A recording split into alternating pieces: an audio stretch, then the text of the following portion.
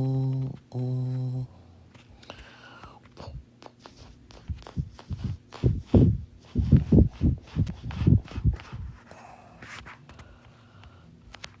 Speedy Gonzalez. Speedy Gonzalez. Speedy Gonzalez. Speedy Gonzalez. Speedy Gonzalez. Katzel.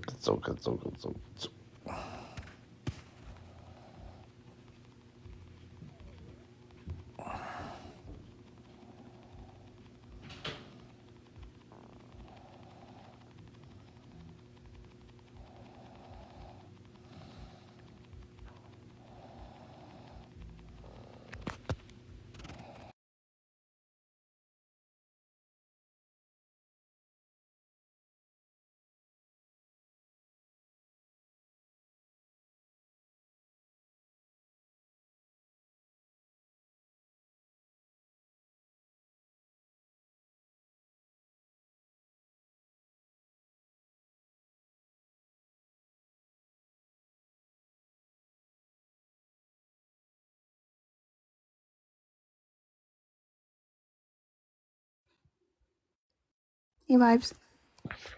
Assalamualaikum, sister. Welcome, Salam. How's it going? I'm good. Just getting home. It's been a long day. Long, yeah, it has been a cold, long day. Yeah, very cold, isn't it? Where are you at again? Virginia. Virginia. Oh, I'm moving there. You moved Did I to tell Virginia? you? What part? Alexandria, I believe. Oh, yeah, that's Nova. You coming to Nova? Nova, huh? That's what it's Yeah, called. Northern Virginia, Alexandria. You're gonna see. There's a lot of us in Alexandria. There's a lot of Ethiopians. Yeah, I've heard. My aunt would You'll be like it saying though. there was, huh? You'll like it though. Yeah, I hopefully, yeah. Inshallah, they say, yeah. Inshallah. It's a bit expensive. I mean, but Yeah, I'm it's gonna a have a good area, little good help. people. Yeah, I'm gonna have a little help with my aunt there Oh, for that's a little good. bit while I try to find stable housing. And then yeah, hopefully I have something lined up by the time I get there. It's gonna be like a few months from now, though. Yeah. I gotta handle some stuff here before I leave. Where are you now? I'm gonna try to drag my father over there too. I'm in California. Oh, something about the I know people that have like moved to California, moved back, and then moved back to California. Something about California and Virginia. The Great Migration, or what? My stomach is growling. Yeah, my father's in Seattle, Washington, so I have to try to get him to Virginia somehow. Is Virginia like where most of your folks at? It's just my aunt, my grandma, and that side of the family. Yeah. So you're trying to coax him to Virginia, I see. Yeah. I'm trying to. We already tried and unsuccessfully started. Are you hearing my stomach? Oh my god. I just heard it the last time. It is rumbling. I'm pretty good at like not bringing attention to those kinds of things. But if you ask Yeah, and I'm me, hella embarrassed. So whatever. I don't care. What was I gonna say? Yeah. It's a long story. I'll tell you sometime. But there he goes again. get a bite to eat. No, I just ate. It's You just like the ate? Well, after your stomach. effects. You know I your just stomach. stuffed some food in my mouth and laid down. If your stomach is growling like that, that means your stomach. If you can hear it, it means it's empty. No, I just ate. I just stuffed a sandwich, like half a sandwich down. But yeah. The lives have been terrible. The lives? Yeah, that I've been in. There's this like Pan-African one I was just in, and like I just hear like a whole bunch of Somalis getting hounded about like the few that are like, I'm not black. Oh It's yeah, so yeah. They sad. As love the other drill. Africans, yeah, as other Africans, like I heard like four of my counterparts telling this host like, we're black.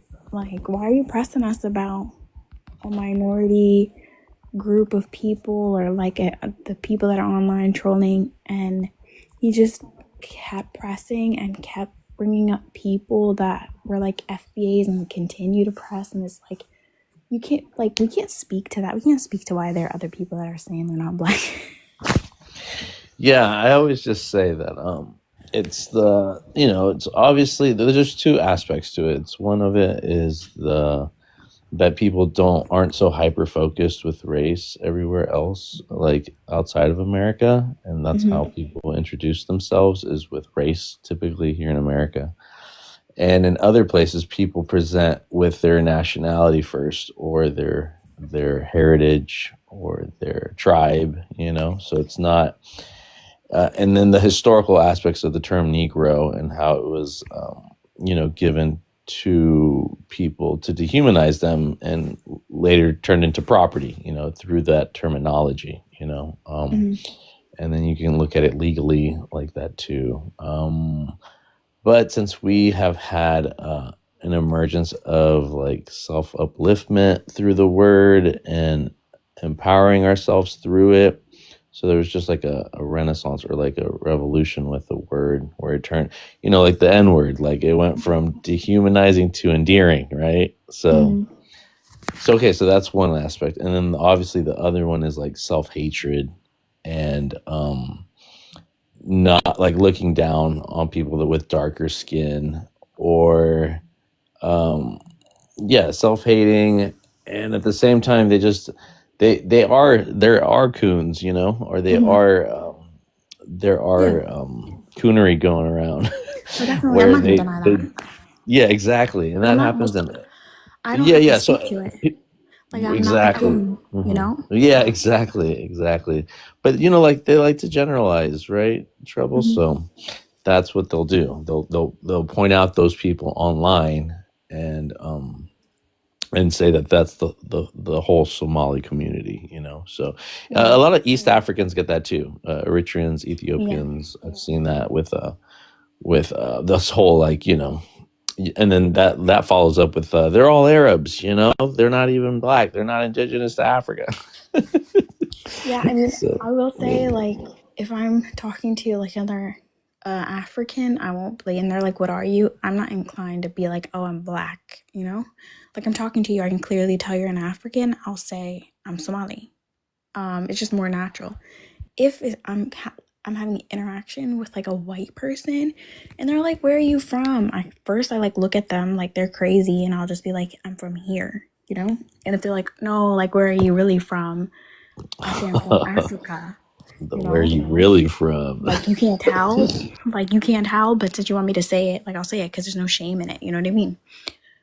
But I feel Right. like that's like a normal, I feel like that's a normal reality, like for most Somalis, you know? Um, the ones you hear online, they're for the most part trolling, or they're just like the few assholes that think saying like, oh, I'm Arab or oh, I'm not black like elevates them or sets them apart, you know, whatever. But I can't speak to that handicap. Like that's clearly not me. And it's just like I don't care if it's like the FBA's like that are like pushing it or whatever, pushing a topic. But seeing other Africans push it, other minorities, it's super annoying. It's so annoying. Right. And then trouble, there's the third wave, right? And the nuanced one where black Americans don't even want you to say you're black if you're not a black American. So there's Yeah, they're that's the third layer, right? So yeah, again, but more of a I put them with reason the not FBA. I to don't care like. about them. No, definitely. But even to distinguish ourselves to be like, we might be black in America, but not a black American. This is the way I've heard it been stated, So, I mean, yeah, that's a clear way to put it, I guess. But hmm also, I need people to realize like America's not a bubble. America's not a monolith. blackness is a little bit more than just the Right. It's the American. Pan African way that Yeah. we understand it. Definitely. It's global.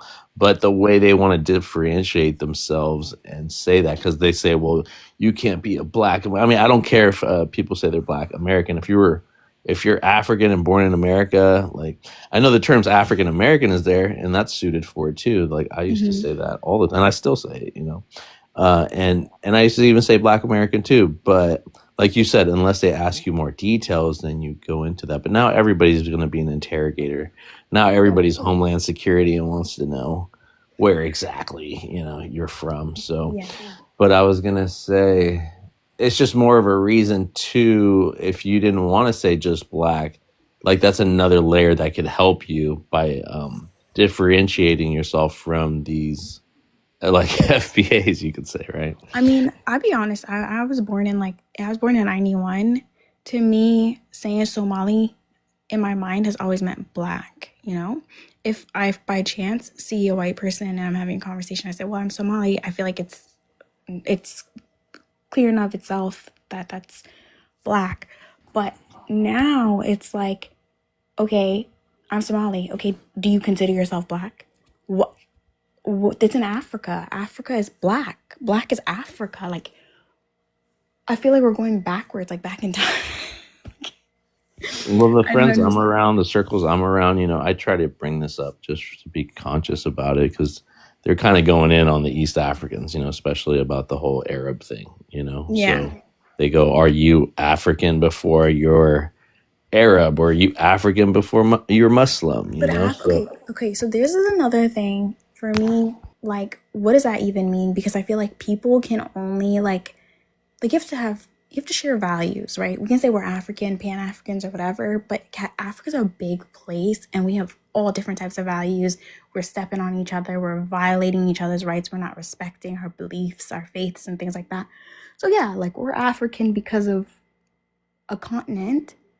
But like, is that really an identity? I'm African. Like, do you walk around? Do you tell people that? Like, I'm African? right, right. And so same with the American thing, right? I don't think Mexicans go around saying I'm American. Right. Because it's the continent.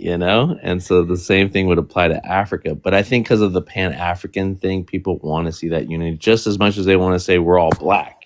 Right.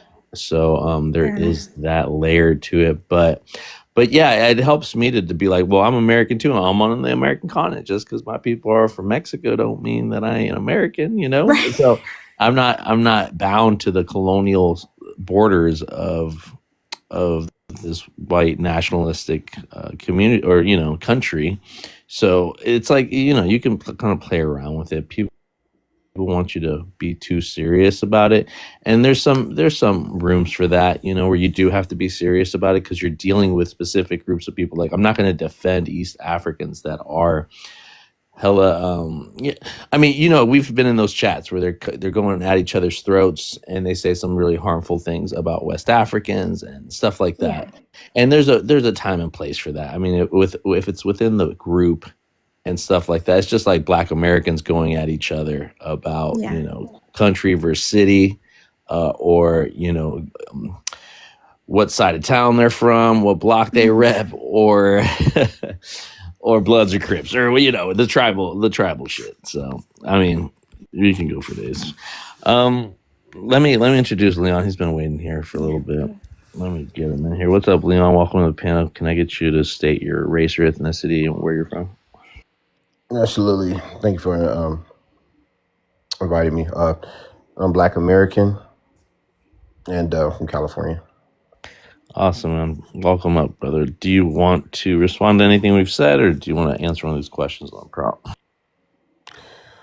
Well, as far as based off the conversation, um, my whole take on it, as far as like when I see immigrants, I think that immigrants kind of like lack nuance around communication with Black Americans.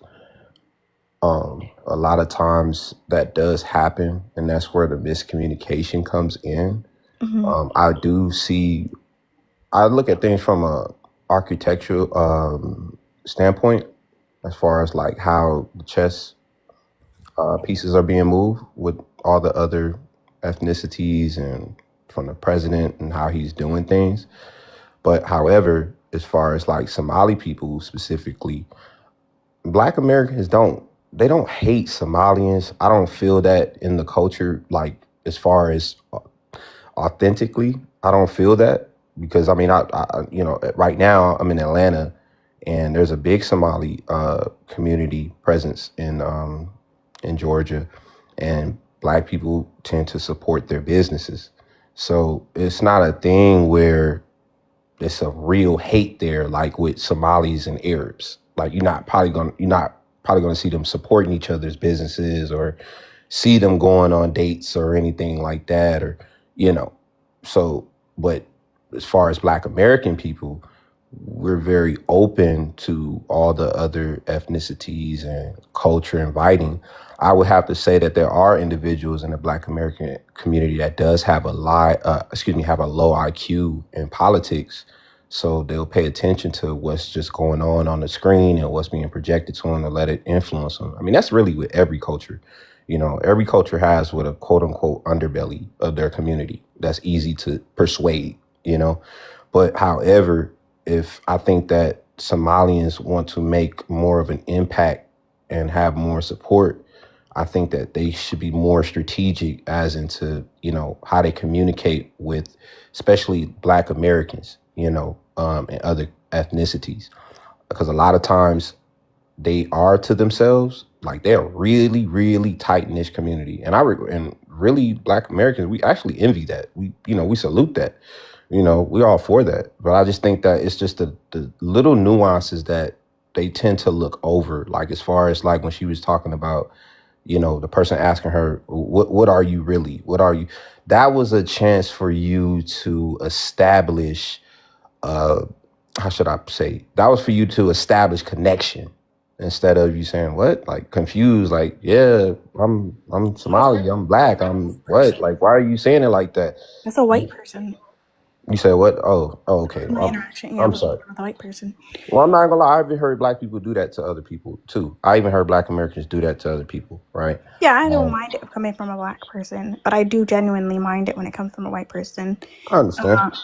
Yeah. So, but in I just want to say real quick with the sorry. white side, right? I just want to say the last part. Now, with the white side, it's always been friction, right? With every other ethnicity on the planet, they always had some type of turmoil or some type of tension. However, what sparked this ultimately was Ian Omar. Is that how you pronounce it? I hope I'm pronouncing it right. Ian Omar. Ilhan. Ilhan. Thank you.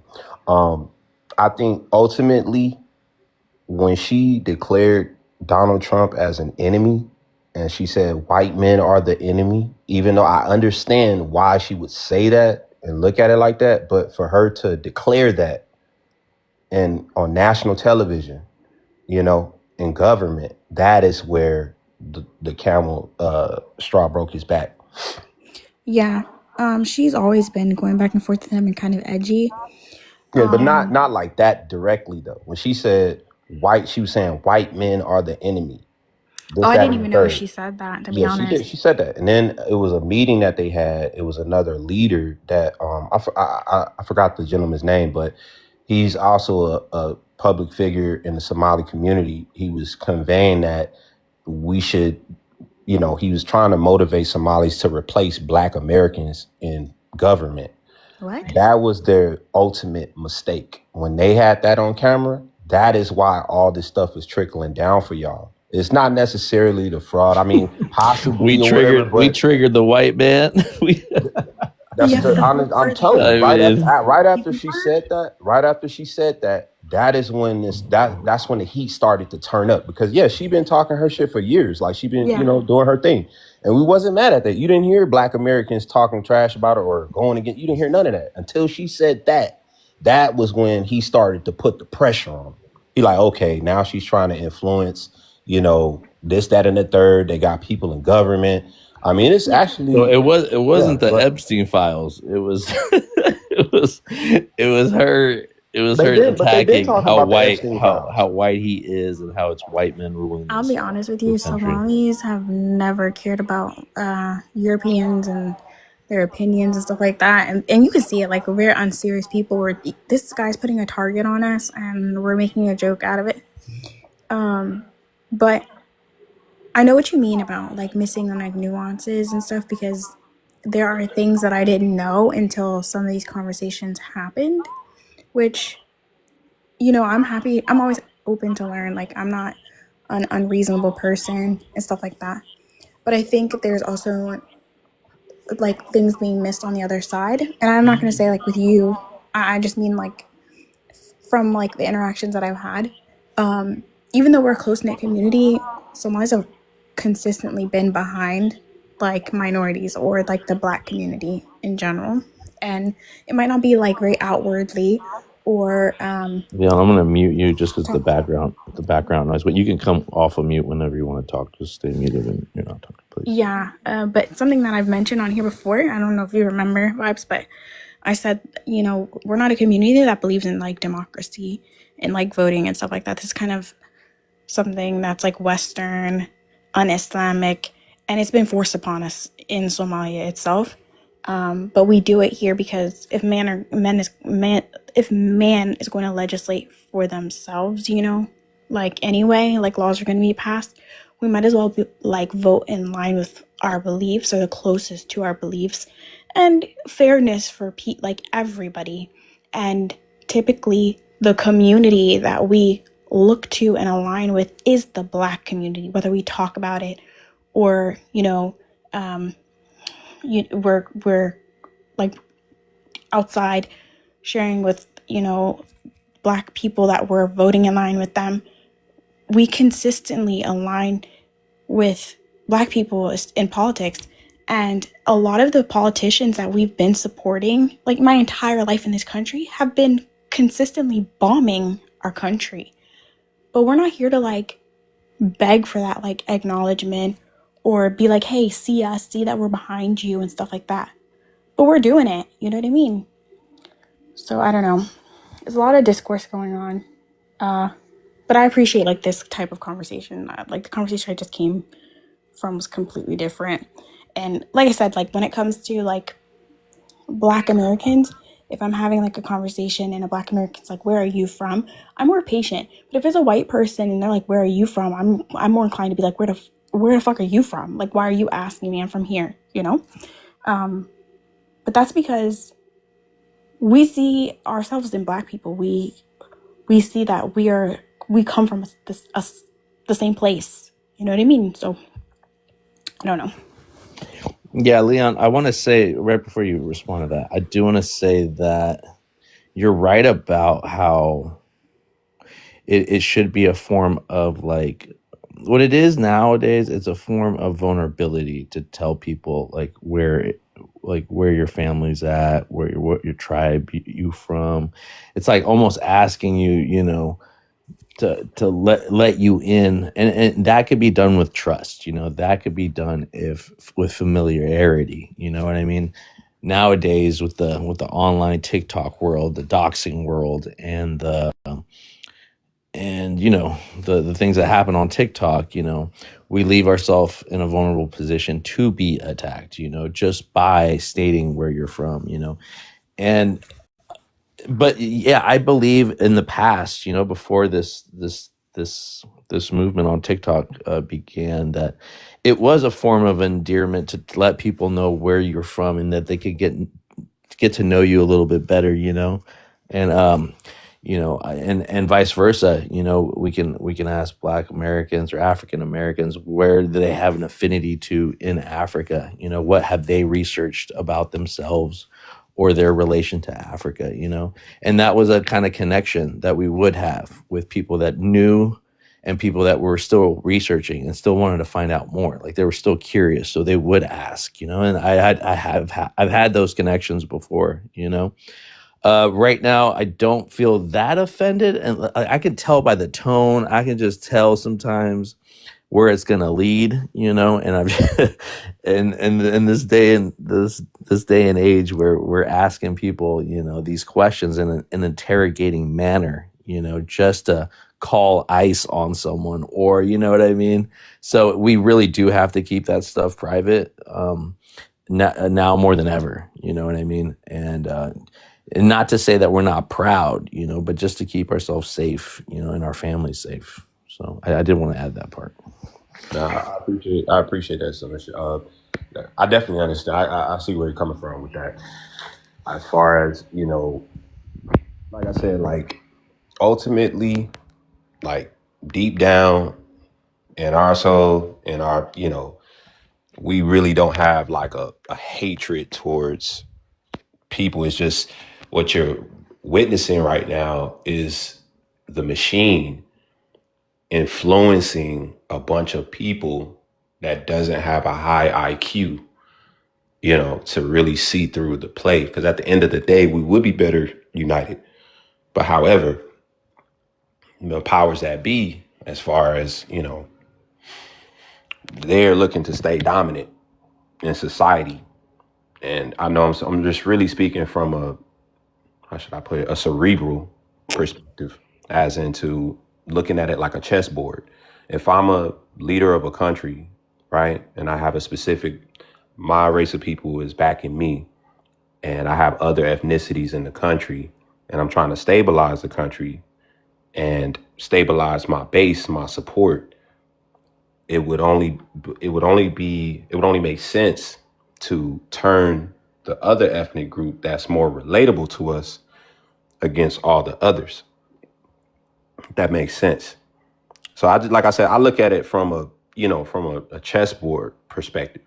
You know what I'm saying? Because it's not, like I said, Black Americans we don't really hate anybody. We might have as far, even with white people, not saying that all Black people like white people. I'm not saying that, but ultimately, like, it's not like a real hate thing. Like, they're not going out their way, shooting up, Somalis, Mexicans, whatever.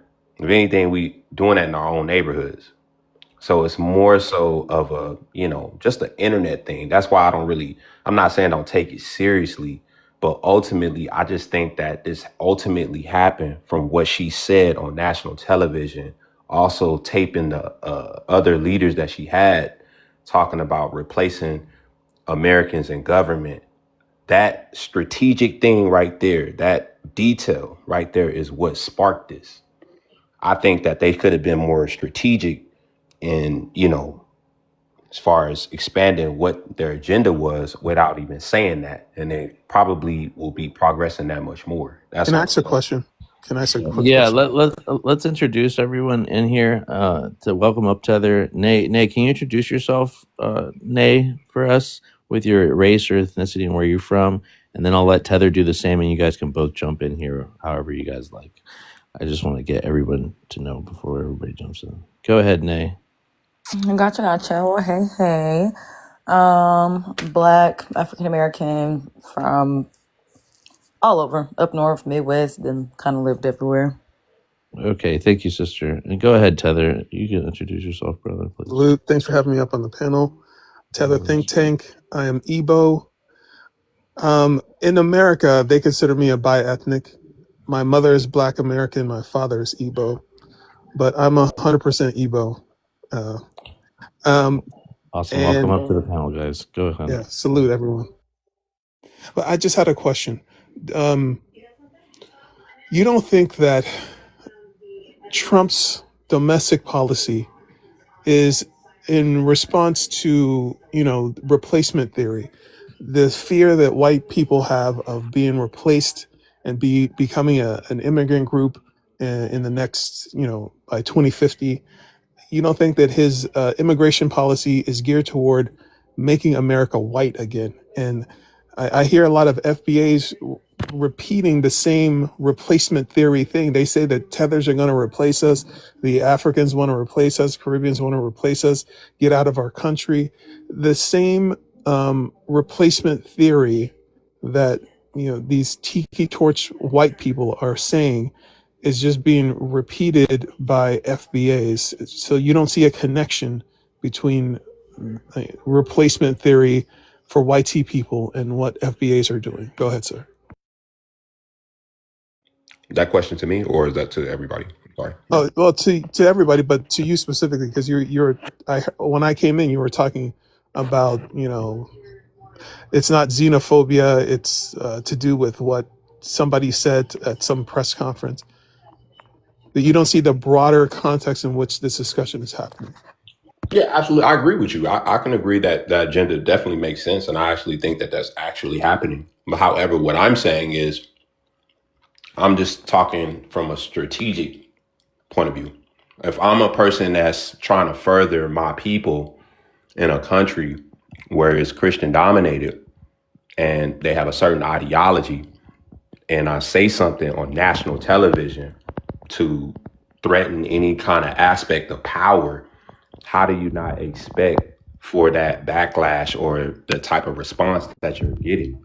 Because my thing is, when you look at other people on the internet and they spew things, they say things, it does nothing but amplify the situation, and it makes it worse because Black Americans, obviously we have a voice in the country, and it matters to an extent to where it can actually help another set of ethnic groups of people. But I just think that they need to have a very strategic way for damage control over their image, because she messed up the image, is what I'm saying, on a strategic level, politically. That's where she went wrong. Okay, it's a little bit confusing. You say they and you say we. Who is we? Who is they? We, as in Black Americans. What context are you saying? They, as in the Somalian people, Somalian community. No, I'm saying, okay, you say that, okay, you said that a leader who's doing something for his people. All right, so do you think what Trump is doing is benefiting BLK Americans? Like his immigration policies are benefiting BLK Americans. Yes, it is benefiting, but however, it's not as into a moral aspect, as in he's doing it because, oh, this should just be done for Black people. Again, I'm speaking from a strategic standpoint. I'm not looking at it like, in an emotional or a moral aspect. I'm looking What at it is his from a strategy? political or strategy. His strategy is just what you just said earlier. He's looking to make America white again, right? So making But the America white smart thing again to helps do, Black the clever thing, Americans? you said, what's that again? I'm asking, how does making America white again help Black Americans? Because Black Americans relate to white Americans the most, as an ideology, as in the American mentality. We embodied that for 400 years, 400 to 500 years. That's why we have things like a similar accent or a way of thinking. We may be different in culture, as into maybe activities, music, but similarly, we have the same ideal, as into family, religion, principles. I could have more in common with a Southern white man versus a man in the Middle East. But you do realize his immigration policy is to get more European and white immigrants into the country. So what do you have? What do you have in That's the common thing, with though. what do you have I'm in common not. with a white South Mhm. African, with a Ukrainian, with all these people from all these other white countries? What do FBAs have in common with white immigrants? No, we don't have nothing in common with them. You just Right. described. But however, let me finish. We Okay. don't have nothing in common. That's his agenda. We can't control that, because that's just the power that he has. We can't control that. But however, if he's gonna strengthen his base, why wouldn't he pick Black Americans, the ones that are more relatable, as in culture? Why would he pick another culture, as into relinquishing his power? That's going to result in that. So why wouldn't he pick Black American people? Black American people are not a threat to white people in America. They know that. But other nations who is that they? other Okay, you say they know that Black American people are not a threat to white people. They know that, but Right. they're creating policies that reduce the number of Black immigrants, increase the number of white immigrants, and Immigrants. increase deportation of Black immigrants. Immigrants, not Black Americans.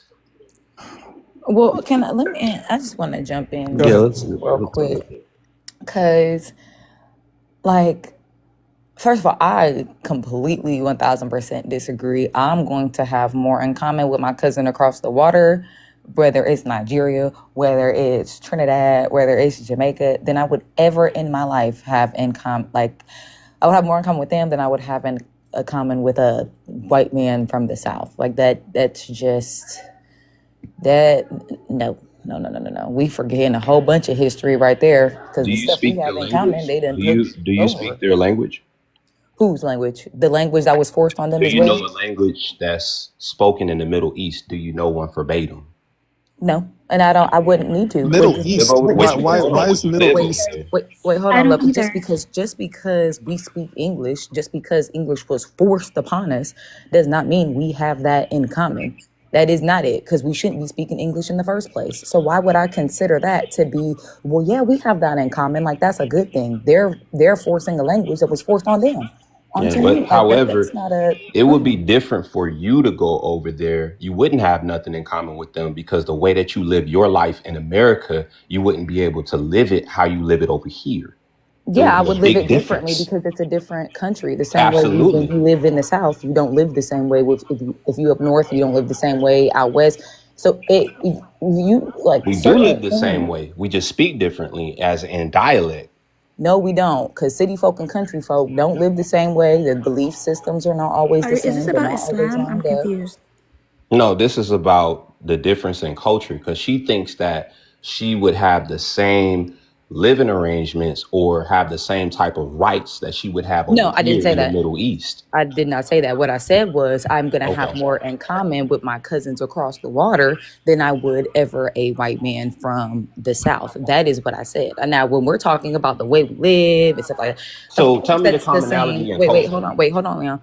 Of course, we're going to have similar ways of doing certain things because we live in the same country. We are in the same society. But when we talk about how this society became about, we don't have not a share shit lick of nothing in common. And the stuff that we do have in common, we should not have in common.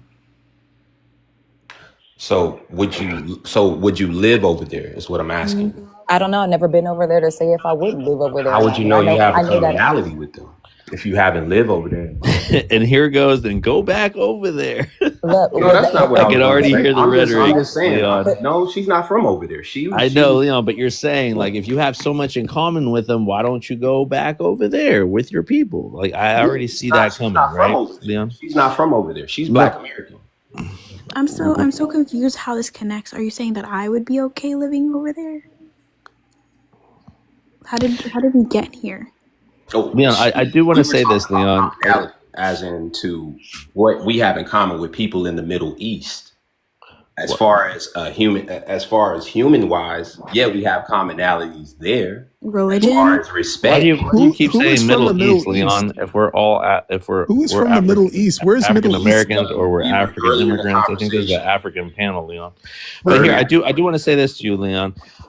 When you were talking about Omar, right, the congressional Somali woman, right, and how she was the one to start to trigger Donald Trump into doing everything he's doing, I'll have to push back on that and think about it more like it was premeditated. Like which African immigrant we going to start with first? You know, they're already lining up the Haitians. You know, they already got done with the Mexicans. You know, like there isn't anything that anyone would say that would trigger Donald Trump into doing or being more forceful or enforcing things more crucial because about what one person said. Like Trouble said, there was already a little, you know, there was already tension between Donald Trump and that lady. So I don't think it's just going to take one thing said to like get them, you know, to enact all these executive orders or to do things at a whim. You know what I mean? So Yeah, it is premeditated. It had been thought out through. You know what I mean? I think Black Americans or FBAs wanted the Nigerians to go first. I bet they were a little disappointed, but they doubled down and are going after whoever Donald Trump co-signs to go after. You know, and they parrot him with all his same talking points, you know, calling their places garbage, saying that they do nothing but unalive each other, I mean, all this the same xenophobic parroting that all not all FBAs or not all Black Americans, okay, not all African Americans either. There's a lot of them that Right. are singing with Somalia. They're I'm just saying the ones we encounter on TikTok, But I do want to land on that point. But can I say something real quick? Okay, so Of course, I've heard a lot of videos, and I know this doesn't represent all Somalis, but there's Somalis who run around talking about me no black, me Somali, and this is something that's a little bit galling in one regard. Like it's unseemly if you are looking for BLK support, but you're not BLK. So like I want to understand, how is it that Somalis got adopted an identity that is only about their religion and not about their ethnic identity? What is the dynamic in Tether, Somalia? you just missed this conversation. Me and Trouble went in on it, but I think Nate wants to say something, and I'll let them talk about it. I'll let Trouble answer that as well, and I'll come in last to answer that for you. Okay, go ahead. Well, I was just gonna say when we're talking about like as far as cultural identity, they didn't have to go deal with the way like our identity and how they tried to stripped us and had tried to strip us. They didn't necessarily have to go through that regarding colonization with like white people and Nazi, shut up. So that's not something that they really had to deal with. So what do they need to be taught about their culture for when they were colonized by Islam, the Islamic slave trade? I think they were invaded by Islam. They're not naturally. Correct me if I'm wrong, but Islam was introduced to you how exactly? Go ahead. But no, I'm saying it's a different type. You have to remember it's a different type of colonization. Our colonizations are not the same. So in a country where we are not in a majority Black country, right? We're the minorities. You go to Somalia, the majority of people in Somalia are not white. They don't need that same way that we would need that. So we can't compare when it's like, oh, they're not saying that they're not Black. They mean that they're not Black American because the concept of race is just very different everywhere else. In America, our country was built literally off of racism. It's just a lot more loud here. But in other countries like that, especially in an African country or any country that majority is Black, they don't understand that because it's not something that they necessarily. Not true. Here's the reason why it's not true. In West Africa, I was born in Nigeria, in Imo State. We know that we're Black. We were colonized by Great Britain. That's why they speak English. English is the official language of Nigeria, even though there's 300 different tribal languages. But we understand. We know we're Black. Nigerians. If you ask a Nigerian, "Are you Black?" No Nigerians are going to say, "Me no Black, me no Black." We know we're Black. Do you understand? But there's something on the Horn of Africa. There's something in East Africa where some of the people there, maybe they're in Eritrea, maybe in Djibouti, maybe in Somaliland, they say, "Me no Black." And it's a different dynamic. I don't understand it. You even have the accent, Tether. Those are the Dominicans. But that's what I was saying earlier. That's what I hear what you're saying. Leon, go answer ahead, that. and I know me and Trouble can't wait to answer this one. But Leon, I'm going to let you just have that's all I wanted to say. I just wanted to say. What'd you say though, brother? I interrupted you. You good. I was saying that's what I was saying as far as nuance, as far as like, they'll say, we not black, this, that, and the third. But the thing is that they're missing the nuance of that's the time to establish connection if you want support from people in a country that you're trying to have a stakehold in.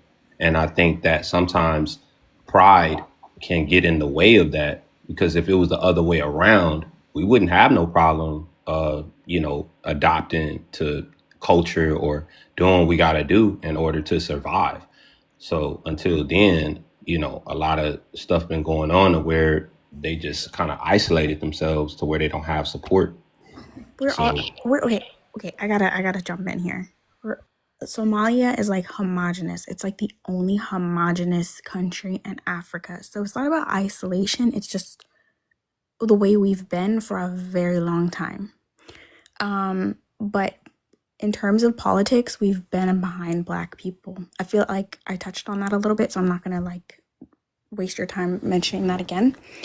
Another thing, I think there's a lot of this. There's like layers to this tether.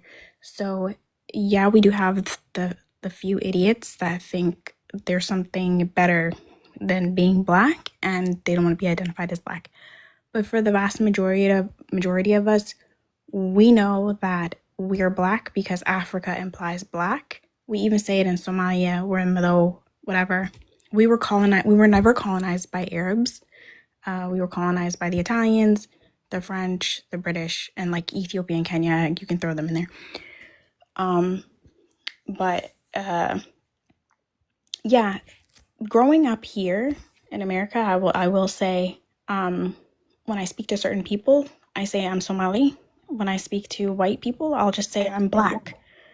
But I think No, like being in Africa implies Blackness. You know what I'm saying? But I right. also want you to understand that like growing up here, we're already othered. So because I don't look like a standard type of Black, somebody will say, "You're not Black, you're something else." I've been told that my whole entire life. So I'm more inclined to just say I'm Somali. Don't label me anything else. I don't want to be accepted by you or rejected by you. You know, and I don't vice versa. That's just the way it is. So, It's not question: in Somaliland, um, Somaliland. or okay, when you say you're Somali, do you mean are you a Somalilander? Are you from the Puntland? These are different states, but we're all the same ethnicity. Okay. Now, in Somaliland or in the Puntland, how are the Habishas? How do you relate to dark-skinned people? Is there any, I'm not you from know, Puntland. My folks are not from Puntland. I'm not that not from tribe. Okay, But I can speak to it a little bit. all What do you right. mean by Habesha? Okay, the darker skinned people. Like I've I mean, they're interacted all with dark. I've interacted with Somalis who had some choice words for me. Because I'm from West Africa. I've been called a nappy-headed Jareer. Now I know this is. I'm not talking about. This is not all Somalis. This is just a few idiots that I've interacted with. But there seems to be a distinction when it comes to Jared and Jalek. right. Like what can you describe this distinction and how does it operate in Somaliland? Okay, so we're very descriptive people. Jared meaning like kinky, rough hair. Jalek meaning softer hair. Or like less kinky, if you will. Good hair, if you will. Good hair, soft hair, whatever. So who's got the good hair? Who's got the good hair? I'm sorry, go ahead. So Somalis can have either or. But what we know is that a certain type of like African, majority of them have Jarer. But the thing about it is Jarer is describing a hair type. The people that are coming online and saying you're Jarer this, Jarer that, they're using it like the N-word. In reality, it's a hair texture. We even have a tribe. Is it good to be a Jareer? If you call somebody a Jareer in Somaliland, are you paying them a compliment? My mom called me Jarer this morning. At the end of the day, I think it's about context. Okay. So we even have a tribe that is like near the Shebelle River. They are of Bantu descent, and they go by Jererwin, which means like greater Jerer or like larger Jerer, whatever. That's their tribe name. They say they've been there longer than we have. So their tribe name is Jareer. Is that right? Their tribe name is Jererwin. So it's literally a descriptive word. Somalis are very descriptive. We take on nicknames. If somebody's missing a leg, their nickname will be like legless. If they've been shot 19 times, they'll be called colander, you know? So like we're just rude Yeah, they're people. like the nicknames of the given situation, Yeah, right? but there's a group of people, especially young people online, that are coming on and turning the word Jerer into the N word, and it's not the N word. Can I say something? I do want to interrupt. Before I introduce MB, or I will give Trouble any last words too. Or No, that was it. That was all I was gonna say. okay. And so I just want to back up. Okay, I'll talk on this right here. Right, it's good that we understand. If we want a Pan Africanism or we want a Pan Africa, it's crucial for us to ask these questions. About both sides of Africa, and just the same way that Black Americans have turned the word Akata into the N word, not realizing what the intention of that word means for Nigerians or Yoruba, right? And their intention of that term that has now turned into something that has lost control. I feel the same thing happens with languages and sayings that East Africans say. But mind you, on top of that, I just wanted to say to Tether about learning about this, because I've been in these rooms too, and not to dismiss the coonery that happens, and not to dismiss the people that Right. do self-hate themselves, hate their color, and dehumanize other people based I want to touch on that word black. I was gonna say that Jerer? You wanted to touch on Jerer? the term black, we are so hyper focused on race in America that's how people identify themselves, and around the world it's just not true how people present themselves. Other people present themselves with their nationality, their heritage, their tribe, right? And so it's not something that is normalized in other parts of the world. Not to say that they don't love their melanin, you know what I mean? And they recognize their melanin. Just to say that that's not how they present themselves, like I said before. That's understandable. Now, in turn with that, like I said before, I kind of forgot what. Right. And so, but it could be a slippery slope, because you're trying to read people about who they are. And I remember now. So we had a whole revolutionary way of looking at the word from Negro to Black. You have some older folks that thought Black was such a radicalized term to use because it was new and it was politically used as well, and it was revolutionary. You know what I mean? And it was meant to empower ourselves, uplift ourselves. We took the N word and it went from a word to dehumanize someone to turning it into an endearing term, that now everybody embraces. So what I'm saying with that is that not everybody was hip to that, especially because I said it's focused mainly in America. And you still hear older Black American people not wanting to use that term, and it comes from this past, of them feeling the weight of those words when it wasn't such a revolutionary term, where we used it to empower ourselves. So I do want to put that layer there, so we can think about that, and not generalize all people because of the situations that we find ourselves or the interactions that we find ourselves. And then another layer of that, Tether, as you would know, we have Black Americans now, or FBAs, that don't even want us to consider ourselves Black if we're not Black Americans, right? They want to keep that word for themselves and delineate from everyone to the point where they isolate that term for themselves, and they don't even want us to empower ourselves as all Black people. So I know you've been a witness to that. Yeah, main character syndrome. I would say this as far as that context. You're right. As far as in the 1960s, that word Black was turned around and used for empowerment. So like we said, when you come to a country where it's a lot of history behind, a lot of, tragic loss, people, that doesn't take away the impact of how people take that from their ancestors or whatever. There are younger people that don't mind using the word, but however, it's funny how when another ethnic group uses it, it just, that disrespect button just taps on because they know the validity and they know the history behind that word. But just my thing is, we have been in our own language in English.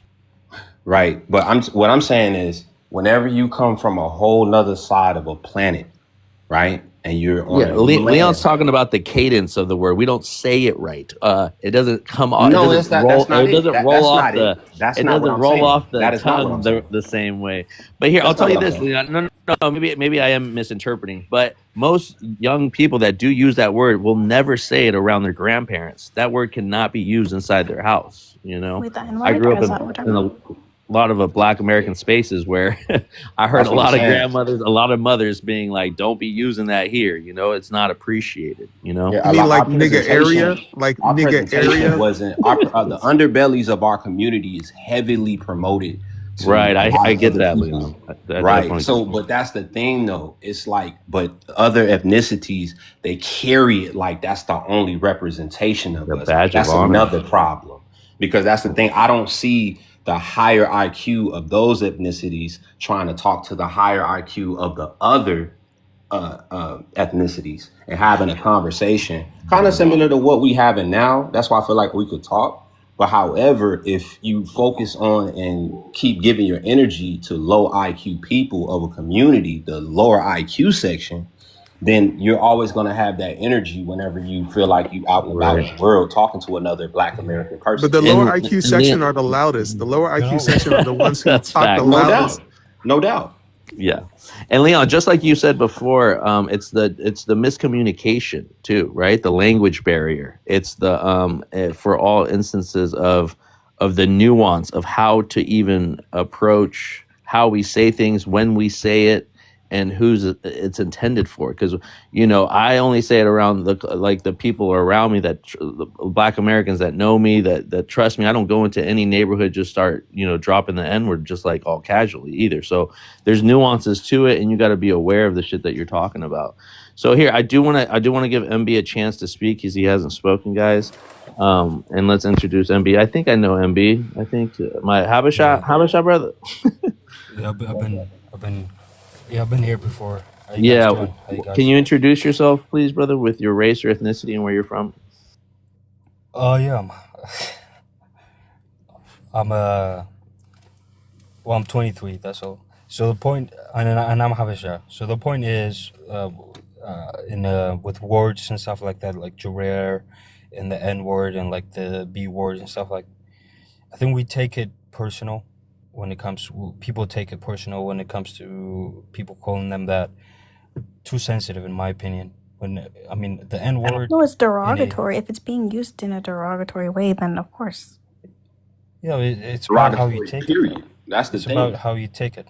But No, if I it's say not. what's It's up, derogatory, period. if I That's say what's up, my Jareer, Jareer, please, these Jareers be tripping. Is that derogatory or is it a term of And endearment? MB, are you talking about within your own circle, or are you talking about if you're just like I was just Like saying, I when it wouldn't comes go to into everyone, another community. I'm saying, Go ahead. period. It's when it comes to derogatory, everyone, right? period. Hold on, let So like MB finish. Let him land his point.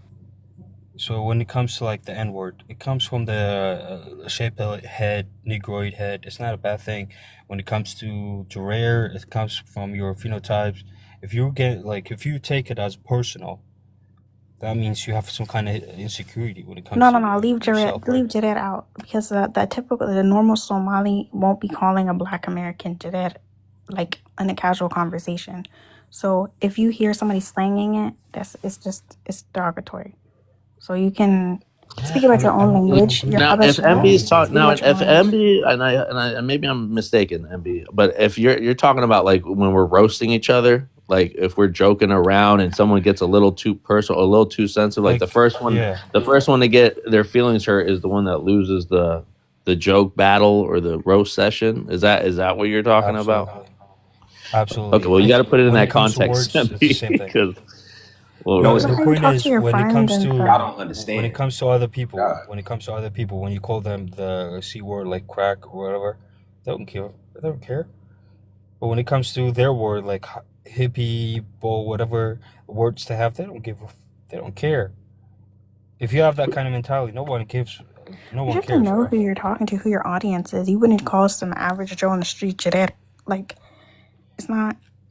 Can I add one thing to that? So Wait, if that's their phenotypes, why not? It's not a bad thing. I don't really want to be called a Jareer. I don't like to hear that word Jareer. It doesn't. It doesn't. That's not how you win friends and influence people. To call people Jareer. Go ahead, sir. MB, What you're if kind it of comes when you out say of it's their respect? look, it's almost like the cranium. You know, like the white tea people. They were like, this is the African skull, and this is their like when they talk about Somalis and their foreheads, and like Yeah. it sounds a little eugenics. You know what I mean? Like if we're just basing it off of Yeah, it's like looks when we say alone. Ethiopians are short. Like, y'all don't like that. I don't care. But wait. If someone is not short and they are calling their group short, why should everyone else why should they care? If I'm short and they're calling me short, yeah, I'm short. If I have a Jareer head as a group and they're calling us Jareer, yeah, we're In Jareer. Nigeria, If we are we are all pale Jareers. and they call us There's no pale, Jareer hair. We don't say you are Jareer headed in Nigeria because having our 4C hair is the norm. So It's for normal. you to from East Africa to say that I'm a Jareer because my hair is normal doesn't. You see how there's a disconnect? what if you call me Jellic hair? You call me What? as an insult, Jellic hair. Is that Jellic or whatever? You used to call Like me Roman. Gillette? Why is Habesha talking Jalak or about? whatever? Why is Habesha Aren't talking about aren't Somali bro? Habishas? Wait. Don't Habishas have Jareer hair? Somali words You're are not. very You're from famous. Ethiopia, bro. Somali Talk about your language. Somali What do y'all Somali say? words are Badia? very Y'all call famous. people Let me see. Badia. No, you know a lot of things are going on with Somali and stuff like. But respectfully, if I have Jalek That's not even how he says hair, Gillette, bro. Gillette. all right, Jalek hair, I should be taking that. Yeah, I have that. If I have Jareer head, But that's the thing, yes, though. I have that. We don't call people Gillette. Like Gillette. Yeah, nobody does that. If somebody is saying Gerer, like they're either talking about in context of your hair or they're being derogatory, and that's what I was just explaining to him. Now you're So the you're point, saying he shouldn't be offended by it. Listen, that's not even how we talk. It's not even how the word is used. It's just people online talking like that to be offensive and be rude and use it and like the N word with a hard ER. And we're sitting here being disingenuous. Listen, I just explained why it to is the him. N word a bad thing though? Why is the N Why word a bad thing? did you really just And ask that question? Why is the N word a bad thing? Is that a real question? Wait, it's a name of a skull shape. It's not a bad thing. That's what I mean by nuance. Yeah, MB is trying to be like all nonchalant about this, but I mean we're being serious, MB. You know, if you want to joke around about it, I mean, that's your prerogative. You know what I I'm mean? really being very respectful. I just want to No, I understand. hear you. But respectfully, you can't tell people how to feel about what they're receiving. Okay, so if we're not calling ourselves that, right? They are not hearing us refer to each other as that, and then we turn around and we're calling them that. They have a right to feel a certain type of way. Everyone in Nigeria has 4C hair. So for you to say having 4C hair means you're a Jareer, you're saying that the normal hair is somehow strange. Like it doesn't make sense. Like it's like you telling Normal me is not. happy birthday on your Who birthday. decides? That Who doesn't make decides sense. what's normal? Who decides what's normal? If you have Jalek hair and Ethiopian is a short, an average, you call them short. And if they're short, they'll just take it. But we understand the nuance, like the brother was saying, it's nuanced, right? We understand it. We know our language. We know how we talk to each other. We describe each other by our physical attributes, whatever. They're not familiar with that, so we can't sit here and be like, "You're sensitive because you're taking Jared as like something offensive." The only way I could try to, and I want to skip over this subject, but the only way I could rationalize this tether is when they call us tethers, and we're like, "Yup, we're super tethers," Yeah, I lean into tether. I'm a lean tether into with it a hard so R. hard, bro. And we know the nuance behind the term, but like we double down. You feel Yeah. me? And I get called anchor. It's not so much about the word, it's the fact that you're trying to force over a barrier. That's disrespectful. Because it's not necessarily, oh, we get mad because you use it in your house or you use it amongst everybody. But when we tell you is disrespectful and you say it, it's kind What's of like, you know disrespectful? The what? word tether, Leon? I want to violate you. So why not What keep word? saying Okay, I things can't like, say anything. why I can't can't say I say anything. it? Why can't I do it? I can say it. I want to be able to violate You you. talking about the N word? That's what we hear. Yeah, you talking about the N word, Leon? Right. When you're saying, why Okay. can't we say it? It's just a word. It's just this, that you're saying, I want to be able to violate you I agree. without I being agree with Leon friction. on this. That's what we saying. Yeah, Okay, that one's the tricky. N word means it means I'm subhuman. For you to call me the N word, you're saying, "Hey, Tether Think Tank, you're a subhuman." That's how I hear the N word. So Yeah. And I think the nuance. It's hard for them to catch it because once they hear Black Americans calling each other that in the form of endearment, they go like, "Well, I want that love too. I want to feel connected." Like they copy everything, right? They tether on to the culture, right? So they're like, if we're brothers, if we're all Black Pan Africanism, why can't we use it? I feel like maybe, and I can't speak for all of them, right? But I could kind of see how they and then so we cherry pick about how Black someone can be, to what extent, right? But there is the nuance where we do have to see people's intention, and if they have a track record, and we do have to vent people out depending on how they use it, the tonality, the influx, the tonality, the intent, I can't say the word. Intent. Thank you, Tether. But okay, I do want to move on from this because I know we can talk about this all day. And I do want to do an open panel, huh? Last 2 cents. All I'm saying is, see, Black American, we didn't have a problem actually when they was saying the word. It was the fact that they were delineating themselves, and I'm talking about people that that's in the culture, urban. When they go home, we found out that they're talking about us behind our back, and as far as undermining when it comes to presentation in front of certain entities for opportunity, that was another main problem. Whoa. which word? Which word? We're gonna peel back that layer. So you're saying like people? Okay, so hold I that. do know. Hold that thought, Trouble. Oh my God. All right, Trouble. I'll give you a chance. Can you? So I do can know. You please respond to it? I do know there are like circumstances where like groups of guys will be like, "Oh, you're one of us," and then they start using, start saying stuff and calling each other the N-word or whatever. You're saying like those boys go home and start going by their ethnicity and then talking trash about Leon, No, we know. Me and Tether probably know what Leon's talking about because we hear it so much. Did you want to take a stab at it, Tether?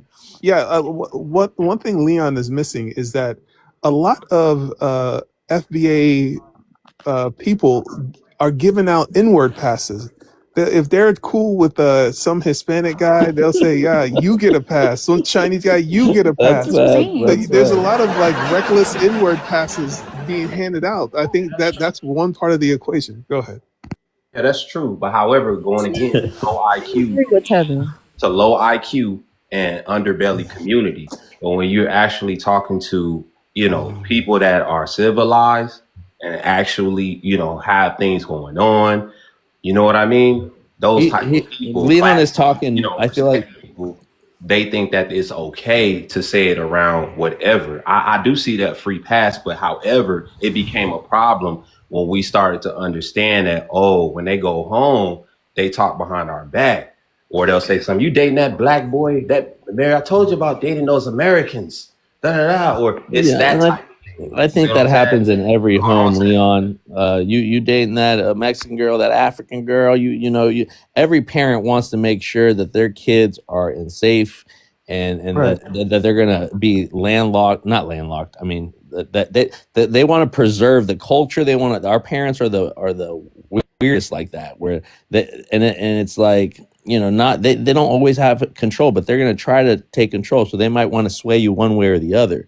I think what you're talking about, Leon, is when we are Black and then we come out and win whatever Black achievement, and then we want to give a shout out to Nigeria, or we want to give a shout out back to our homeland. I feel like that's where you're coming at this, Leon.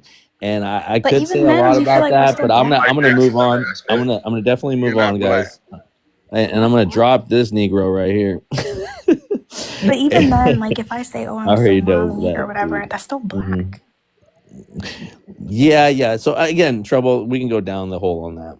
We're gonna go ahead and introduce Okay, Divine, can we our not? American Indian Can we sister. not Hey, don't. flip this to an Indian discussion? Let's keep it No, on we black. won't. No. Divine already knows what time we're on, so she doesn't know what to add to this conversation without breaking down the whole that we're all American Indians. But she knows I'm African, right, Divine?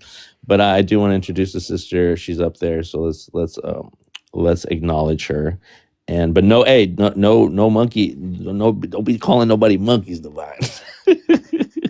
All right, Divine, go ahead, introduce yourself with your race or ethnicity and where you're from, and then you can chime in. Okay, I'm Divine. I'm American Indian. And I guess I was looking at number 5.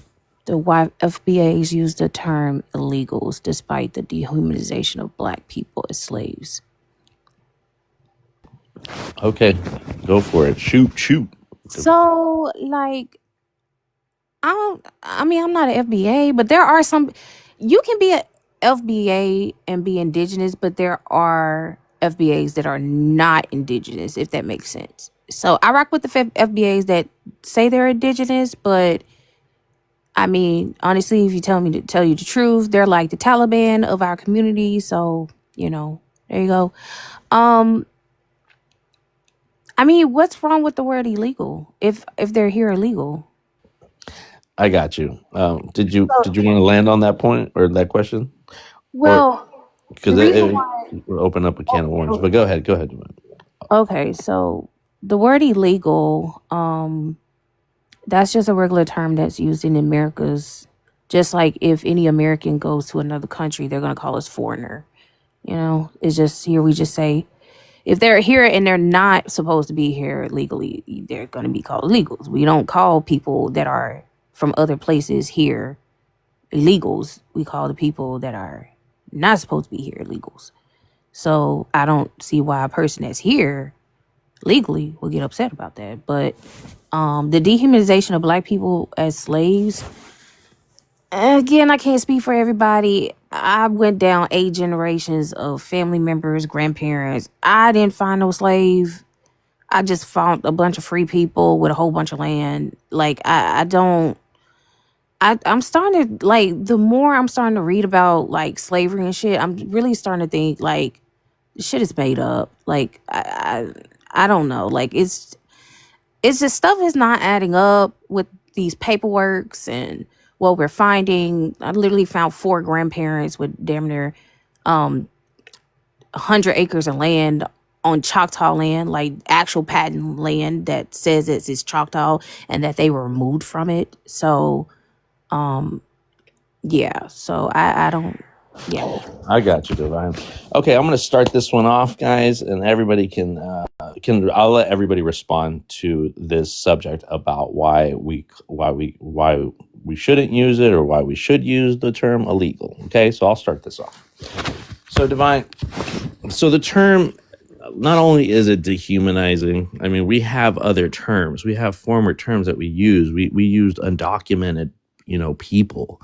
We've used undocumented. I mean, we've even said aliens, which I feel like is still a little dehumanizing. It's like a different species of people, which is even, aliens is pretty bad. If you think about it, we've just been using this for so long that we forget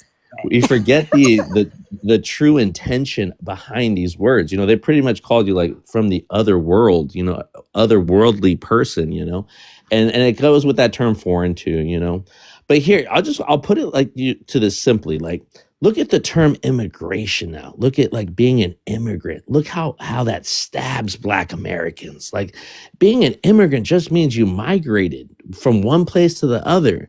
Yes, Black Americans want to use it for a specific group of people that got allowed to come here, whether it's refugee status, whether it's a natural disaster that happened. Again, a lot of the things America has done to other countries to destabilize them, and knowing the wrongs that they did to now like understand what they did and allow people to come, understanding the whole globalization of it, right? So them coming. So again, migrating.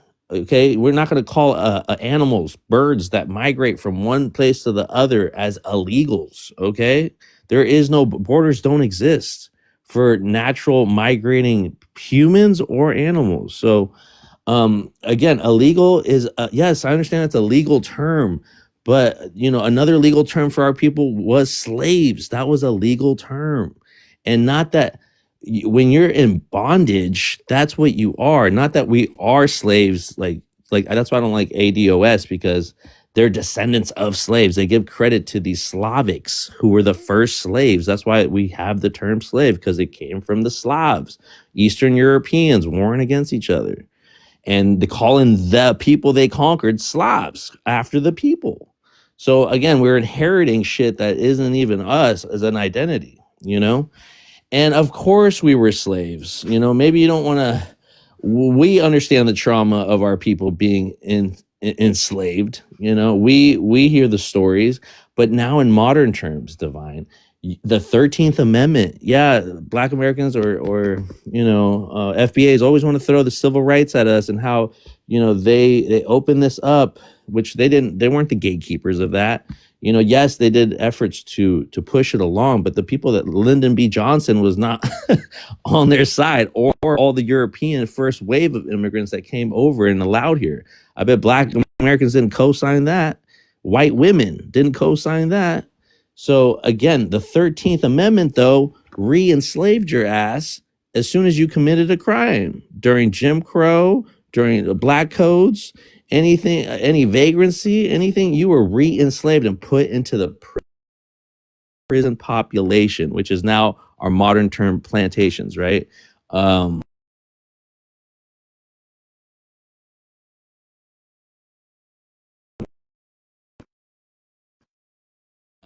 So the school to prison pipeline, the recidivism rate and all that stuff. So all these things are applicable when we're talking about these terms that are used, again, to dehumanize us, to put us in a lower status, and to keep us in bondage, So I know I was rambling a little bit, but I had to let that one go. I'm going to let everybody answer the illegal term, okay? And we'll start with MB and move our way down, okay? MB, if you want to speak on it. If not, if you want to skip, we can go to trouble and so on and so forth.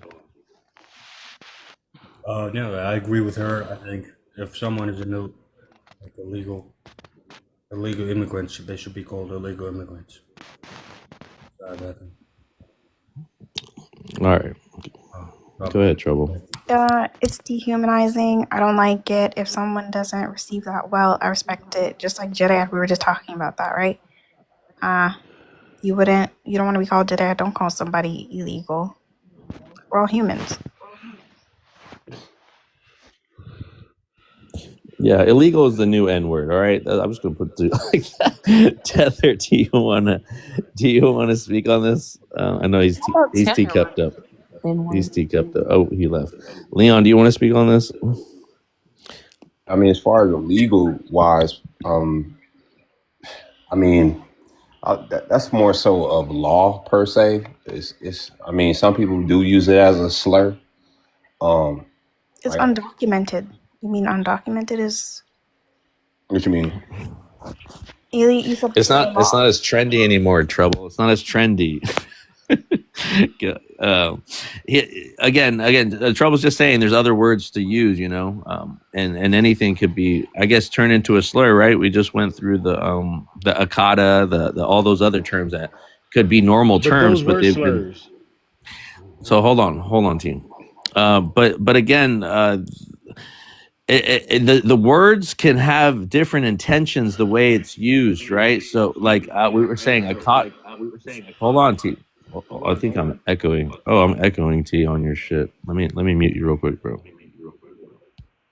Black people don't really take that term seriously because we really have mass Black people incarcerated already. So it's like to be called illegal. That's and I hate that is actually factual. But the reason why I don't hold weight with Black people is because we've always been persecuted for, been the poster boy for illegal activities for a very long time. So that term doesn't really hold weight with FBAs like that. That's what I'm saying. Like, really study the culture and the history of this country.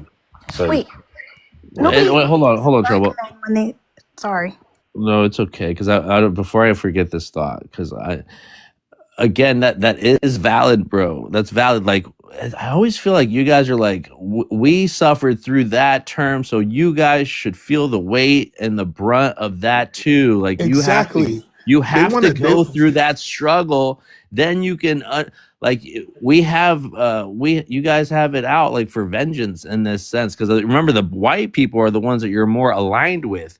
That you have Right. more that The they white felt people your did pain while that they to were them, so they giving want you to do that pain. to other people. Hold on. It's Hold projection. on. Let me get this out. Let me just get this out. Let me get this out, guys. Please. Let me get this out. So, Leon, again, look at how the word immigrant though stabs you guys in the heart. Like if you call a Black American or a FBA an immigrant, oh my God, the world has ended. Same with American Indians, you know. So you see. So anyways, back to what you guys were saying, how the words are used and how they've shifted of the intent and how it could be still used as a slur. Like you would think if you guys got called immigrants, it would be seen as a slur because you'd be like, how dare you? I've been here in America for who, you know? So again, guys, this is just how easy. And so it's back to the word illegal. I know it's a legal term, but it's not in reference to people. It's in reference to activity. People have right. law. Exactly. Thank you, Trouble. That's actually a good point. That is a good point. It's due to the behavior. It's due to the behavior. Hold on, T. You can't just come up here and think you're gonna get the red carpet, bro. No, I just had to say that because he said in terms of law, illegal is right, is accurate, but not in reference to people. Someone who's here, they'd be referred to as undocumented, and anything illegal would be in reference to activity. Facts. And then just because the current administration wanted to make everybody that was already here illegal when they were going through the process to become legals, and instead of catching them up in the courtroom, just by calling them illegals, you got to catch them up in the courtroom while they're fixing their paperwork. Got to catch them on the streets. It's like slave catchers. Got to catch the kids at school. The most inhumane. I mean, you guys are seeing it firsthand, but I mean that's part of it, right? Like, oh, it's about time to do something about them, like they did to us. That's how it always feels like. But I'm gonna go ahead and let Exactly. Can I just say something real quick? Yeah, go ahead, Tether, and then I'll let T up.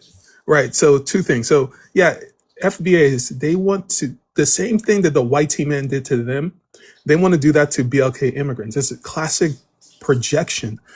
They want to project onto Black immigrants what the white team men projected onto them, while at the same time tethering themselves to the white team men. So it seems, from the outside looking in, this seems like kind of coonish behavior. And one thing I wanted to say about the word akata. So I'm Igbo, my wife is Yoruba.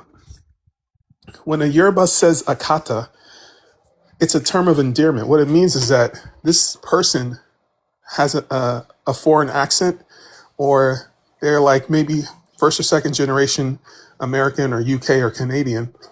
And when they speak their language, they have an accent, or maybe they don't even know how to speak their language anymore. It's the equivalent of when a Mexican in Mexico calls a Mexican in California a gringo because they don't speak Spanish.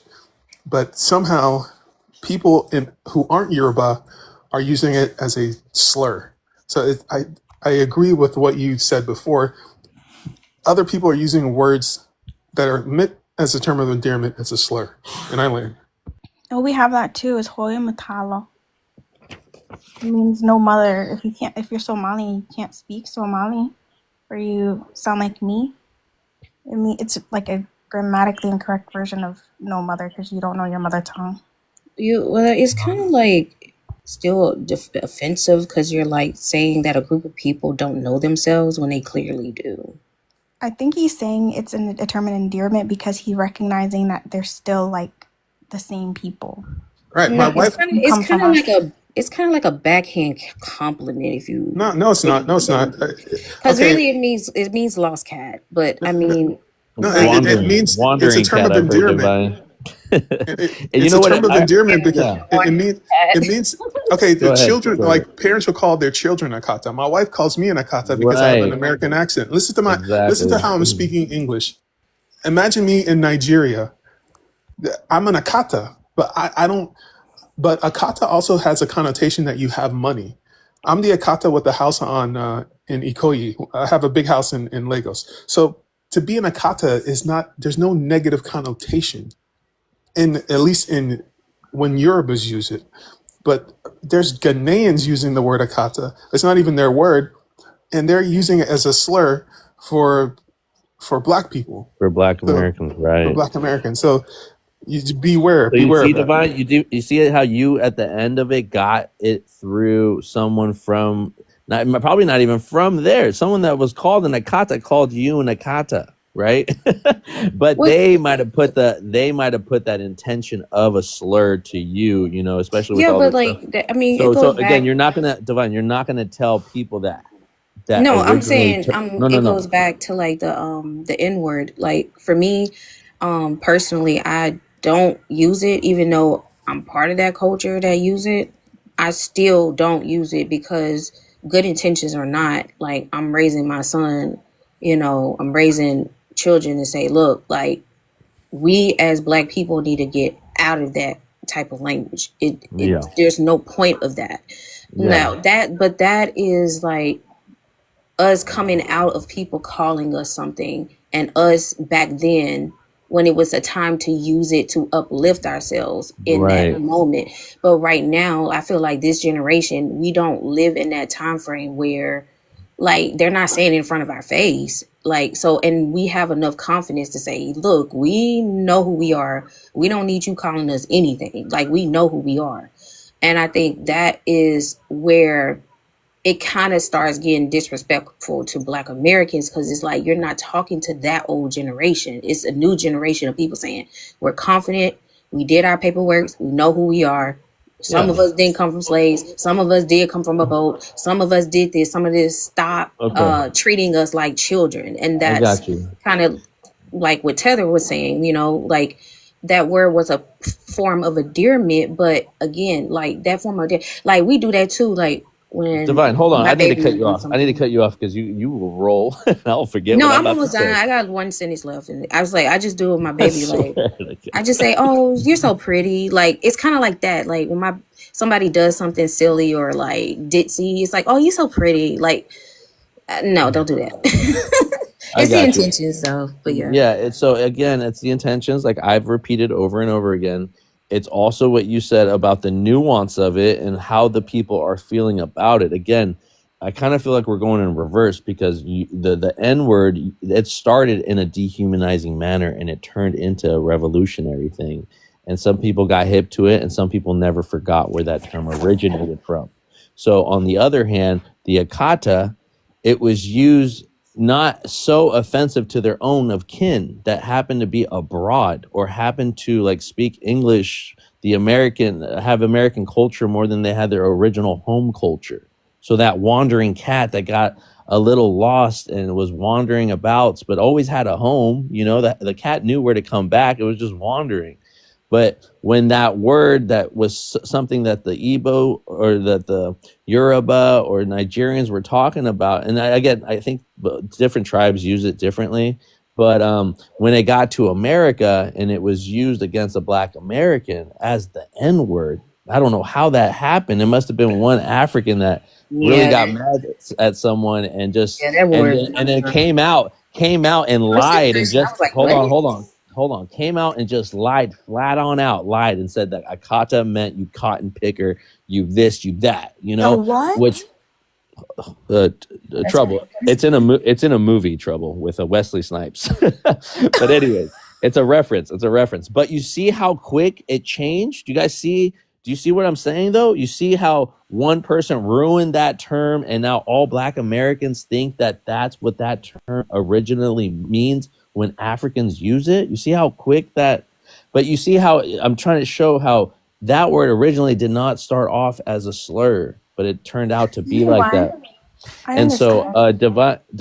divine, what I'm saying is you even take offensive. I mean, look at the word black, you know, because you know about the reclassifications and how that did not help your American Indian status, because you know that that term was used to strip that identity from you, right? So, but you still kind of to No, relate to other. Hold on, I to relate to other black people, the people that you want to convince they're American Indian rather than African, you're still going to use the term black to relate to them. So again, I'm just saying how words are how they always change, how they're always fluid. You know what I mean? So I'll land on that. I know I'm babbling. Well, you're right about that, because like right now, what's going on with the white tea community, right? They love using the word black, but the way they say it is like Oh cringy. yeah, Like they do it right. like it like sounds like they're throwing up when they do it. They like black, Oh and I'm yeah. like, you're doing too much. Like some people are just silly and they do too damn much. But yeah, you can easily a word that does not mean anything at all. It can easily go left. But the problem is it always go left because it's in the center of Black Americans, and somehow this promoted image of us being lost and don't know who we are and slaves, when that was never the case. I also think it's like when it's not your language and you don't understand the connotations or like the context it's being used in, or what someone might be actually saying, but they're saying it amongst people that do. It can feel like you're the odd man out. You know what I mean? And it can feel like you're the one being left out on a joke. So I can get it. If in that case, I wouldn't want anybody to call me something that I don't understand fully. You know? Yeah, you get that a lot with Spanish. You know, they want to just get rid of bilingualness here in America. They want to make English the official language because I feel like it's a lot of xenophobia. But I can also understand how white tea people or even Black Americans feel when they hear some Spanish around them or a foreign language they don't understand, and they're a little bit confused, and they might think that they're talking. And you know, for all intents and purposes, they might be even talking about you, right? They might. You know what it is? They're getting left behind, especially in this area where there's a lot of like Spanish speaking people. A lot of the community is picking up on it, but white people aren't, and it's not to. Right. So let me remind you guys too that Spanish is a European language. Y'all forget, just like English is. They're brothers. Okay, they're cousins. All right. That one took. Hold on, Divine. I'm saying Europe. Those languages come from Europe. They do not come from Europe. Divine, I know what you're gonna say. English, Black people originated English. I get it. Hold on. I'm just saying if they want to be white tea people, if they want to be xenophobic to the terms, the word, the language Spanish, I mean, they went to war with these people, you know, and they got a truce, and they got to divide the world up the way they wanted to. Divine, the Christians got what they want. Do you speak Spanish, or do you speak? I speak fluently Spanish from Mexico. Like okay, so like that's what I'm saying. But that's different than Spain Spanish. Of course. But I'm saying that just like you speak English, and it's different than the people in England. You know what I mean? Yeah, but that's a more indigenous like. All right, language. Here you go. I don't want to go down this road. I don't want to go down this road. Italian, and she. But here, I only brought this up, guys, to just show you that the white tea people were going to discriminate on anything in this case, because the people ruling down on these decisions are not Black Americans. They're not American Indians ruling down on these decisions about what official language we're going to have in America. My thing is, it's not necessarily the language, because Black people, we are naturally open to different languages. Yeah. It's the etiquette part. It's the fact that it's always been instances that people do speak in different languages, but we know you're talking about us. Well, that's the thing. That's an assumption. We're energy people. There's too many examples of that has that's happened. An assumption. There's plenty of YouTube videos of where Black people speak different languages, and the person didn't know that they speak Spanish, even Chinese or whatever. It's too many examples of that. There are immigrants that don't know a lick of English, and they have the same. I don't think they have such paranoia thoughts, but I mean, they do. They don't understand what you're saying at all, and they could There's a, think the same thing. You know what I there's a mean? lot of So Southern it Black works people both going ways. You back to know. Taiwanese. Like I've been seeing a lot of Black Southerns like going back to the original language that they always use, which was Taiwanese, and they're keeping it closed. And they're like, there's people going to be shocked in the next 5 to 10 years when Isn't some Taiwanese a Black coded Americans come language? in. Huh? Isn't it a coded language, like used for code? Yeah, So they're using it to like an everyday language? as an official language. Yeah, they're trying to expand it into Wow. official language. As well as I know, like for me, like I'm learning the Uchi language, because it's very close to that Taiwanese language, and so some people are even trying to figure out how to merge them together. So we gonna be speaking different languages. We'll just, like we always do. We created Ebonics. We can create something that we always Wait, The used to Ebonics is a more, have. the Go back dialect more to though. language, Divine. you said what? Ebonics I is a said the dialect, isn't more it? language. The more language? Yeah, the more No. the mirror language. Oh, I said the You were more. having lessons, girl. You were having lessons. Oh, no. That was ancient language. That wasn't even like Taiwanese or Yuchi. That was like, man, like the first people on the earth type of language. All right, guys. I'm gonna go take a shower. You guys. I know Trouble's my mod. Nagwal's my mod too. I believe Divine. I think you too. But Nagwal, I gotta go take a damn shower. I'll be right back. But you guys hold it down, and if anybody new comes up, just make them go through these questions. Word. Thank you, brother. Thank you, Sister Trouble. I'll be right back. Okay. Yeah, so like I was saying, like the Taiwanese is a language, like, so I didn't, and honestly I didn't really know about it until like my mom said that she knew how to speak it. Like it was just out of nowhere. We were like, what? We got a language? And and like talking to family members, and like even my mom, she was like, yeah, we used to speak that when we were younger. And then like my mother-in-law, she's nowhere near my mother. Like my mom's in like Tennessee, she's all the way in the south of the United States. My mother-in-law is all the way in New York City, and she was like, yeah, we know how to speak it. She used to speak it with her sisters. So it's kind of like an old, like kind of coded Yeah. thing, but a lot of like new way, because I ain't gonna lie, like some people started like trying to throw in our face, like the new generation, that we didn't know any languages. And so the older people came and was like, well, y'all actually do have a language, just never taught y'all. And we were like, what? I We think was it's an like, American what? thing in general. I think like most people think Americans only speak one language. I don't think it's like just how like the world sees like Black Americans. It's just America in general. You know what I mean? Yeah, it's really big. It's like our Atlanta is the same size as Germany. Yeah. Like it's kind of like that. It's like you got a whole continent that got different people. Like if I show you, I have like a flag. I can't. It's gonna take me a minute to find it.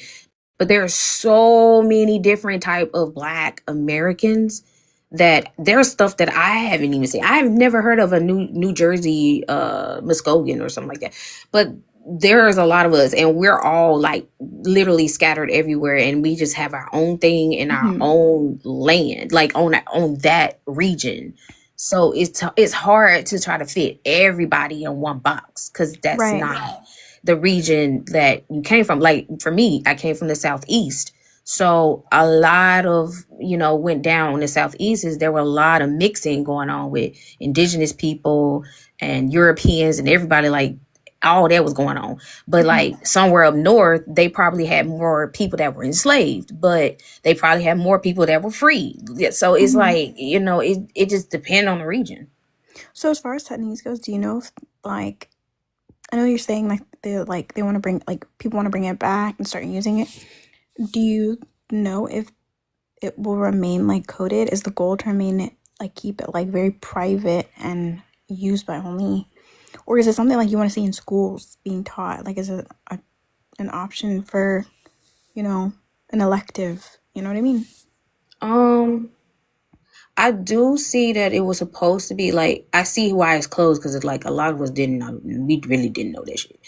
And I'm from the South, so Yeah, I should have been the first one to know about that. But it was meant to but be used to hide like it, messages. So yeah, yeah, it's it's understandable. really it's a closed practice. Hmm. So it's kind of like when you be going to China and they have like these Taoism and stuff like that, but you got to be in to do that. Like I think it's still like that because it's really hard for even me. Hmm. Like luckily my mom and my mother-in-law, they know it, so I can just like ask them like how to just talk to me in it.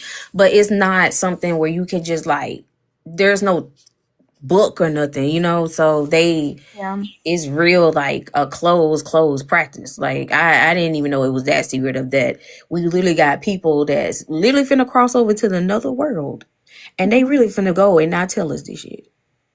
Like Yeah. really 50, 60, 70-year-olds like, yo, we speak fluent Taiwanese and you didn't say nothing. I'll be honest You with didn't say you, like nothing. this country, like in this country, people have to work so hard. It's like when I talk to my mom and I ask her why she just speaks primarily in English instead of like The nature. Somali or Italian. She's I had to do homework with you in this country. Your homework's in English, and I'm learning English, and I have to work 3 jobs. Yeah, I that's don't have true. time to dedicate teaching you, 2 other languages. So it's we're just our parents are so occupied. I can't blame them, to be honest. They had too much going on, so it's probably the same thing.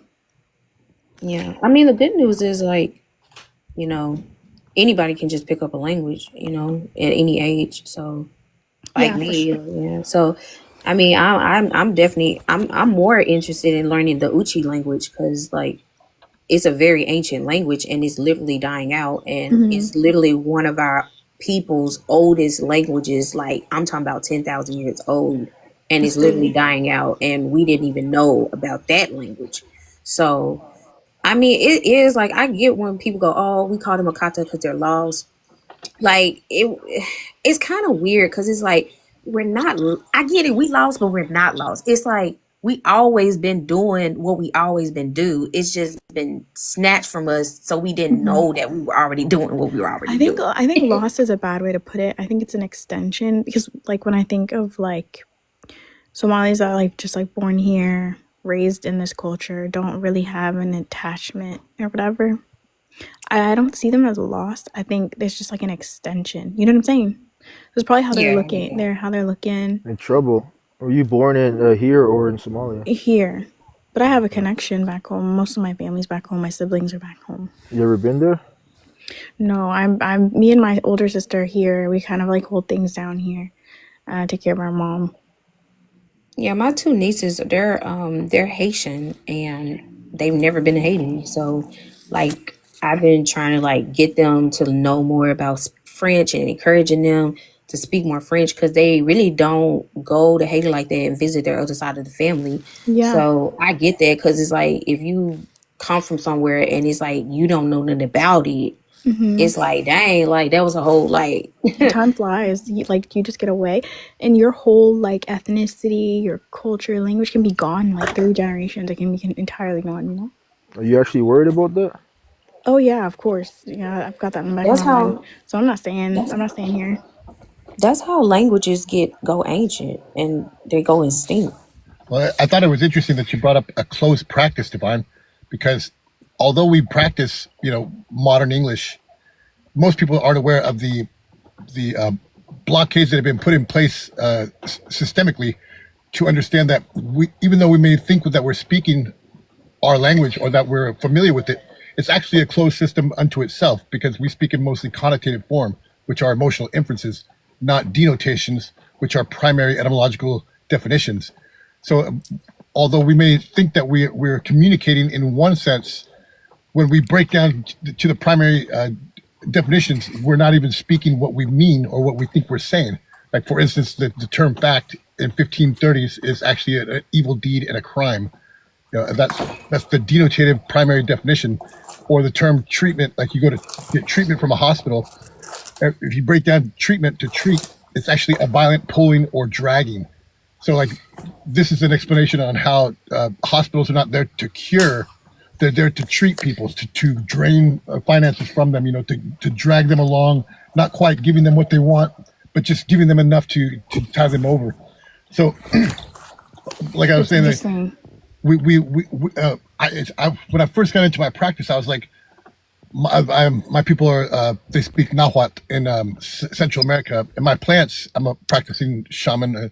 My plants were telling me I had a choice. So I was like, do I want to learn my ancient language that I think is very it's near like what you were saying. It's almost extinct, and I'm like, it's going to be so rare. But even if I learn it, who am I going to be able to exchange with? Being but Right. I'm in Oregon, and there's a very small population of people in Central America now that speak Nahuatl. So I thought, I listened to my plans. I said, look, just get to learn the language that you're using now, but master it. Really learn its history. Really learn where it came from, how it got here, why we're speaking it, what was the intention behind removing our languages, and that began to let me into those secret kind of societies, those esoteric kind of cultures that are existent right now. We just don't know how we're applying the language and how it was imposed upon us. It's incredible. Yeah, I definitely agree with that. And with the ancient language, it is better when you have a group of people that's motivated to like do it with you. But like just like with me, like we're the only reason why a whole bunch of black people are going back to speaking Cantonese is because we is literally like it does feel like when every time we try to have our own thing, people come and they attach on to it. It's not ours anymore. We have to share it with the whole world. And it's kind of like, okay, like now we got to go back underground. Like that's where underground music came from. Like when we say underground music, it was music that was hidden from the mainstream media because we didn't want them knowing, because we knew what would happen when everything went mainstream. Like the artists would start getting more poppy, and then it would start sounding less lame. It's just So ruined everything, yeah, so everything has always been hidden, and I think that's the reason why everybody latched to everything that we do, because it always end up being something that we've been trying to hide. Like think about like swing music and juke joints. Like kids back in the 20s couldn't were not allowed to go into juke joints and clubs and stuff because their parents were like, oh, that's where them black people are. You shouldn't be learning how to swing. That's inappropriate and da da da da. But you know how kids are. They're like, my mom gonna tell me no. I'm gonna go do it Yeah. anyway. Natural So it's like curiosity. so really pretty much our whole culture is a forbidden fruit.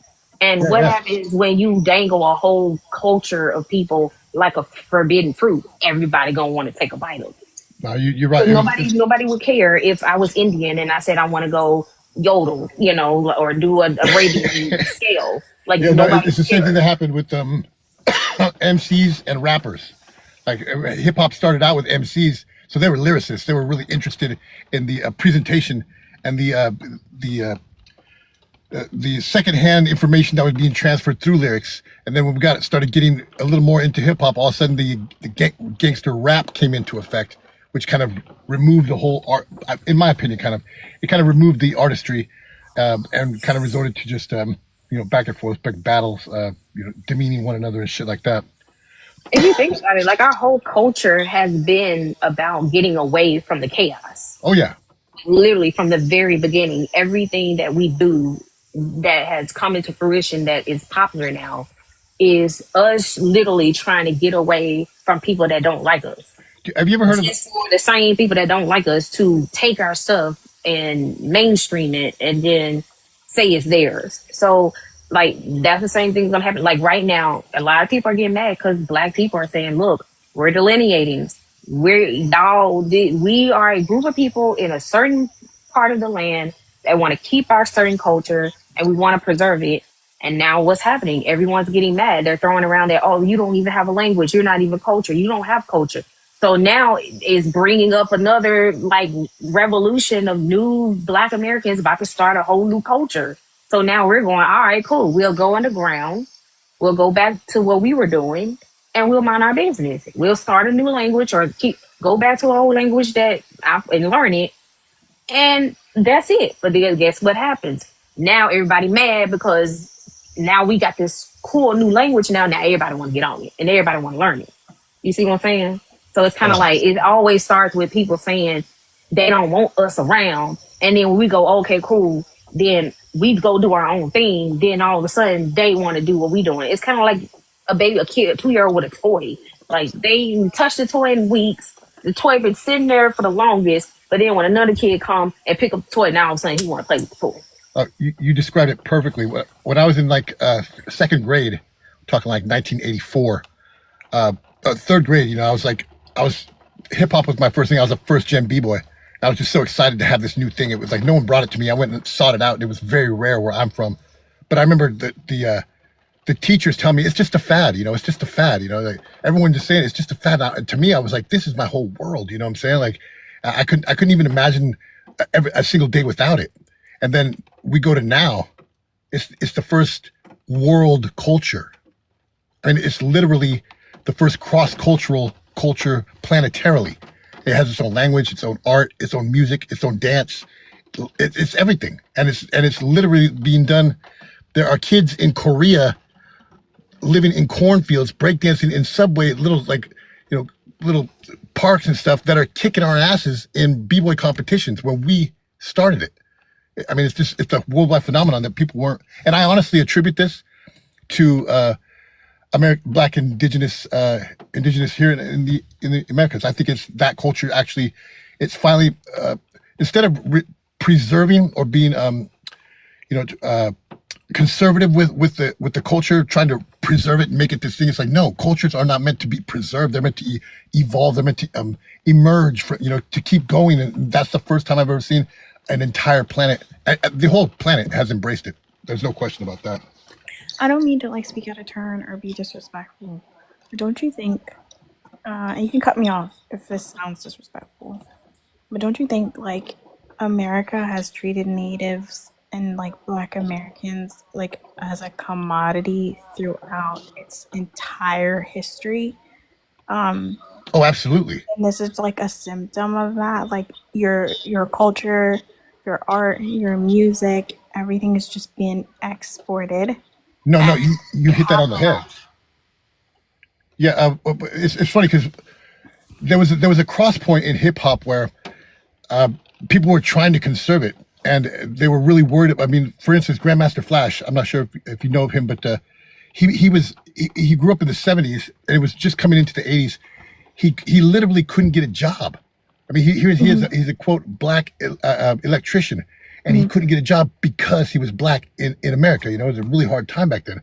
So what did he do? He was so bored that he took turntables and he wanted to mix music from one side to the other. So he literally hooked up a switch to an on and off switch for a light.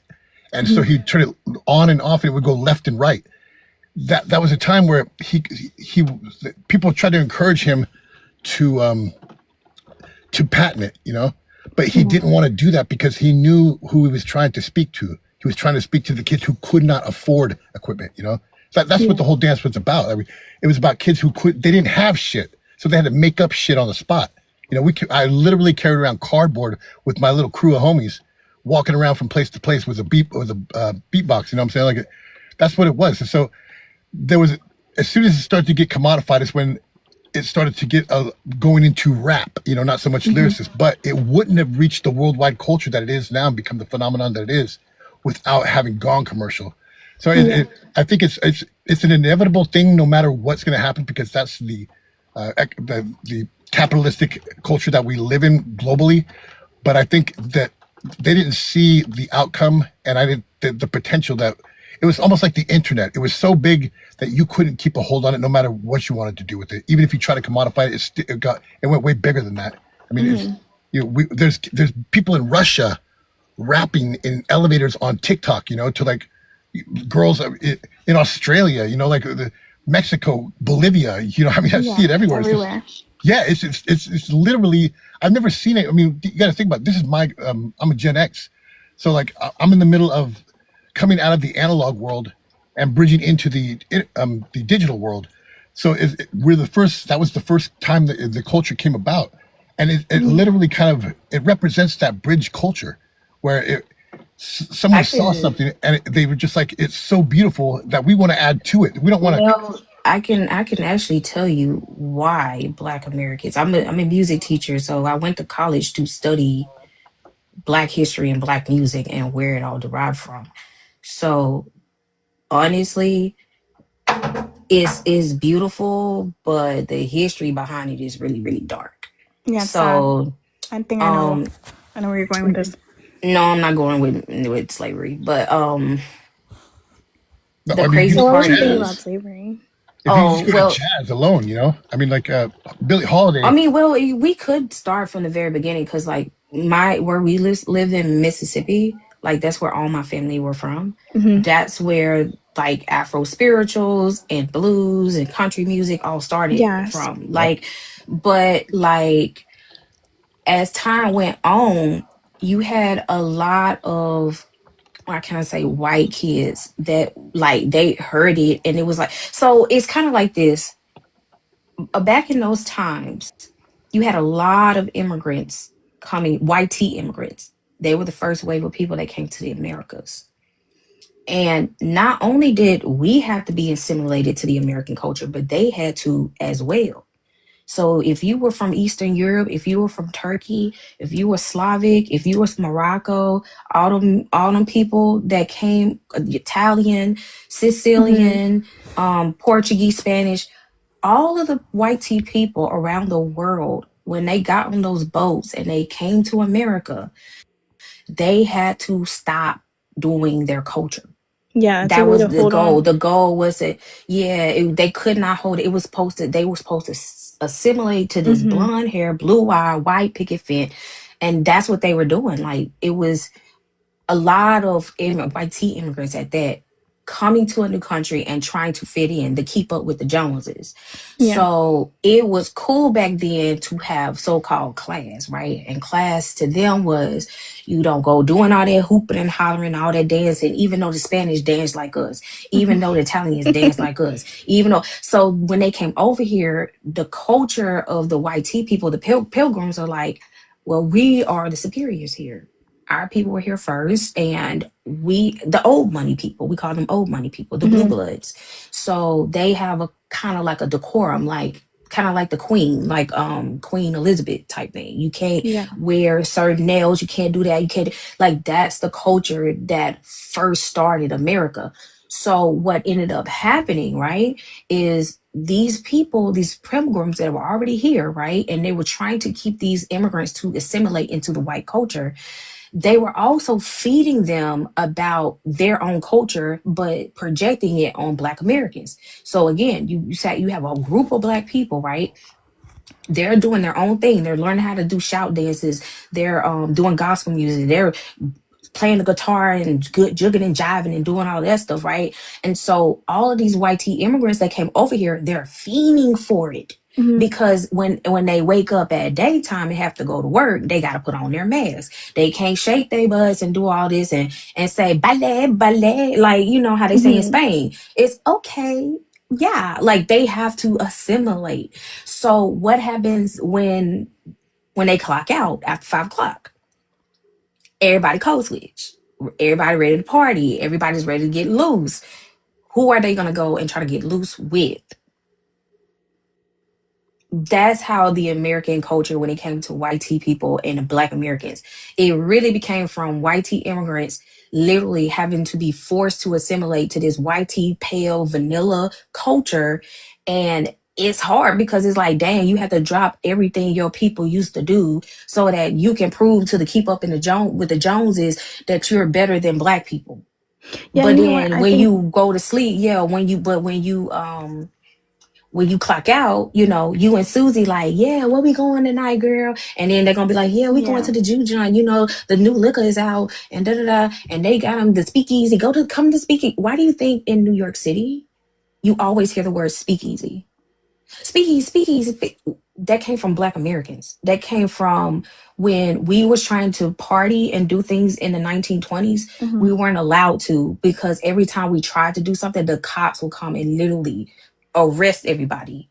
So what these organized, like the mafia, like that's when the whole mafia, Al Capones and people like that started coming out. They started building underground like basements in their restaurants so that you could go through secret doors to get to the liquor, because liquor was not legal yet. Mhm. So guess what happened when white tea people caught on that this forbidden thing is happening? We weren't doing it because we was just, like we just wanted to be forbidden. We were doing it because You're holding on to we something. It's just spirituality. no, it ain't even holding on to nothing. It's just the fact that anything we could blink and a fucking cop is gonna come and like throw you in jail because you blinked. It's like that. Like, so you Yeah, think, yeah, they can you hear make one these loud places noise, for they're you gonna to knock on the door. Yeah, they're gonna knock on the door and say, "Oh, we heard something. Can y'all come out so we can speak?" They still do that shit today.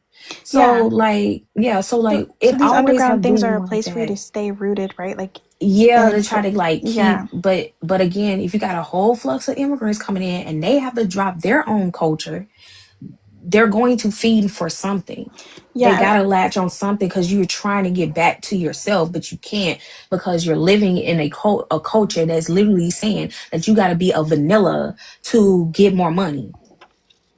but I have to be So honest that's with you, why, when we get here, right? Like my I can only speak for like my folks, but we get here, like the first people that like warm up to us are black people, you know? They bring you into hmm your home, they get, they're welcoming you to the table, telling you where to shop, and these are your neighbors. Like this is a community.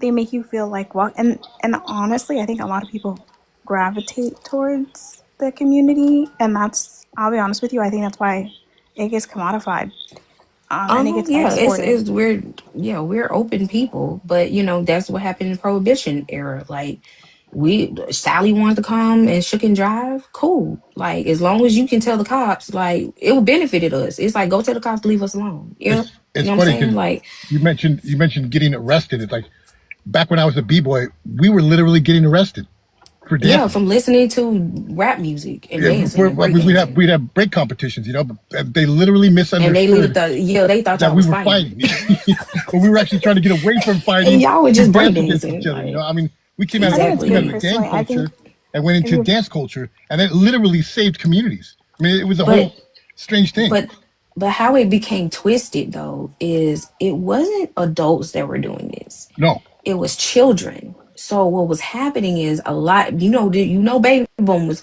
they, silent group, they weren't watching their kids like that. So yeah, so these little kids were literally climbing out of their windows, dressing up like they 21, 22 years old, and going to juke joints to meet grown ass men, little white girls. So that's where that whole like, don't you ever go and touch that place. That's where it came demonic, right? yeah, Because it is like, little girl, taboo. go to bed. Why the fuck are you up trying to sneak and go? And the fact that back in them times, like, I don't think people had to show their ID like that. It was like no, you No, can no, pass for people anything. are walking around Like ID.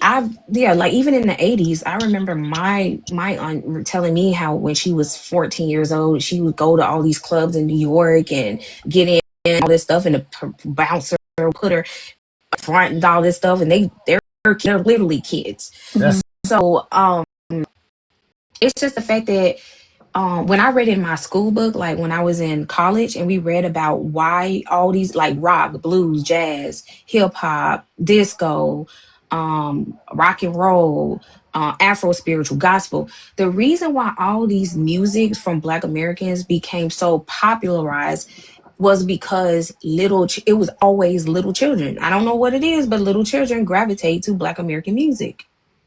They yeah. I think latch onto it. Just go play Michael Jackson. Oh Go yeah, play Michael Jackson to your 2-year-old. And I promise you, he's gonna be hooked forever. But that's just what it is. And so what happened around those times is just like what's going on right now with Gen Z. Gen Z is speaking in Ebonics dialect, and they're calling it, Gen Z language. And it's not Gen Z language. You're just speaking black. So the whole thing of like, it's taboo to be around Black people, but the kids are like, well, it's cool to us, right? Because that's how kids are taught. They're taught to stay away from certain things that their parents don't like. And if their parents don't like Black people, then what do you think kids are gonna do? can I ask yes, something? And that's why we get all these people, and that's what these like ooish people, what they do is they profit off of that. Yeah. That's what they do. So now we got ooish people linking black people to children in the music industry. And this is why we're crying over Epstein files and P. Diddy. Yeah, it's weird. I wanted to ask you, have you guys noticed, this might be controversial, I see Vibes back, stop me if I like go too far. Do you think like gay men are picking up on like ebonics and stuff like that and using Oh, it? you talking about being black women? Yeah, they've been doing this since the 80s. Yeah, I was gonna Oh my say. god. Being black Being black women, women. That's they've kind of been where it black. came Everybody, back. Dude, I've been yeah, talking about that. yeah, I we've just wasn't been, sure they've how been to frame black. that question without like being jumped on, you know what I mean?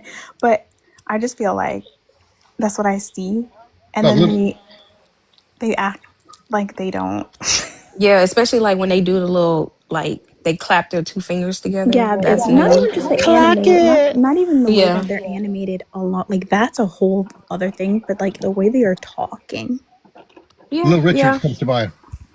Yeah. yeah. That's what they do. Like everybody's Prince. benefiting at some way with Black Americans. You get even the Native Americans are benefiting from Black Americans. If you really think about it, all of our elderlies, they get up every day.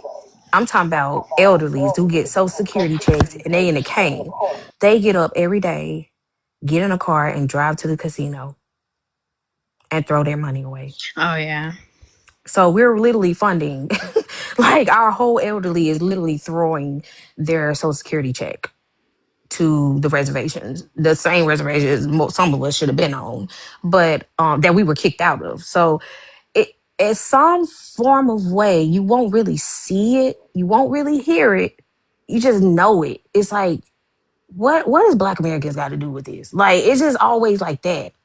Mm-hmm. It's like, why are Black Americans the only people that's being promoted on commercials? Why are Black music the only thing being promoted in commercials? And then it's like super like cheesy stuff that, you know, people listen to in the 60s or something. You know what I'm saying? Like Yeah. when every time you hear a commercial, it's gonna either have a Black music or it's gonna have a Black person. I mean, think about it. If you're somebody from somewhere else, like, and you had two options, like, who do you want to be more like? Who do you want to sound more like? Who do you gravitate more to? It's not gonna be a white man. I'm No, you sorry. don't want to Like, be they don't make vanilla. good food. They don't have, like, you don't know if they're your friend or they're gonna kill you or they're gonna set you up with the police. Like, Yeah. yeah. I'll give Can't them be this though. trusted. I would give white people this and this only. They make some good ass casserole. Casserole. Well, I there thought you you were gonna say go. desserts, Stop but it. Casserole. Yeah, they're dessert. Now the new generation girls, they make good desserts, especially healthy desserts. Now I give them that. I clap them and give them that. I was like, okay, y'all getting a little bit better You with got that. raisins in it? oh no. No, that's the elders, the raisins. But you wanna know what's so crazy? Like my family, we've been eating raisins. We eat raisins with broccoli. They can make a good sandwich with Yeah, extra we make a mayo, she said. salad. It's like a broccoli salad What's the with extra the mayo? dressing You and didn't say that. raisins. Okay, guys, I do want to. I am back, and I only have like maybe another hour, maybe a little bit longer. But I'll I teach do you making want a to. sandwich. I do. I do want to center this back to immigration and what's going on with the new target of immigrants that this administration is going after. You know, we're going to give a shout out to the Somali brothers and sisters. They're getting a lot of hate online and on this TikTok. I had white people know, apologizing to me today, so I didn't really. but again, it's for trouble. I don't mean to like put you out there or something like that. Nah. I've been doing this every time I've been coming on, so it's on my thing, and I just because I already know it's gonna transfer from it already happened to one side of me, the Mexican population, and so that's why I feel the need to talk about it. And then I also feel like the East Africans, so I feel like that's my that's Dang, you got hit on both ends. yeah, man. I got hit on both sides, so and I know it's only gonna be eventually to somebody else, you know. So we're gonna set the precedents for stuff that happens in the future. So let's start with this, guys. I want to start off, and Nagual, you're perfect. I'm happy you're up here because Nagual was going in on Donald Trump about, you know, someone that didn't want to recognize Donald Trump as an illegal immigrant himself, you know, and his family, and never questioning, you know, uh, his lineage and how he came about to be the president, you know, with all this history of his name and his father and all this stuff that kind of like it was all premeditated. It almost sounded like the way Nagual was putting it, you know. And coming in because for some guy was questioning all this, and I was listening to that again, Nagual, a while back, because I've been posting all my lives on YouTube, but I have to start from way far back before they get erased on the TikTok live thing. So I've been trying to do my best to get those old ones in so I can get the new ones in, but it made me go and look back at some stuff. So here I do want to introduce Gates and Mateo, but I'm going to start off with the intro and stuff like that. And then I'm gonna read some stuff off that I had prepared, and then I'll let you guys chime in on this, okay? So let's start with this. I saw this video today with Donald Trump, and he's talking about they got him on 60 Minutes, and it's a short clip, and he's talking. This lady's talking to him, so I want you guys to hear.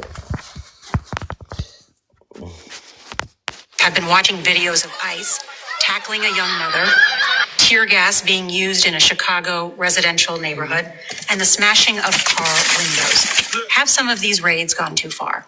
No, I think they haven't gone far enough because we've been held back by the judges, by the liberal judges that were put in by Biden and by Obama. You're okay with those tactics? Well, yeah, because you have to get the people out. You know, you have to look at the people. Many of them are murderers.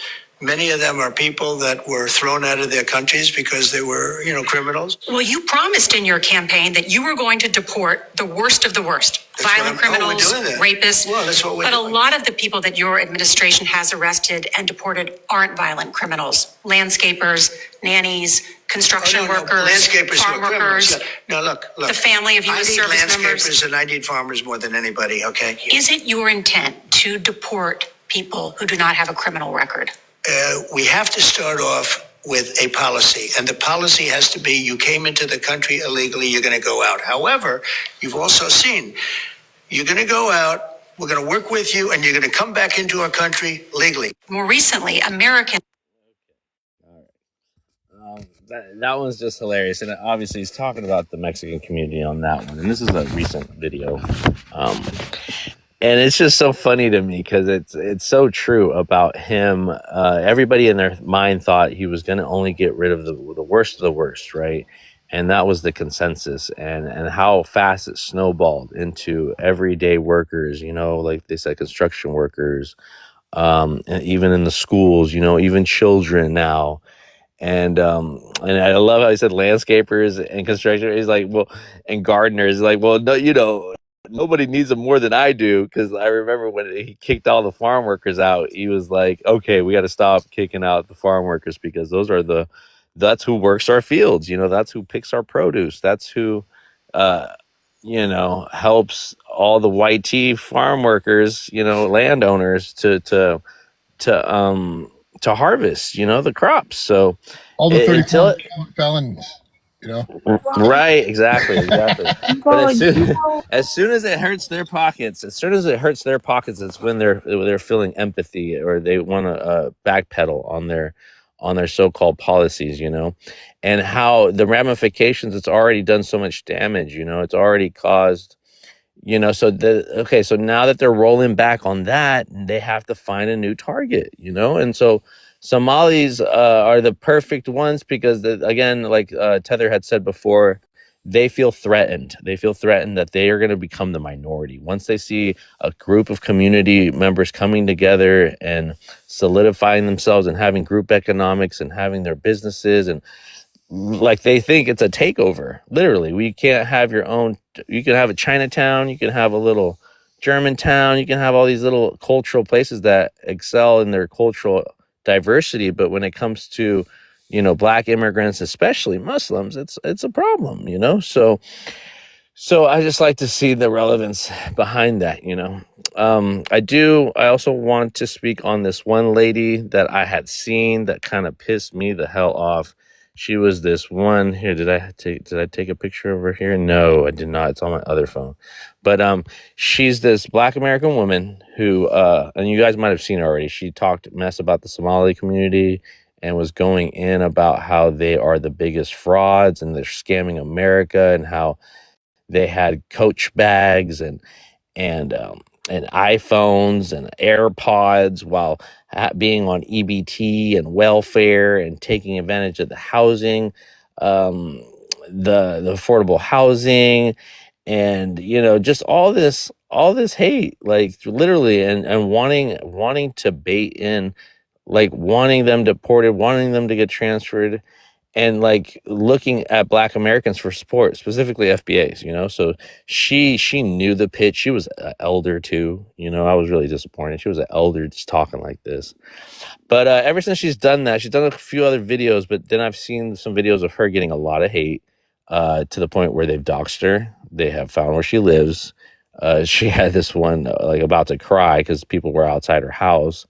And they found out, like I said, where she lived. They found out that she rents from a Muslim person.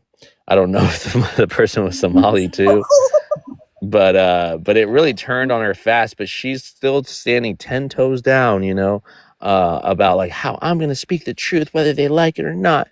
And so she's feeling the burn. So this one goes out to her. I wrote a little piece. So I wanted to read this out, and then we can introduce the new speakers, and I can hear your guys' thoughts on all this, okay? So I'm going to say, last time I got flagged for talking about this, so I'm going to say, instead of xenophobic or FBAs, I'm just going to say influencers, okay? Okay. So every time influencers open their mouth about Somali immigrants taking over housing, running fraud, or not assimilating, what they're really exposing is how deeply they've internalized the overseer mindset white America designed for them.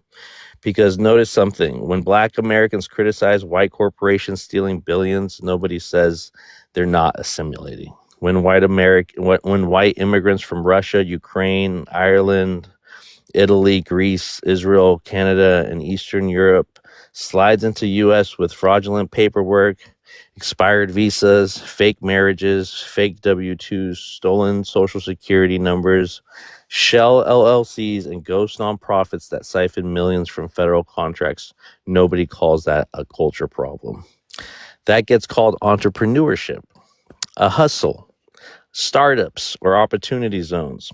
But the minute a Somali woman walks through government housing with a Coach purse and a working iPhone, suddenly that's fraud. That's theft or abuse. The same behavior becomes criminal only when it's performed by a Black foreigner. That is not logic. That is jealousy wrapped in surveillance, wrapped in white supremacist language. The ideology behind those Somalis are running fraud talking points is not new. It's recycled plantation logic. On plantations, enslaved Africans were manipulated into policing one another to protect white profit. House slaves were taught to snitch on field slaves. Overseers used to gossip and create distrust so that enslaved Africans turned suspicion inward instead of upward. Fast forward 200 years, and you have influencers on TikTok performing the exact same script, watching immigrant Black families more closely than they watch the white-owned corporations stealing millions from SNAP, Medicaid, HUD, and federal subsidies. Somali families in affordable housing aren't the ones who wiped out Black banks. They aren't the ones who gentrified Black neighborhoods. They aren't the ones who created redlining. They aren't the ones who pushed predatory loans. They didn't fund prisons. They didn't write crime bills. They didn't militarize the police.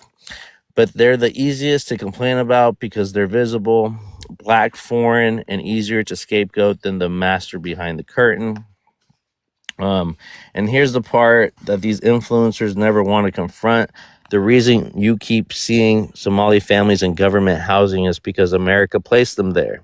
Refugee settlement chooses cheaper cities with available units, and corporations like Catholic Charities, Lutheran Services, and World Relief, almost all white run, take millions in federal dollars to place refugees in those specific buildings. Somalis didn't pick Columbus or Minneapolis. The U.S. government dumped them there for profit. A Somali family applying for housing cannot override a white landlord. A Somali ranch cannot override Section 8 approvals. A Somali dad cannot override zoning laws. But these influencers talk as if Somali immigrants run the entire housing department, HUD office, and zoning board. This is how you know the critique isn't about systems, it's about resentment. Meanwhile, the same creators screaming Somali committed fraud will never mention that white-owned corporations steal 22 to 25 billion in food stamps fraud, Medicaid fraud, and housing fraud every year. They never talk about white billionaires living off subsidies while pushing anti-immigrant rhetoric. They won't talk about the fact that Donald Trump, the same man they cheer on when he deports black immigrants, received millions in government bailouts and subsidies, lied on taxes, created shell companies, and uses his presidency to enrich his own family.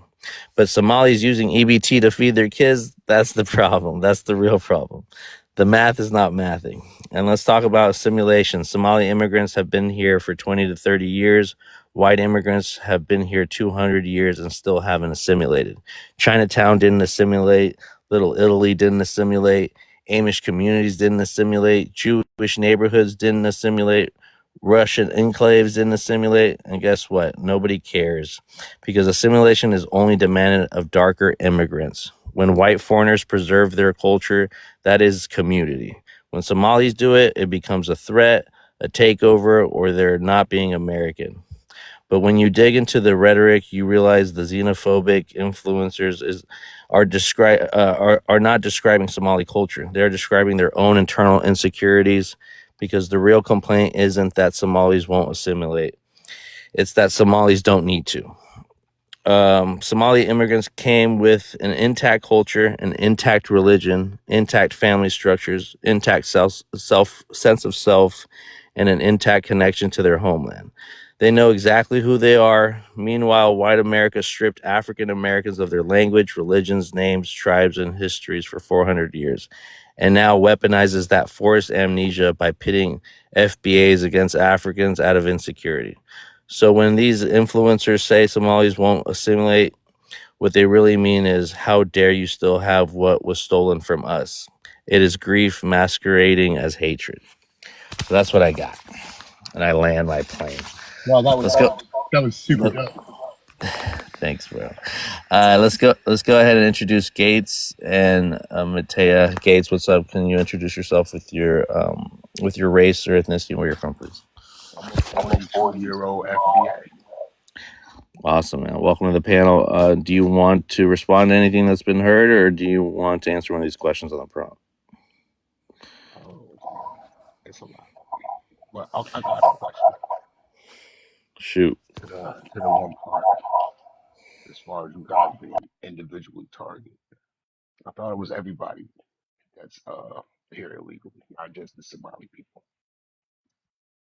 Like Mexicans, Asians, African, all parts of Africa. Not just you guys singled out. It just seemed like the spotlight on y'all this month. Well, Gates. Oh, go ahead. Sorry. I'm asking because I know I was on TikTok a little while back, and my poppies was going hard on here. And now we in December, Somalia kind of took the conversation. So I'm like, what's the difference between you guys? Mexicans work hard, they do their thing, but if they came here illegal, they get in trouble too. Are you guys better than them?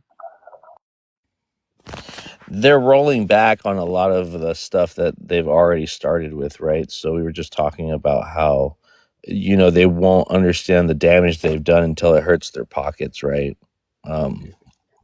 So they'll start they'll be like, oh, well, those Mexicans were really helping those white corporations on the field, to harvest their crops, and we really, those inner city people aren't coming out to work them jobs we thought could be filled in so easily. So You, so they have to roll back on some of that. So they have to highlight somebody new. So Somalis unfortunately are the ones. Haitians are up next. you I feel think that's like who Black next? America. I think Are you sure? FBA's really wanted the Nigerians to get it first because there's a lot Well, of no, I just brood. heard something about they got banned, but they got Nigerians got their own issue though. But I'm just asking, who do you think is next for it? Somebody that's illegal, right? Who do I think is next? Is that what you said? Yeah, you said Haitian. You said I think the Haitians next. Yeah, Haitians are up next. That's what Donald Trump is saying. Okay, that's not coming out of me. That he's So saying that. everybody got a turn. Yeah, everybody's got. Yeah, that's what it sounds like. It's not It even. I sounds ain't like trying. us waiting at the welfare. It sounds like us. Like, I'm just wait, asking sorry. as a black, as a black man, like it sounds like everybody getting a turn, so nobody's being singled out. Well, what it is, brother, they're singled out because there are certain terms that they're at. So the hyper focus is when Donald Trump says this is who they're going after, and then he'll follow that up with some really discouraging comments. Oh Um, yeah, I know. I know. I mean, he never called the Mexican people garbage. I mean, he did call them criminals, but he calls everyone criminals and everyone drug addicts. He And called coming them. from He that. called them the R word, like rapists, though. there So Yeah, you he like, was go. saying. That's Yeah, he was true. saying yeah. that's harsh, bro. The thing is, Like, listen, we don't take him seriously, but what he's doing right now is putting a target on our backs. Like but he the we're president. not Y'all gotta blinded take to what he this. talking.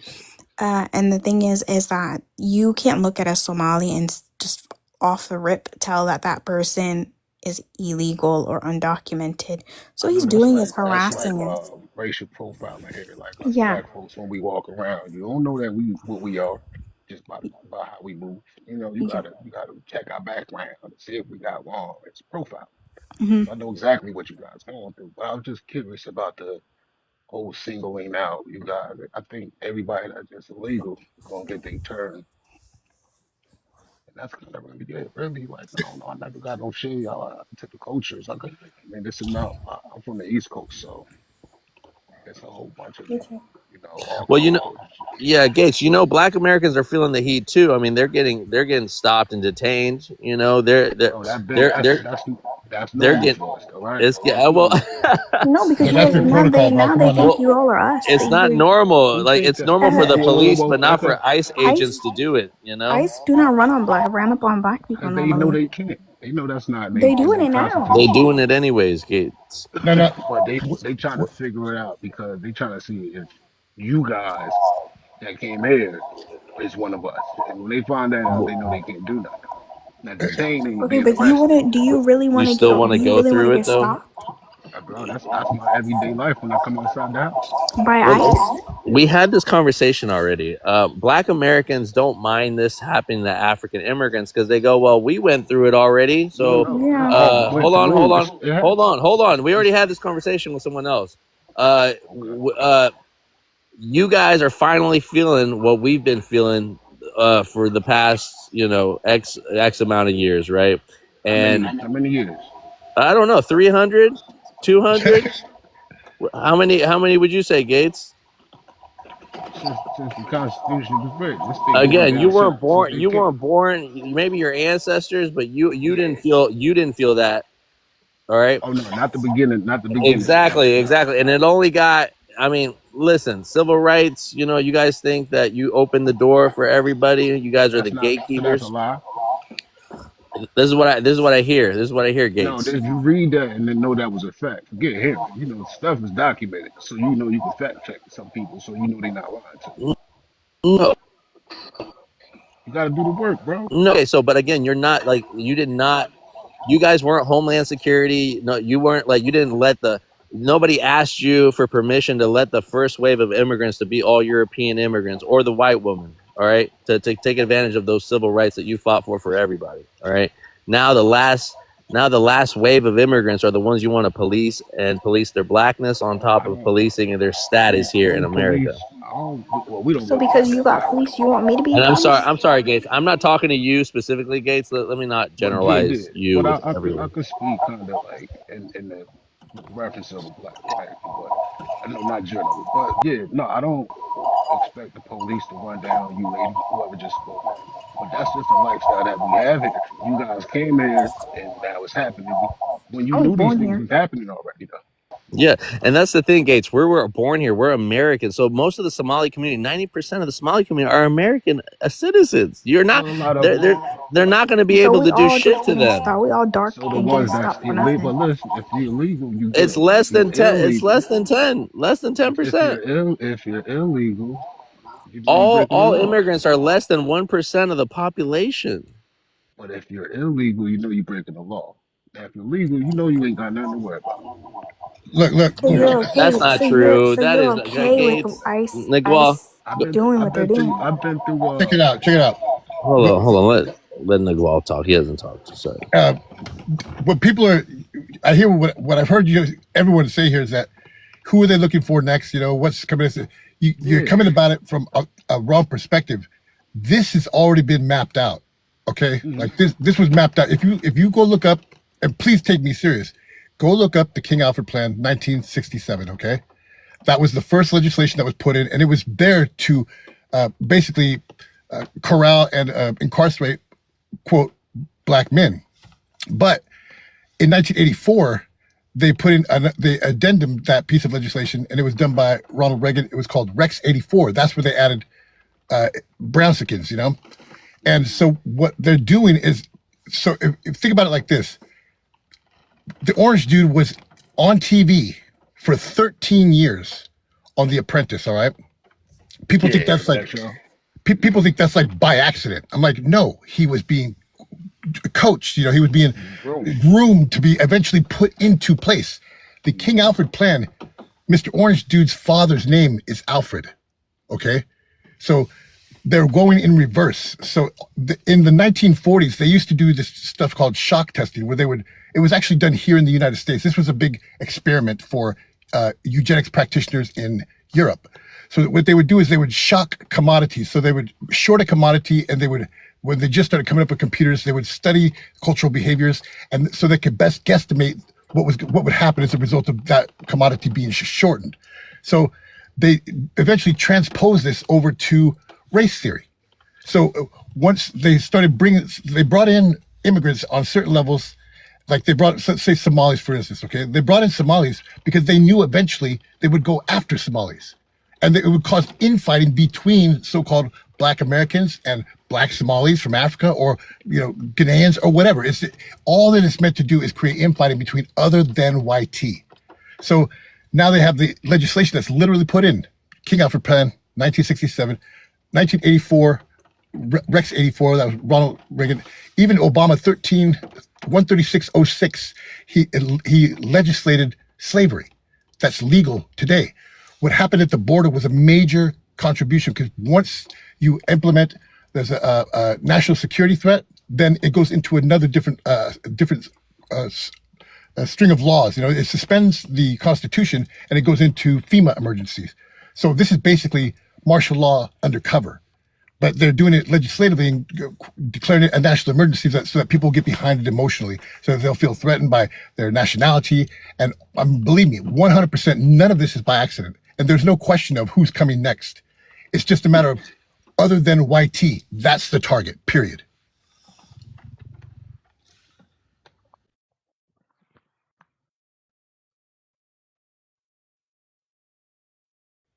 Well, damn. But yeah, I'm just curious to who's next. I just thought people that was illegal was who's next. You worried about the wrong thing. I think that's what everybody's saying. What I should be worried about then? Who's next? Help me as a man to understand what's this immigrant issue. I have a I question. need to understand. I have a question. Yeah. They I don't got no white they friends just that's telling me to come after y'all. huh? I don't got no white friends telling me to come after y'all. I No, don't think that's what anybody here is saying. What are you saying? Okay, so ICE is out here stopping people, disappearing people, deporting people. normalizing. Yeah, and Americans are getting used to it. Like, we're just getting used to it. It's very normal. Yep. Do you think by chance there won't be a Black American, an FBA, that won't happen till it land in Somalia just because? That's what the whole out of Africa theory thing was about. It's been to associate any type of black person over here with Africa. We've been They saying, everyone's already been saying it sent. for years. Go They back to Africa. already. Go back to No, Africa. they already sent people to like Uganda. People that have never even stepped foot on Africa to Yeah, Uganda. Like, do you absolutely. think that it can't happen? He left. Yeah, he left. He wanted to know who was next, but he's next. It's happening already. Yes, I had a Marine friend. I'm a United States Marine, as my profile picture shows. I had a Marine buddy get deported, not deported, he got taken to a detention center in San Diego. Someone said before, it's a money grab. Absolutely, it's a money grab. The what's it called? Global Inc., the prison corporation, they were the largest contributor to Orange Jude's campaign. So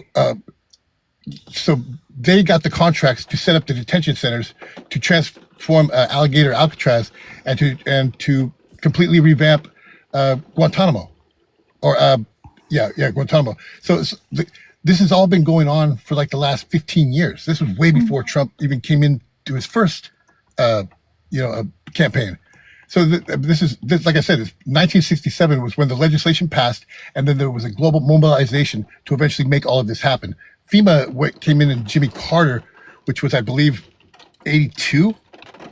Yeah, it was 1982. Jimmy Carter, the peace president, put in Federal Emergency Measures Act, which has nothing to do with emergency. You remember Katrina, where they were pew-pewing black folks at St. That was planned. People think like it's for emergency. I'm like, no, it's a military operation.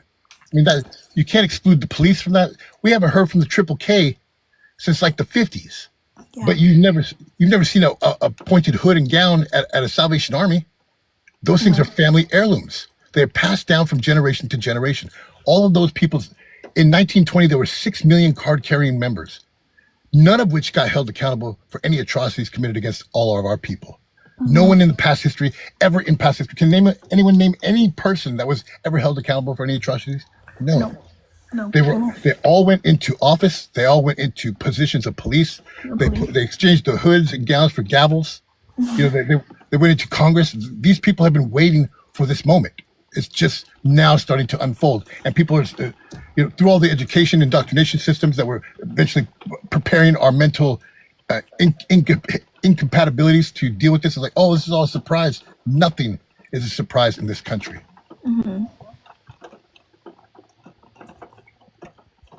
That's true. You still with us, Vibe? Beat your vibes, man. Yeah, I'm right here. I'm talking to my mom. I let her hear a little bit of your, but we were talking about the Somali thing right now. Yeah, the Somali thing. Well, I made a post about this probably like 2 or 3 months ago, where I said that when the whole deportation thing went into effect, I said, look, here, I've been studying King Alfred Planet Rex 84 since 2016. I was starting to write my own literature on it, and I kept trying to tell people back then. I'm like, look, I sound like a goofball, like a conspiracy theorist, because I'm like, this is the legislation I'm seeing being written into law. I was like, look at this, what's planned, and no one would believe me. I mean, they thought I was nuts. And then I started to see it start taking place when the deportation thing went on. I mean, Obama actually did the largest amount of deportations like in recent presidential Obama history. was the worst. Yeah, he was. I mean, he dropped so many BOMB. Yeah, he was the Yep. worst. And it's so funny because Trump is trying. On other countries. So You I'm cut like, off. No, you cut out. no, go ahead, man. Oh, I was just gonna say that Donald Trump, that's his biggest hatred. He's like, his whole campaign was to deport more people than Obama because he couldn't let Obama take that win. No, he wouldn't, man. Come on now, man. I mean, like, his father was literally in a Triple K brawl in 1928 in New York.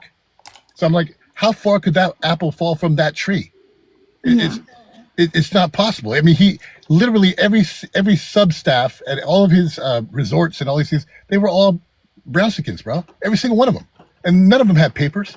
But as soon as he started getting pushed into office, all of a sudden they started firing everybody. They even had like meetings where all the employees would get together and say, "Look, he hired us. He knew that we didn't have papers, and now no one wanted to listen to him."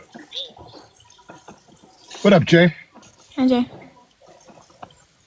Hey, hermanito. He saw Divine out of here. He's like, all right, I can come back in. She's interesting. No, no quiero un problema con ella. Es la otra ella. Oh, the gray. La She's otra not tipa. Sí. Jay's like, the coast is clear. I can come up. I was like, don't worry, Nagual and Trouble are here. He's like, all right, I'm coming. Yeah, I don't have a problem with her. No one does, man. She's adorable. She's fine. She has her own little views, but she's all right. Yeah. Yeah. I was at Costco today, and this lady was rambling about. My mom was like grabbing seaweed, and this lady was rambling, and she was like, "Oh, thank you. I was looking for that." You know, her kid had just called her and stuff, and she was just like, "Yeah, we used to live in Korea, and like my kids love this, but now and all that stuff." She was like, "Yeah," and you know, she was like asking my mom like where she's from, and my mom was like, "Oh, Somalia." And the lady was like, "I'm so sorry." She started talking about how she's like former like retired like Department of State. And she was like, "I'm just so sorry." And we were kind of like looking at her like, "Why are you sorry?" Like, and she's like apologizing because of Trump, and she's like, "I'm so embarrassed." And I'm just like, bro, you know we're Americans, right? Yeah. Like he's not your president more than he is mine. You know what I mean? But I can see why she's like, "I'm sorry." I mean, she's trying to come from a good place, but at the same time, she's just like a white lady saying sorry for her white president. It's funny because I don't think people take the presidency to this godlike position, but they don't understand the formation of an LLC, a for-profit corporation, which is required to have a president, a secretary of treasury, and a vice president. That's all they are. They're just corporations. So all Trump does, he doesn't make any decisions at all. Nothing does he ever make any decisions on. Stockholders make the decisions. He's just the one who implements the decisions. So he does the bidding of stockholders. That's the game. He's just the person that we can easily point our finger at and say he's the problem. But we're being misled. We're being intentionally illusioned. He's nothing to do with the problems. He's a minuscule little nothing, just trying to make a little buck on his way out. You know what I'm saying? The real ones have been putting legislation into place. They're the ones who set up the government. They're the ones who are the bankers. You know, they're the ones who they're making AMD and Intel processors. You know, small hats. So all these cats are the ones really making the moves. They're just in the background. Yo, Nagual, I was going to ask you about that because I was reading this thing and it was saying that actually Trump was groomed to be put in his position by what's her name? The Maxwell, Jocelyn Maxwell, her father. Ghislaine, yeah. Yeah, they said her father, I guess, was grooming Trump to be in the position of the presidency. He got assassinated, I think, in the 90s or something, but he apparently was like some type of double agent or something. Yeah, there's a whole history with him, yeah. The Maxwell father, right? Yeah, the Maxwell's father, her father, right? Yeah, I remember I sent you that thing too. He was also in charge of writing literature for education, right? Or something like that? Yeah, for manipulation and censoring of education. Right.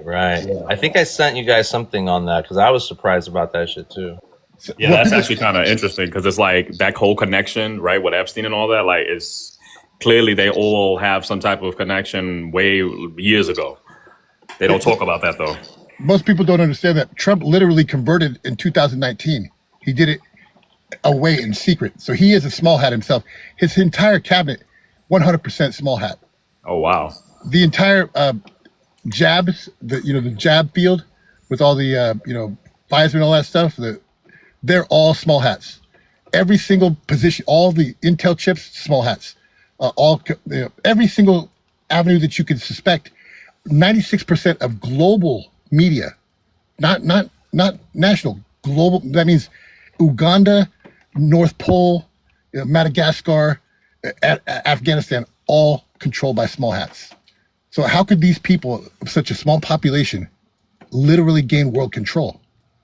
We've been feeding them free money through the fake, hollow cost that was not what we were led to believe. I have all the literature on every single thing that I'm saying, but we literally give them $30 million a year for something that happened over 50 years ago. You know what I'm saying? Like it's we don't understand what's being played out because we're just told to follow the leaders that we elect, but no one's elected. I mean, those people are placed in a position so that they can swindle money out of us and charge us for shit that we don't even have any clue that we're contributing to. But if you notice, what's interesting is that Trump won the last election on this populist stance of, he was going to be anti-war, and he was trying to claim, I'm not like the Democrats who are going to, continue these wars. I'm going to put, America first or whatever, right? Like isolationist. Yeah. But then as soon as they had that war between Israel and Iran, then suddenly, right, we're back over there. Yeah, I mean, you know what I mean? Like, it's kind of like, so that's where it kind of just demonstrates exactly what you said.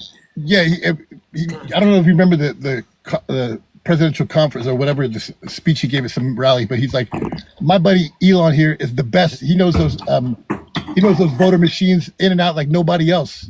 I was like, I looked around. I was like, did anyone else just hear that?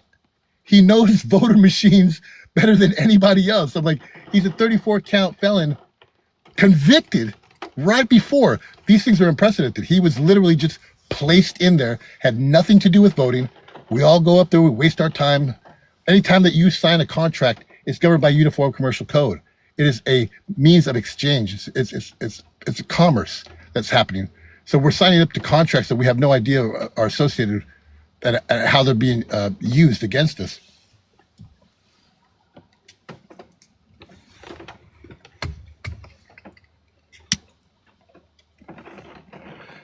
People need to, I would say this, people like to think of themselves as being smart. I'm like, that thing in your pocket right now?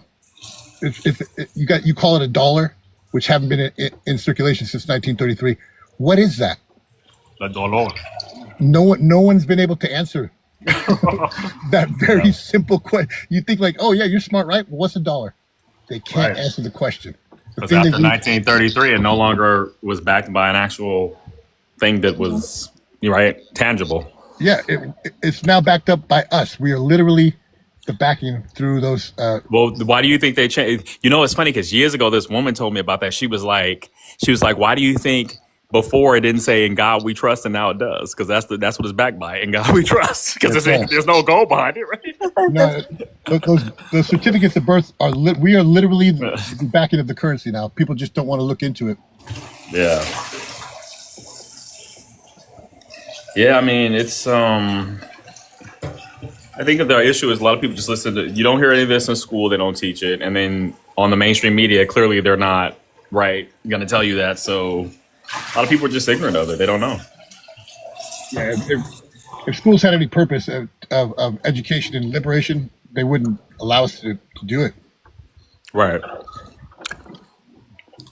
Yep, but it's not the purpose of the education system, so... I mean, if you look up into education, it was literally the formalizing of the modern education system, the 8-year schooling system that we use now, was designed by Horace Mann, who went to a place called Prussia, which is modern day Germany, where he learned the philosophies of people like John Locke, who came up with the phrase tabula rasa, which is they say it's the theory of a child being a blank slate, but there's a complement to that definition, which is how to blank the slate of a child. That where they could condition us well enough to where they wouldn't have any use of army or policemen, because we would then begin to police ourselves, which is exactly what's happening with FBA, continental Africans, and Black Americans all at war with each other right now. Especially, I mean, Mexicans have been in a losing war for a while. I mean, the culture is so adjacent with YT culture that they don't even see it. But no one stops to look at the common denominator here. All of this, we wouldn't be anywhere that we are right now without that, quote, education system. It is the major contributing factor to all these problems, and we're still teaching kids how to add and subtract, second and third grade for like the last 100 years. They have no interest. Go ahead. No, finish, Nicole. Well, they have no interest in furthering or moving along people in the direction. They just want to keep them static and still to remain idiots, which we're really good at. Yeah, I was just gonna say it's indoctrination, right? It's like for us to not question any. It's the true glass ceiling. in the sense of like entrepreneurship or doing something on your own. Like we're meant to go to school to work for other people. You know, you could see this with the immigrant thing. As soon as they're able to have their own businesses and doing something where they're not working for someone else, like Mexicans, right? Or immigrant class in general, just working construction or in the restaurants or as nannies or as like literally everything. It's like that white tea people need them to do. But as soon as they're like street vendors or as soon as they have their own shit is when, they clamp down on these people. Trying to make a buck on the sidewalk. Yeah, just trying to be their own bosses is when it becomes a problem. But what was I going to say? Yeah, I mean, it's pretty obvious that education system is to keep us dumbed down for sure, and especially with the school to prison pipeline. I mean, it's hard to say too, because it's like this is that whole W.E.D. Du Bois and Booker T argument, either higher education or you get the trade, right? You go for the trade. And which one's better and which one's going to further you in life. And it's like this tug and pull with what,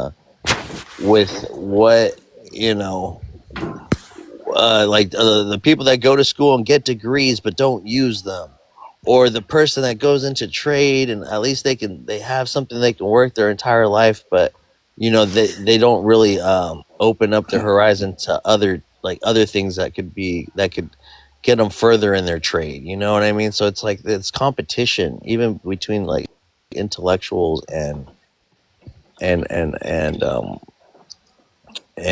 people that work hard, that pull yourself by your bootstraps kind of mentality. And people use it. I mean, look at what they do with the immigrant stuff. The people that come here with their talents, whether they're coming here because America's good at siphoning and getting everybody's great talents to come here, right?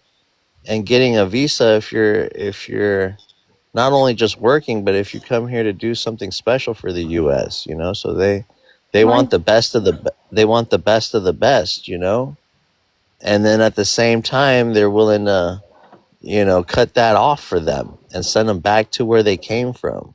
So it's a I don't know. It's a contradiction too, But anyways, I'm rambling now. I kind of wanted to go off of what you said, Nicole. Speaking, but I see on the yeah, I saw. Oh my God, it's Johan. Johan, please don't cause a ruckus. Behave yourself. I know we're talking about your president, brother, but welcome to the panel. My Johan. president, it's everyone's president that's in the United States. But Okay, yes, can you introduce yourself, brother, to our lovely panelists? yeah, I'm and then Johan. I you come can from the Virginia, and I love the United States, and the United States is the best country in the world, and I think it's a privilege to be here, and I don't think that it's a right to be here like a lot of people think. So yeah. It's a privilege, as they say. Cool, Johan. Yeah, We're greatest talking about country in the world. yeah, we're talking about the our support for Somalians, and what they're going through right now. We're just trying to I extend met the a lot of olive branch. You Somalians, feel and me? yeah. I understand. Yeah, I met a lot of Somalians, throughout the workforce, and I just want to say it's also just. I'm sorry. Are you talking? Did you want to say first something? first Vibe said it, and now you're saying it. I just wanted to say it's just Somali. Oh, is this Ilian Omar, or who is Oh, my this? bad. You're right. It's just Somalia. I keep putting a plural there. Trouble. I'm sorry. Yeah, Somalia already by itself is plural. But yeah, go ahead. Okay, thank you for that correction. Go ahead, Johan. Sorry. Yeah, I met many Somalians. Personally, I think Ethiopians are hard workers, but I met a lot of Somalians. Can't say they're great people, but I would say that I met very hardworking Somalians. But one thing I did notice is that Somalians, a lot of them aren't the people that I take fondly of. A lot of them. A lot of my interactions with them weren't the best. I feel like, when we look at different groups from Africa, such as Ethiopians, when we look at different groups such as Nigerian, I mean, I don't really like Nigerians, I ain't gonna lie to you. Ghanaians, when we look at Ghanaians and Ethiopians, we see them, they add to our society. But when we look at Somalians and friggin' Nigerians, a lot of them don't add to society in a positive manner. And that's what President Trump, our greatest president ever, was trying to say. That's all. It's Somali. It's not Somalians. It's Somali. Somali itself is plural. Somalis, Somalian. Just to respect the woman on the panel, man. This is her country you're speaking of. Oh, you're saying to do plural, it means Somalis. Correct. Okay. Well, Somalis are not adding to society as much as Ethiopians or Ghanaians. You know what I'm saying? So, yeah. How exactly do you measure that? How do we measure that? We measure it when it comes to fucking net worth. Oh my God, I cursed on this panel. I'm sorry, host. I'm sorry. I forgot we can't curse on your panel. We do it with net worth. I mean, not net worth, but net income or whatever. Like we need to get money from it. If we keep investing into Somalians that are 85% on food stamps, why are we doing that? There's no reason to do that. There's absolutely no reason to do that. We already have enough people. We already have enough struggles in America. We don't need to bring more struggles in. Ethiopians, they work hard. I wouldn't say the same to Nigerians, but when it comes to Ghanaians, they work hard too. Why would we need to invest in Somalians that do not work hard? Get them out of here. That's how I feel. And President Trump said it the best. They come from you know what, and it's time to let them go. Same thing for Haitians. Let them go. A lot of them are like rapists, that have settled out of court for like $3-5 million for 12-year-old boys and girls that are 34-count felons. Yeah, exactly. That are 34-count felons that are sitting in the presidential seat right now. Your president. 32-count felon. Like, can you name the 32 felons that they put on it? 34-count felons. Oh yeah, name each one. Trump. Please. And he's settled out of court for raping. Exactly. You don't even know what the fuck you're even talking about. For raping children, 14-year-old boys, 12-year-old boy, 16-year-old girl. That is a rumor, and I have the court case. I'm discrediting. Now I'm discrediting I have the court literature. No, it is not.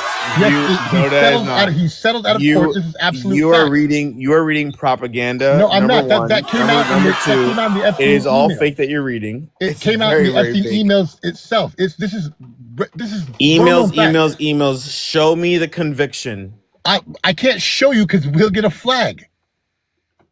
Otherwise, great. Name the conviction. So say where I can get it from.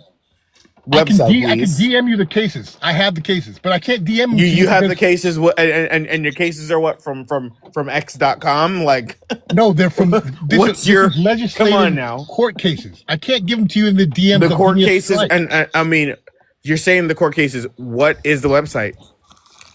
It's government sources. These are like government sources. Tell me the website. It has to come from a website. I can't give you the cases because I'll get a strike. Just know Wait. Just know that your president is a PD. I swear to God, I'm getting PDF somewhere. File. I'm getting somewhere. I swear to God, I'm getting somewhere. No, you're not. Yes, I am. We were having a productive conversation, Johan. No, hold on. What website is? He can't show Can it. I find this? He can't tell me the show it website. to If you give me your email, I'll be happy to give it to you. I can tell you websites of Drop your email in the comments. Drop your email. give me my your email is I'll first give it to you. name dot last name, and my first name last name is my fucking username Yes, but you have to understand the nature of these documents. at Gmail. I cannot give them out freely on any type of platform because they Oh will wow, get me what flagged. you part of the CIA? Like, see what I'm talking about? Like people are not really about it. They're not. these people like to say a lot of things. I'm just gonna drop you, man. Sorry guys, sorry. No, I don't. I don't talk shit. Everything I say is 100%. I know, and I didn't want him to get you out of your character, Niguel. I wasn't gonna get out of character at all. I was just waiting for him to just eat it up. He's one of those, man, that just. I was ready for him before he even came on. Was he dead ass? Was he dead ass? Was he He's not a dead troll? ass No, he's Trump, 100. and he's a Trump supporter. I mean, what else do you expect from a Trump supporter? They didn't want to hear the truth, man. America is great. I know a lot of Somalis, but the most Somalians. Somalians. I mean, he kept saying Somalians, yeah, or yeah. And then so he said that, but he says that to just say that most of them were disrespectful, or he didn't get along with him. It's like, why do you start? It's like, when someone starts off a conversation and they go with, well, with all due respect. And then that follows up with all disrespect. That's Johan for you. Right.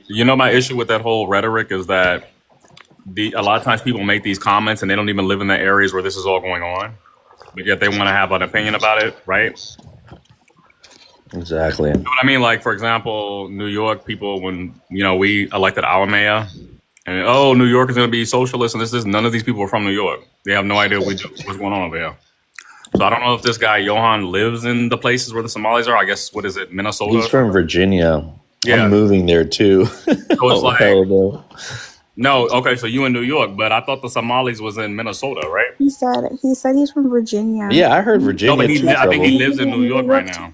We have a community in New York too, like a little. Right.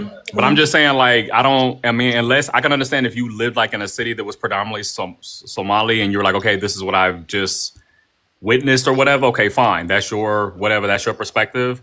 A lot of times people just make these comments and they're not even from the areas where they don't like interact with Somalis on a daily basis. He said the Ethiopians are hardworking. Or he said the Ethiopians. I'm like, well, do you and you don't even know he's talking to the Richard because right. We don't think too highly of I don't really like Ethiopians, especially ones like you. Yeah. I mean, I don't know, bro. It's kind of weird. I think we can have a conversation with you, Johan, from the comments, man, because you sound a little tipsy. I'm not gonna lie. Yeah, that's what I was thinking too. I didn't want to say it, but you are not from Virginia. I'm from Virginia. You're not from Virginia. Like I said, Johan, give me your email, bro. I'll be happy to send you those docs. No problem.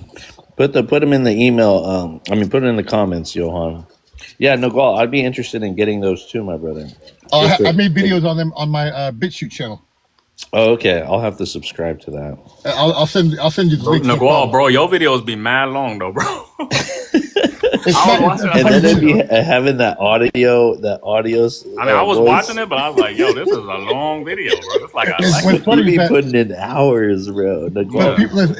People. I've seen people on here like try to explain the construct of racism in a minute and 30, and I'm like, you got to be kidding me.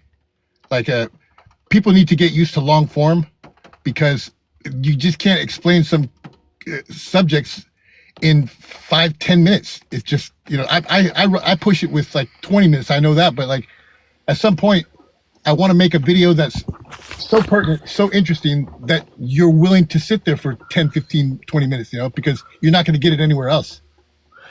Yeah. Like that's why like people who do like the long form prefer YouTube because it's more tailored to that. Whereas like TikTok, unfortunately, like it's more tailored to like these short form, like you said, 30-second videos that you cannot talk about these topics we're talking about in that short of time, right? But I've had two accounts on YouTube banned because of the subject matter that I talk about. There comes a point where the subject matter itself, I'm having to come up with code just to talk about the subject matter. Like that particular one about for Johan. It's like I've gotten strikes for just sending this. You got to understand, these are .gov websites. I've done stuff about CANCER. Like they just don't let us do certain things. So it's like I'm curious, Jay. This is just a test here. Could you wrap up the construct of racism in 30 seconds for me? No, I can't. But if we're going to get people to be aware of it and change anything regarding racism, the only way to do that is to make them aware of how it's implemented, how the construct began, the history of it, the presence of it, and where it's headed. Right. It's just got to be that form, and that's what I'm saying. You'd be surprised. Long form is actually starting to become trend more on TikTok now, because the short form in the past, it's been there for like 2-3 years. People were used to it, but they actually started pushing long form 3 to 5 minutes a lot more in the last year than they had before. Dude, I remember when it was under a minute, right? Or even less than that. No. Those little dance videos. But Vaz, I have a question for you. Yeah. And on similar to this topic, because I was this one guy, I think I sent you one of his videos, but basically he was trying to argue that if you are accepting Latinidad, then you have to understand that that's rooted in white supremacy. Yeah, the Hispanic Latino thing. It's because they want to because of it's the Spanish speaking language. It comes from Europe and that whole thing. But then I was thinking in my mind, but if that's where by that reasoning, I could also argue, which I actually do argue, that negritude is also rooted in white supremacy. Right. You do always bring that up. Right, because the very notion itself is European in origin. It's not something that's right. Well, that's even to the term black, right? So like it all stems from and just because you say it in English, don't take the power away from the people that first used it to dehumanize us or to convert us into property. Exactly. And we were just having this conversation about the East Africans that don't like to say that they're black. But yes, brother, a lot of indigenous people or Afro-Indigenous people do not like to be grouped in as Latinos or Hispanics. Just because we all speak the Spanish language doesn't mean that we should be all a demographic, which entails that there's more Spanish speaking, like Spanish people are taking over, right? But it's like we're all colonized by that language. Some people,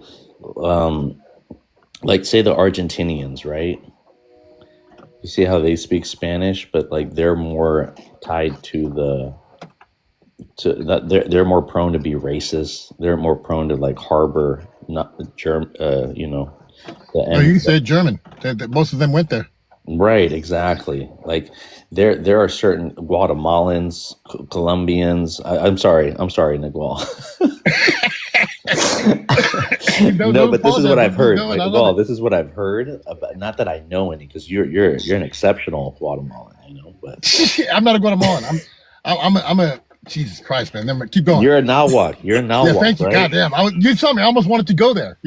So exactly what Nagual says about him not identifying to anything that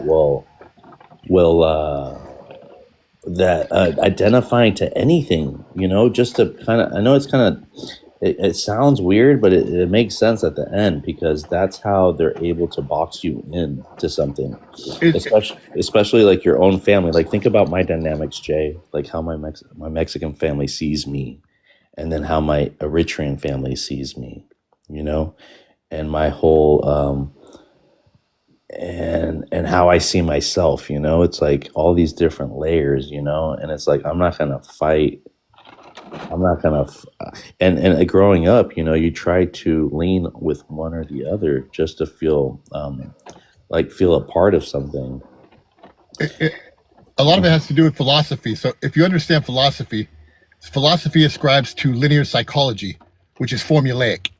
So it creates a binary system where you create you're on one side and then somebody else is on an other side. But linguistic forms in indigenous cultures did not have terms like others. We didn't even come up with terms like that, because they would be considered viruses that would destroy cultures and languages. So once you get put into that paradigm, okay, I'm a Mexican. Okay, so now I gotta, because I'm a Mexican, I identify with these people. So if they say something, I gotta identify with them. So I'm gonna stick up for them against these somethings over here who identify as something else. But all of these are just constructs that have been given to us, fed through, institutional indoctrination, so that we would eventually identify with these things, so that they would control the mechanics of our thought, feelings, emotions, and thus behaviors.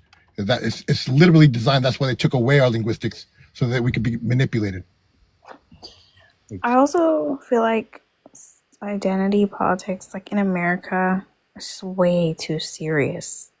Like I was born here, I was raised here, so sometimes I feel like I'm on the fence between cultures, and I just observe from both. I just like observe both sides, you know.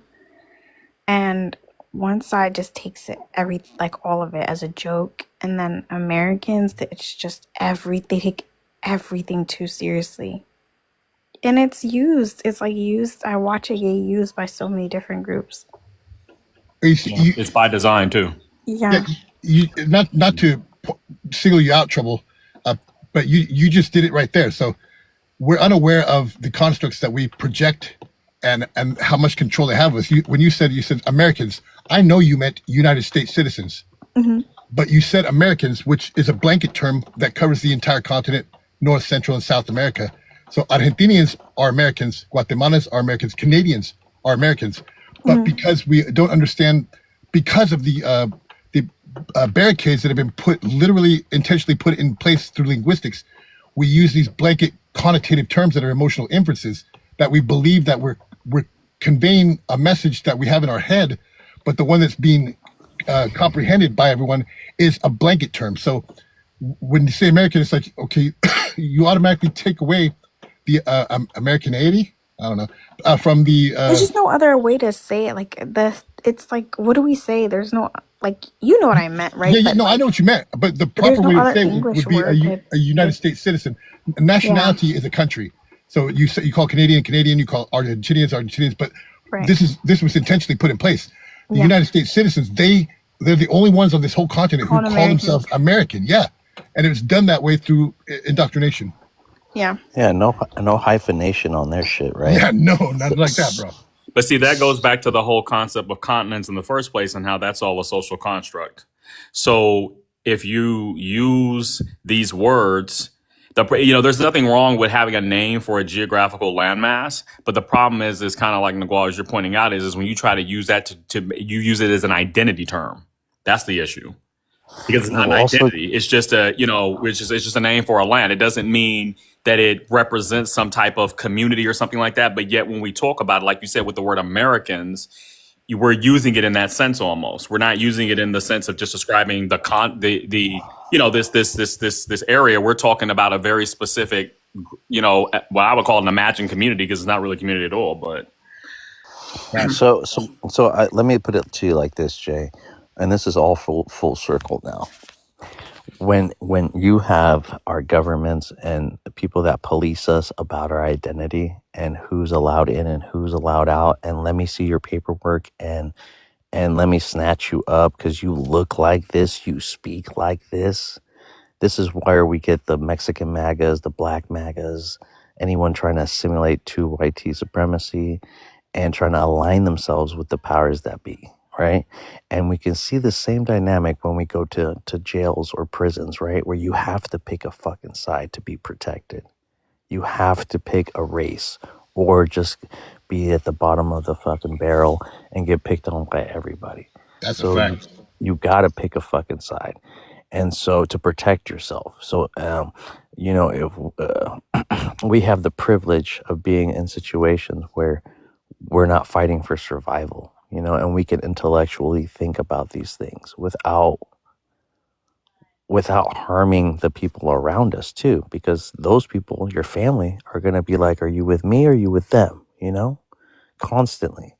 So that's why we're so stuck to, like, the people that are stuck in a particular religion or culture or gang or anything like that is because, the people that they hold dear to them, close to them, the people that they love, they also have to be protected. So they all have to be on the same page. So that's the only way I can kind of rationalize. I hear that. I think the point I'm making is that there's a difference though between recognizing the system that we're in and how to navigate that system, and the fact that you have to choose a side versus you personally identifying with that, like taking it on as an identity. As opposed to saying, this is the game, this is my role in this game.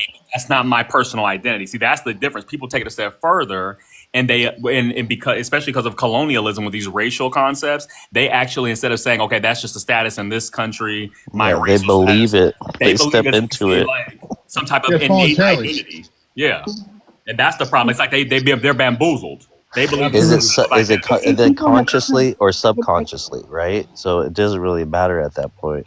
Yeah. Well, it's because it's taught. It's taught through through the generations, and then people take that and run with it, and then it suddenly now we're talking about these races as if they're identities, and that's always been my big issue when we come to this FBA thing. Well, anybody who the government already prescribes who's black, for example, so therefore, if somebody comes here from Somali comes here, they're prescribed as black. They can't do anything about that. That's just what it is. It's not naive. But see, the difference is that the Somalis are not looking at it as the American concept of it as an identity. That's because they know, okay, this is my ethnic group. I come from this country or whatever. Whereas because the so-called black people have been here for hundreds of years, however, I think it's, I was just thinking about this actually. I was just brainstorming earlier.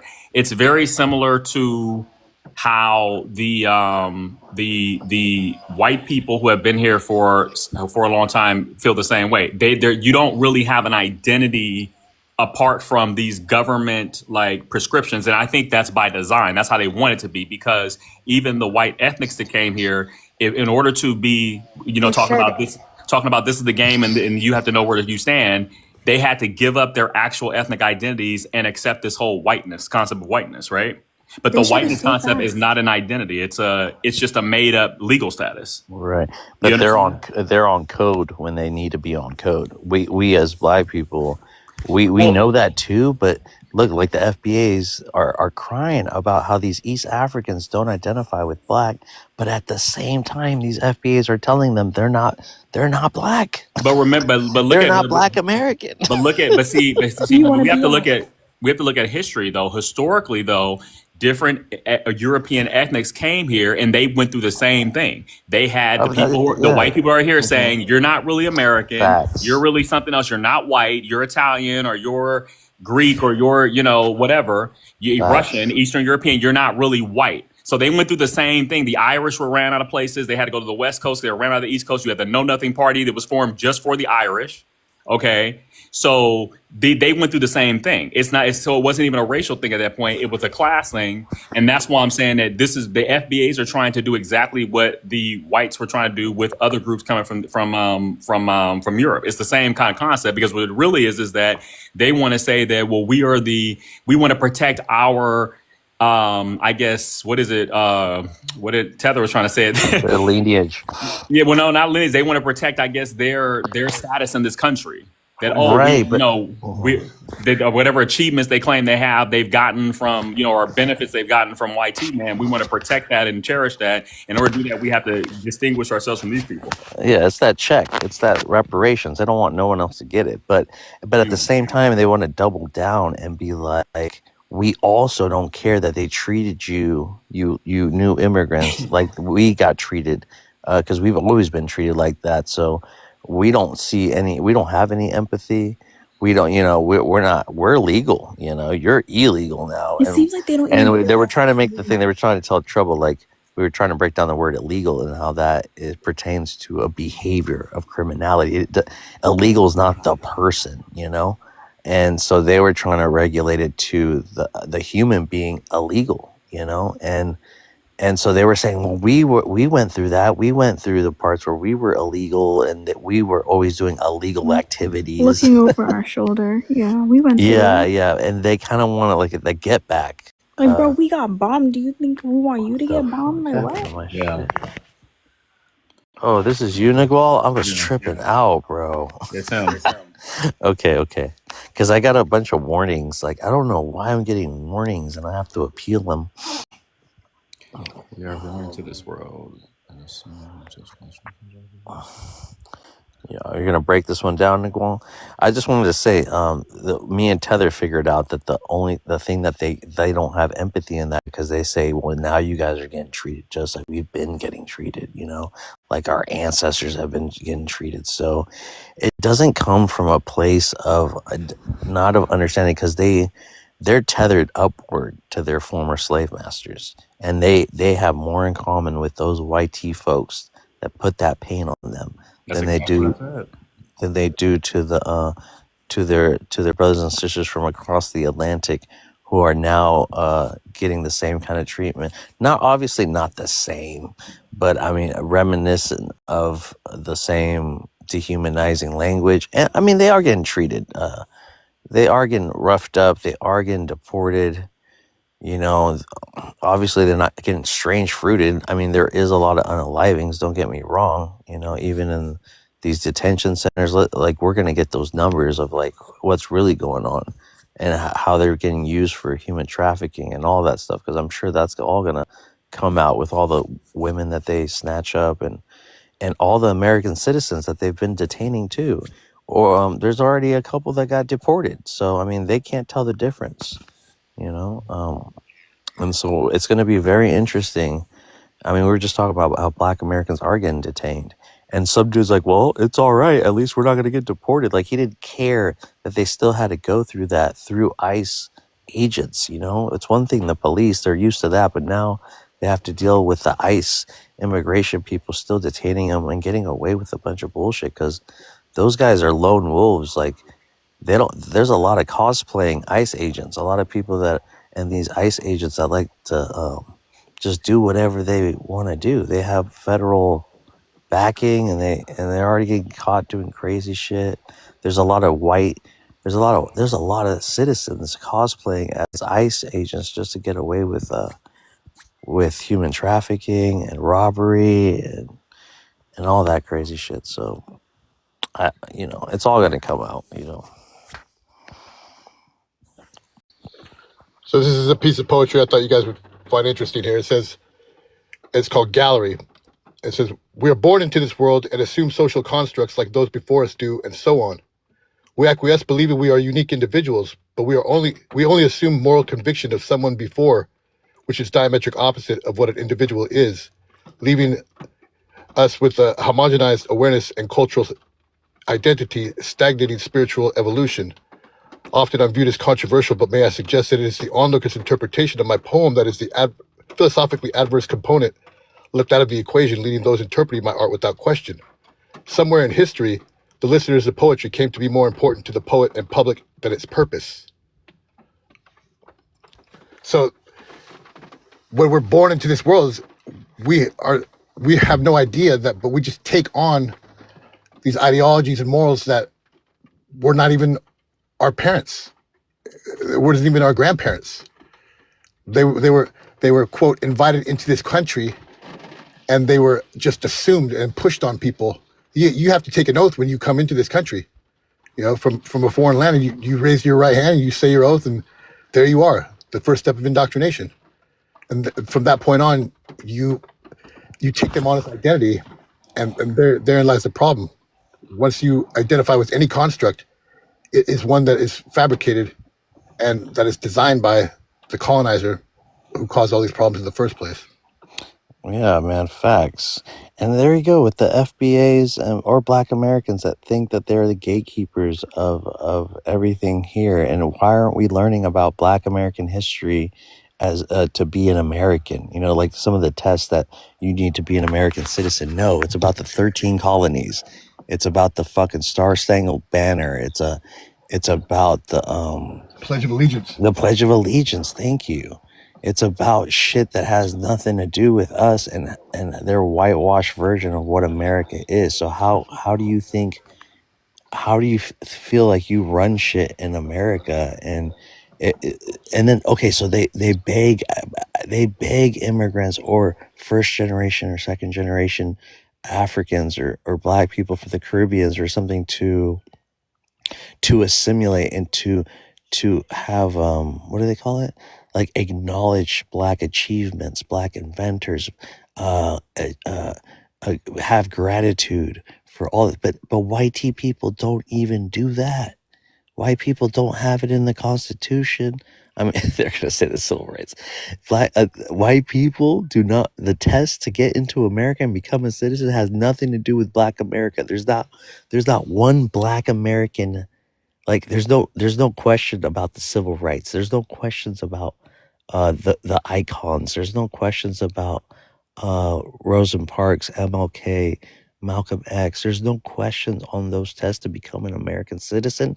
Anything about being a Black American. Am I wrong or am I right? You're right, because it doesn't. It's not a. Well, there's. I mean, but I could argue there's nothing really on there about being white American either. It's just whatever construct they decide, and they've decided to focus on the Constitution. You have to know about what the framers of the Declaration of Independence, right? The signers and then those type of histories. But it's not. My point is, it's not. It's all like Nagual was saying. It's just all a construct. None of it is actually. It doesn't have anything. Once you like it all, it's.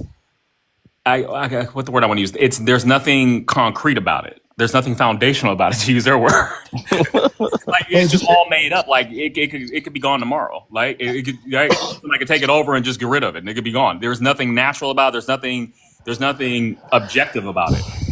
I would actually push back a little on the Black American thing, because if you look into it, when you take an oath to the Constitution, that has everything to do with being Black American. Black in its legal sense, which is what the document is, a legal form. You know what I'm saying? So if you think about it, if you go from the perspective of Black being a legal status that's defined as privately owned property, now take that and into effect, and you send your kid off to school where they go pledge allegiance to a flag of the United States for-profit corporation that is America.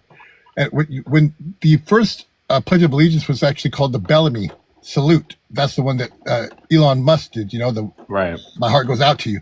So it began as that one, and it just morphed into the newest one. But here you are.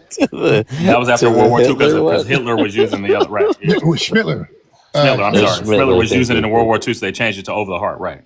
Right. So what we're talking about here is we're talking about people who are being brought in as a commodity that are now identified as Black. They send their kids off to school, which is a production farm for workers, production workers to extract as much wealth out of them in time as possible. That they're pledging allegiance to this flag that is literally their owners. So it has everything to do with white, Black.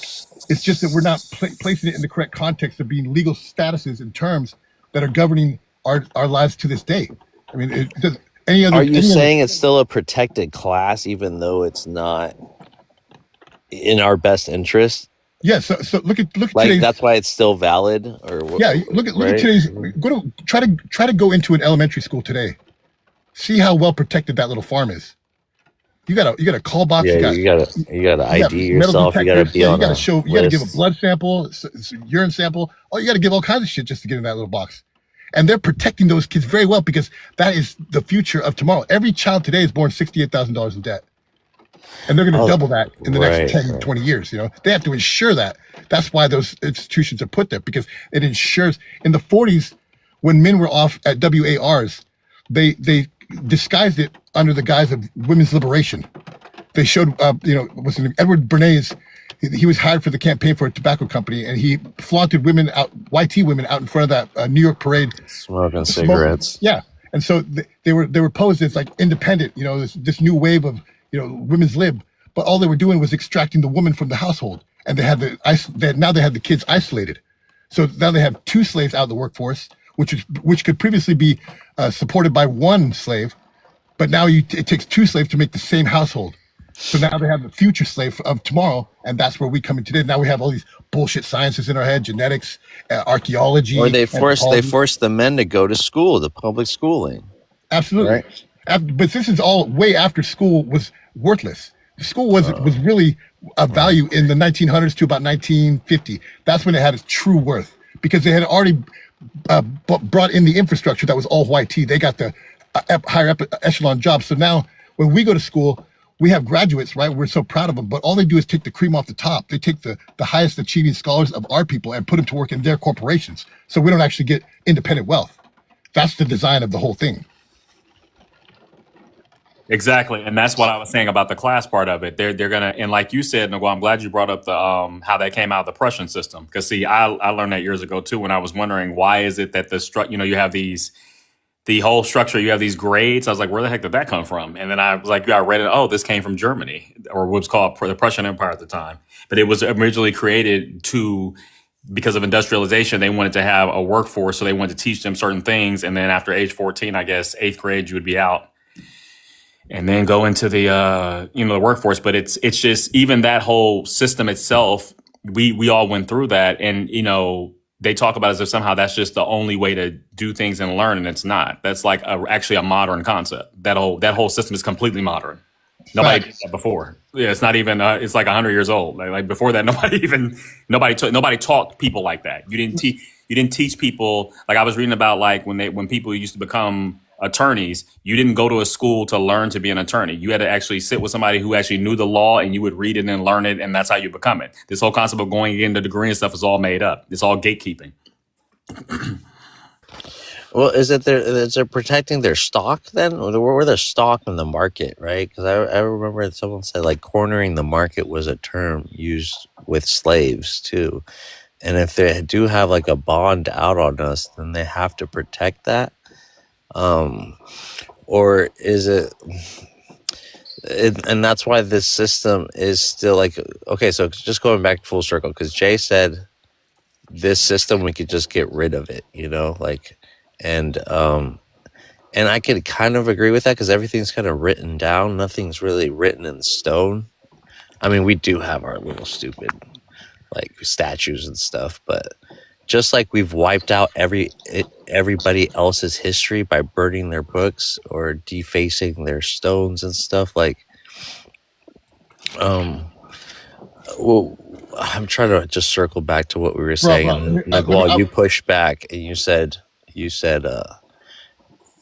something about this, that we're worth money to them. You know what I mean? Yeah. Our birth certificates are literally bonds. Okay, when they took us off of the gold standard, which was HJR 192, 1933, so they made gold illegal, and then they started issuing birth certificates in 1928.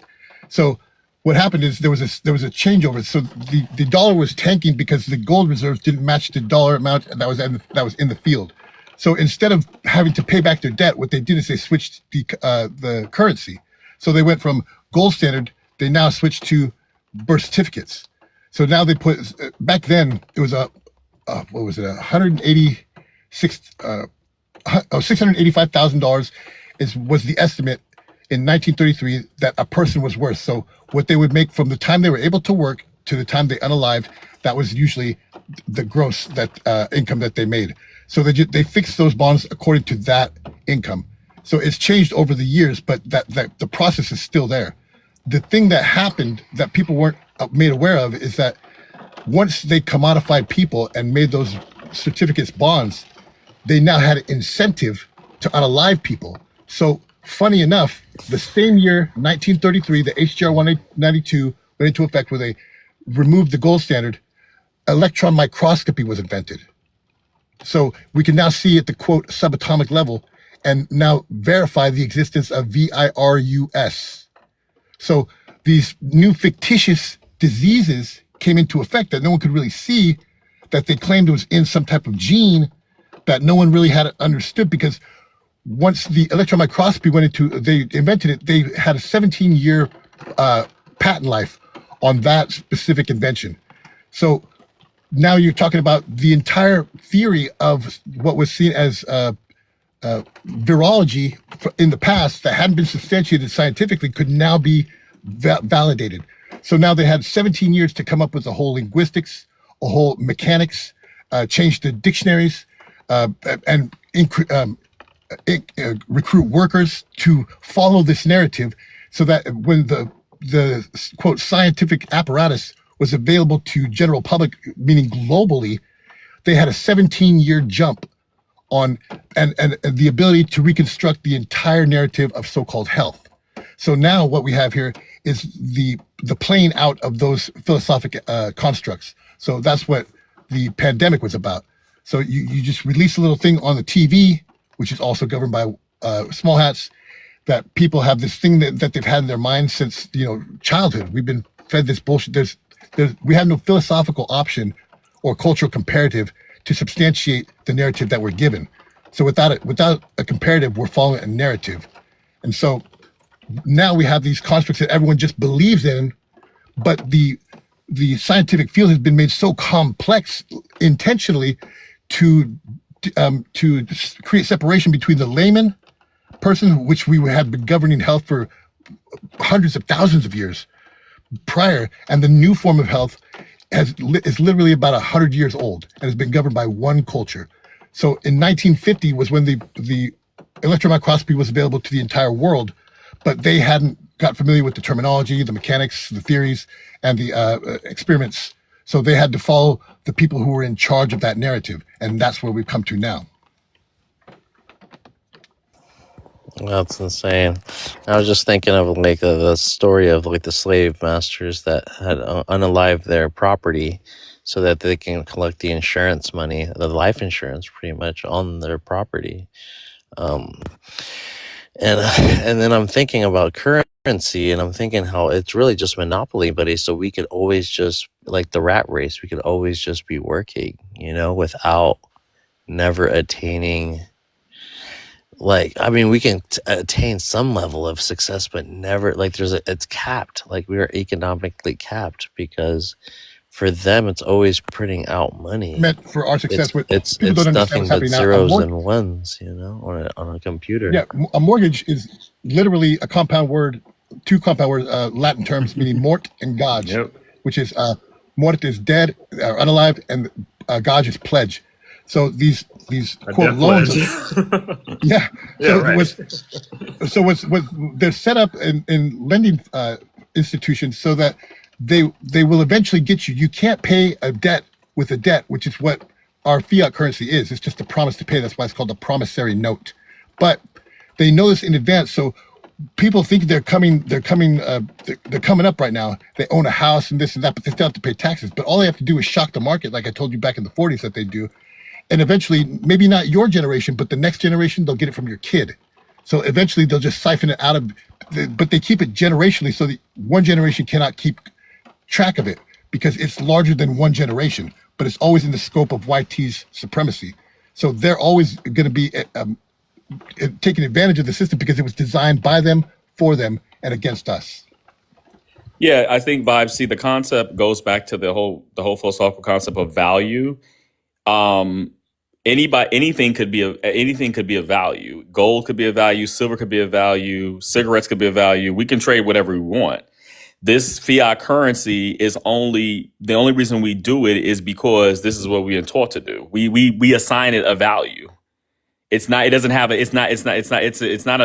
value in and of itself. And I think that's the whole issue. They don't teach people that. So people just like, oh, this is the money, but it's like they don't realize this money is just a piece of paper. It's a greenback, right? Like Nagal, as opposed to a goldback. Yeah. Silverback, right? Yeah, exactly. So the dollar literally comes from the German term Thaler. There was a competition back during colonialism where the colon was actually the dominant currency, but the YTs came in against the Spanish, and that's where they took over the Thaler, Thaler, and eventually became dollar. Right. Yeah, and even in the earlier period, people were using many different types of currencies. As a matter of fact, because people used whatever was of value, because there wasn't a central bank, so there wasn't. So I mean, that's my whole point. It's like you can trade whatever you want with people, whatever people have a value. There's no. It's like this money is just made up. It's like I don't understand what people like. It's literally a piece of paper. If the United States government fell, it would mean nothing. Right, it has right now, no basis, huh? The same exchange that's going on that happened with HGR 192. The dollars, they're drilling the dollar into the ground because they're making an exchange. They're moving the currency over to digital, which will be more easily governed. And Bitcoin is the new successor, but it's just a face. They're just instead of having to pay off the debt that they are legally bound to, they just change the contracts and then they erase the debt that they had created by drilling the dollar in and siphoning more money out of us. Yeah, you just print more of this fiat money, and then suddenly, now our debt. I mean, but even if you think about it, even the whole concept of like the debt, like you talk about mortgages. Well, I mean, if you want to make your debt less, like you said, just print more money, and then you devalue the debt, but then you still actually are in real debt, right? Because the money's not backed by anything. Well, backed on gold. again, the money is back now, but it's I bought. mean, you know what I mean. Not Yeah, the yeah, gold is what I'm talking about. Yeah. yeah. I mean, Because before a country could like if China, if the United States owed China all this money, China before could actually ask for it in gold, actual gold. correct. But Yeah, now, right? You see what I mean? Like they don't yeah. ask No, for it in and people. here's the funny thing: like, people think we have enemies across the seas. You know, like China's our biggest enemy. We could go to WAR against them. Also, the elites over there. Once the trilateral agreement went into effect, after we had dropped BOMBs on everyone around the world, you know, we were like, okay, so now we're going to put in the Trilateral Commission, and everyone. These were all being governed by Uniform Commercial Code and it was written in one language. So, in order to make an exchange, it's still governed by this certain code that was written in one language. So the people over there were abiding by those people's terms. So now what I think is, I'm pretty sure I can't substantiate this, but it's pretty obvious now that the elites over there have been in cahoots with the elites over here, and it's just upper class versus lower class across the planet. You know, they're not really at war, but they pose these things on television to make us feel under the oppression that it could happen anytime. You know, they could drop these things anywhere they want. It could, you know, AI3 is coming from the skies. All these things is just meant to keep us distracted from these people really getting one over on everyone that isn't up there in their little groups. Well, have you ever read a book called Behold a Pale Horse? Ooh, I've heard about it, but I haven't read it. Well, only because you mentioned the Trilateral Commission, and that's the only time in that book that I've ever seen. No shit. I think I was like, wait a minute. Yeah. People don't understand. How does he that. know about that? How does he know about it? No, I've read excerpts from it. Like with a lot of my research, I've read a lot of kind of books, excerpts from books, but not the entire book themselves. So you know about the protocols of. Oh yeah. Oh yeah. Okay. Yeah, I have that one in my logs. You know what you're allowed to. I noticed you couldn't even say the whole thing there, but yeah, I got. I didn't say the whole thing. I was like, let me see it. He'll know if I say it. He'll know, right? You and me. The small hat protocols. Yeah. Yeah. Right. Exactly, bro. Yeah, it's interesting. How many? Like, what's interesting is that nobody is interested in this shit. I'm like, how could you not be interested in the thing that you believe is in your pocket? I mean, you've used it literally ever since basically birth. How could someone take such little interest in the thing that they use every day and that governs everybody? It's just baffling to me. Because I think the majority of people, bro, they just want to live. They just want to, you know, it's what you know, TV, entertainment. What does entertainment teach you? That, oh, you know, you get older and then you get married and have children and have a house and a car and, you know, live this American dream or whatever. Yeah, it's funny. They don't care about what we're talking about. They just care about obtaining that, which is, if that's what they want, fine. But right. Yeah, bro, you got. I mean, you know, like I haven't watched TV for over 20 years. I mean, it's probably been 30 years I haven't watched TV, and for that time, all I've done is research. To me, it's just more interesting. It's not like I think that my research is going to get me anywhere specifically, but I do know that it's having an influence on people that will hopefully travel out and other generations after me. You know, like. I have yet to see anybody that's compiled as much documentation as I have and organized it. I've just now found a platform where I've been able to present it, you know, like, so I've been waiting for a platform like this for years. You know, I did it on BitChute for a while, which is the only one that, quote, didn't censor. They censored a couple of mine when I went after doctors, but there wasn't enough of an audience there. But once I found BitChute, I was like, I saw immediate gratification. I was able to immediately exchange with those who witnessed my work. You know, and to not only exchange, but for them to share it, you know, on the same platform amongst millions of other viewers. You know, it's like, I feel like I've found a home, and especially I've been so alone for these past 15, 20 years. Most of my work has been dedicated towards so-called Black folks. You know, so there's a large population of Black folks on this app, and I think that they've reached a breaking point where they're also along the lines of my research as well. Like, I've met many different scholars on this app that have logs like I do. You know, that I've asked for certain stuff in their presentations, and they've given it to me in under a minute, which means they had it organized somewhere in some electronic device, and they were able to exchange it with me right there on the spot. And that tells me a lot. Like, at one point at the beginning of my research, I was so interested. I was wishing and praying. I was like, this would be so cool, because everyone's so interested in competition. If there was a competition between who could be most aware and informed. And then I hit TikTok, and it was like, there's cats out there like me, you know, and they're very talented. You know, it's like we've somehow grouped together and met each other. And I got invited to, just the other day, there's a guy named Chief Sekou Hajo on here, who's a Yamasee Seminole Indian. He's a chief. People question his validity and all that stuff, but he's registered. He gave me all of his family's literature, and I have it in my personal logs, like logs dating back from personal family Bibles that substantiate his connection to the Yamasee tribe. So he's going to be doing a documentary, and he reached out to me because he's seen my work on TikTok, and he asked me to be one of his researchers. And there's a guy here named Samuel Yilukio, or Samuel C. Amazing researcher. And so it was Chief Haju connected me to a text group, and I saw that my favorite researcher is in that text group. He said hi to me. So I'm like, people are organizing and pulling together this literature. We can't be the only ones, and we're just one facet of it. But what I had wished for way back in the days, 15 years ago, is now coming to fruition. So I think that there is some hope. Maybe not this generation, but in the next one for sure. I mean, yeah, I would agree. I remember 20 years ago, I was only like one other person I knew who was also into stuff like this, and me and him used to meet every Friday, and we would have these meetings and talk about all this stuff. That's how I learned a lot. But it's like, you're right. There are, I do notice especially on this app, there are people who clearly read and have researched and do kind of, they can see where we're coming from when it comes to this. But I think it's still, you have a lot of people who buy into the mainstream rhetoric or whatever. And they cannot see past what we're talking, they can't see past that. They just think this is how the world is. And it's like, no, it's not. It's become combat intellectualism is what I've tagged it, because we're in such a space right now where everything is about competition. So I'm trying to make that trendy, and that's why I go to battle with people, others quote scholars on this app. Yeah. But I wanted to tell you, because I was thinking about this just yesterday, Jay, that I've gone live once, and I want people to be bidding for my mods, to be a mod on my live. And I kept thinking, who would I want as mods on my live?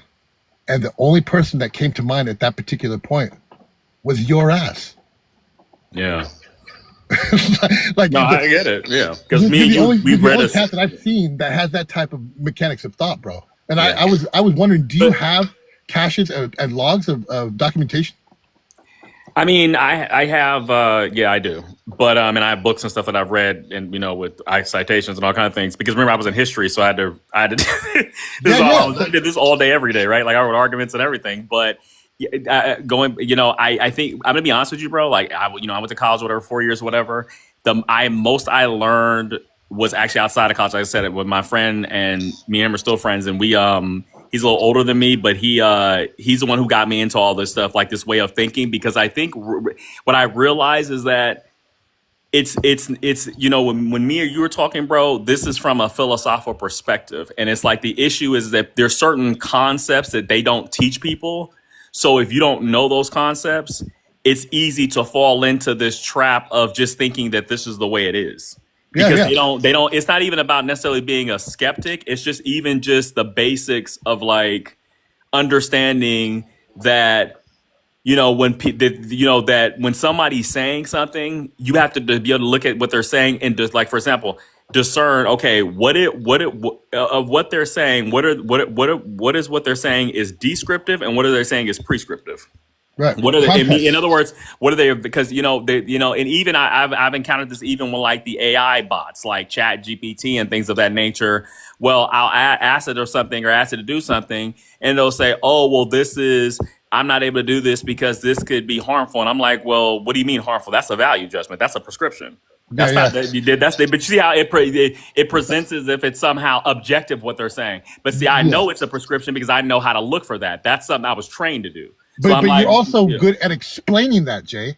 You're excellent at explaining these very complex constructs and making them available in layman's terms, which is what drew me to your temperament is very unique, and I just wanted to put that out there for you. I wanted to let you know that if there's anybody that I would want to have as a mod and part of the team that I kind of a team, I don't know. I just want to be a group of people who are interested in breaking these constructs down so that we can present them publicly so that people can begin to make their turns. The type of stuff that we're talking about here isn't written in books yet. It has to be written first. It's we're finally coming to this head where we're beginning to be able to discern all these different, we're cross-integrating fields of subjects so that we can bring a commonality and show how they're needed together, not individually, but together to build what is the modern construct of awareness. So, I mean, I wanted to just put that out there, maybe you'd be considerate, you know? I mean, yeah, I definitely would. I definitely would like to do that. And I know for me, like my usual approach is I usually like to use the Socratic method when I'm speaking to somebody. So I like try to get an idea of, you know, because going back to how the school is taught, like school, the Prussian system is all about everybody sits at a desk and there's somebody up front lecturing, right? Yep. That's the modern way. But before that, people would ask questions. Yep. And they would sit in a group, it'd be a small group, and then you'd have somebody ask questions. Well, why do you think this is the way this is? This is this, and that's how you will learn. You wouldn't just have somebody lecturing to you. Well, this is this way, and this is that way. This is the case. Because see, that's that way of that. That's how they like it because they don't want people to challenge. They want people to just say, "Oh, that's the professor, that's the teacher. They have these credentials. You have to just believe them." As if somehow them having a credential therefore makes them infallible when it doesn't. You know what I mean? Yeah, so it's formulaic methodologies of memorization. So it's just, here's the subject, here's the answer, now go do your thing for me. For me. Right. Not well, it's for you, kind of like me. also like the whole, I mean, I can understand that if we're talking about the formal sciences like, you know, mathematics or something, where it's deductive, you're just saying, okay, these are the rules of this, and you know, okay, fine. But when they start doing things like presenting things like history or like you said, scientific concepts, that's a different story because that's induction. So but they don't present it as if, okay, they present it as somehow this is just objective. Yeah. In the sense that, we're like a god and we know everything and this is just the way it is and we're just presenting to you, you just have to accept it. It's like, well, are you sure this is not just your narrative? You get what I mean? Like they never tell you that, and then later on you learn. Well, if you were like me, you and I, we read later on years later we become adults. We realize, wait a minute, they just made that up. They just said that, right? That wasn't. It's merely an interpretation of the so-called objective information. Yeah, because really what it is they have data, and then they just take the data and interpret it. But I'm like, I could have took the data and interpreted it a different way, first of all, and that wouldn't mean it was any. And I learned that just in history doing arguments, because I remember my professor years ago. She said it's not. She said when you're making these arguments with the data, these narratives, because history is a narrative. She said it's not about the truth. It's about what's compelling. Yep. Right. It's not about, and it's the same thing in law when the attorneys are making their arguments. It's not about the truth. It's about what's compelling. You have to compel the jury. It's not about the truth, because the truth.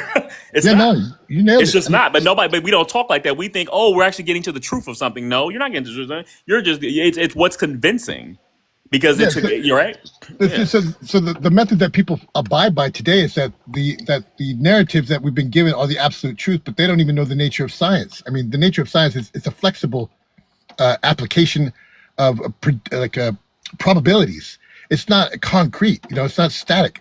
So knowing that that's how they take on their approach, I know that you, in my opinion, I would say that you are more of a complementary approach. Where you understand that is a narrative. They're entitled to their narrative. But we have another narrative, and in order for two parties to come together, we both have our narratives are of substance. The difference is, I'm not trying to negate yours. I'm saying that yours is valid. I need yours in order to compare mine to cross-check, but mine is also valid, and that's not what you're giving me. You're just trying to negate my position, which isn't. It's not a conscious choice. It's a narrative. We're just being fed bullshit. Well, I remember when I was in my logic class when I was in college, the professor he announced that Newtonian physics was false because it was superseded by quantum mechanics. That's what he said, right?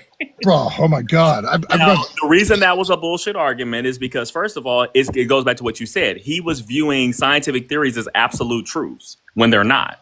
Absolutely. They're not absolute truths. You can use Newtonian physics to build a bridge. It doesn't take away from it. It's not because the problem is that he was trying to argue about the axioms, but the issue is that even when you go to those are still based on those are still not based in deduction. They're based in induction, meaning Correct. It's plus or minus one. It's probability, and that's the problem. It's like even this professor, who's supposed to be a professor, got a PhD or whatever, right? Still saying it's nonsense. Still, it's the same thing because that's a philosophical concept. And most people don't, or because we're not taught to think that way, and listen to people when they're speaking, and try to they just, oh, you just talk to accept the professor and what he said. So okay, well, he said that, and it's like, no, that's total nonsense. He just made that up. He just pulled that out of his ass. Bro, are you familiar with Dr. Blitz on here? He's a theoretical physicist. No, I've never heard of him. Okay, so he's like one of the biggest. He has one of the biggest followings of science on here, and he's going through explanations of things like magnetism, which my practice is a process of verification from its inception. So at one point I had to take on the entire field of science. So one of the most basic questions I asked myself, what is magnetism? I thought it was going to be straight, cut to the point, and then all of a sudden I hit a wall and I was like, this doesn't sound right. And I kept going to this professor, that professor, this PhD, that PhD. None of them could give it to me. And I was like, why is this basic construct not able to be properly defined? It took me years until I was explaining this to Vibe the other night. I found a guy named Kenneth Wheeler who finally explained it in a comprehensible way that was in accordance with nature, and that included the ether concept, which is completely removed from modern science and magnetism. So once I learned this, I was like, okay, now just yesterday I was having to deal with a cat where I was telling him, look, he was like, I asked him about magnetism. He said, oh, well, protons, electrons, they're aligned, this and that, they attract them. I was like, no, man. He's like, I said, no one's ever seen an atom. And he was like, fuck you, you're bullshit. I'm like, no, man, I had to verify it myself. There's no such thing as electrons. These are all theoretical constructs.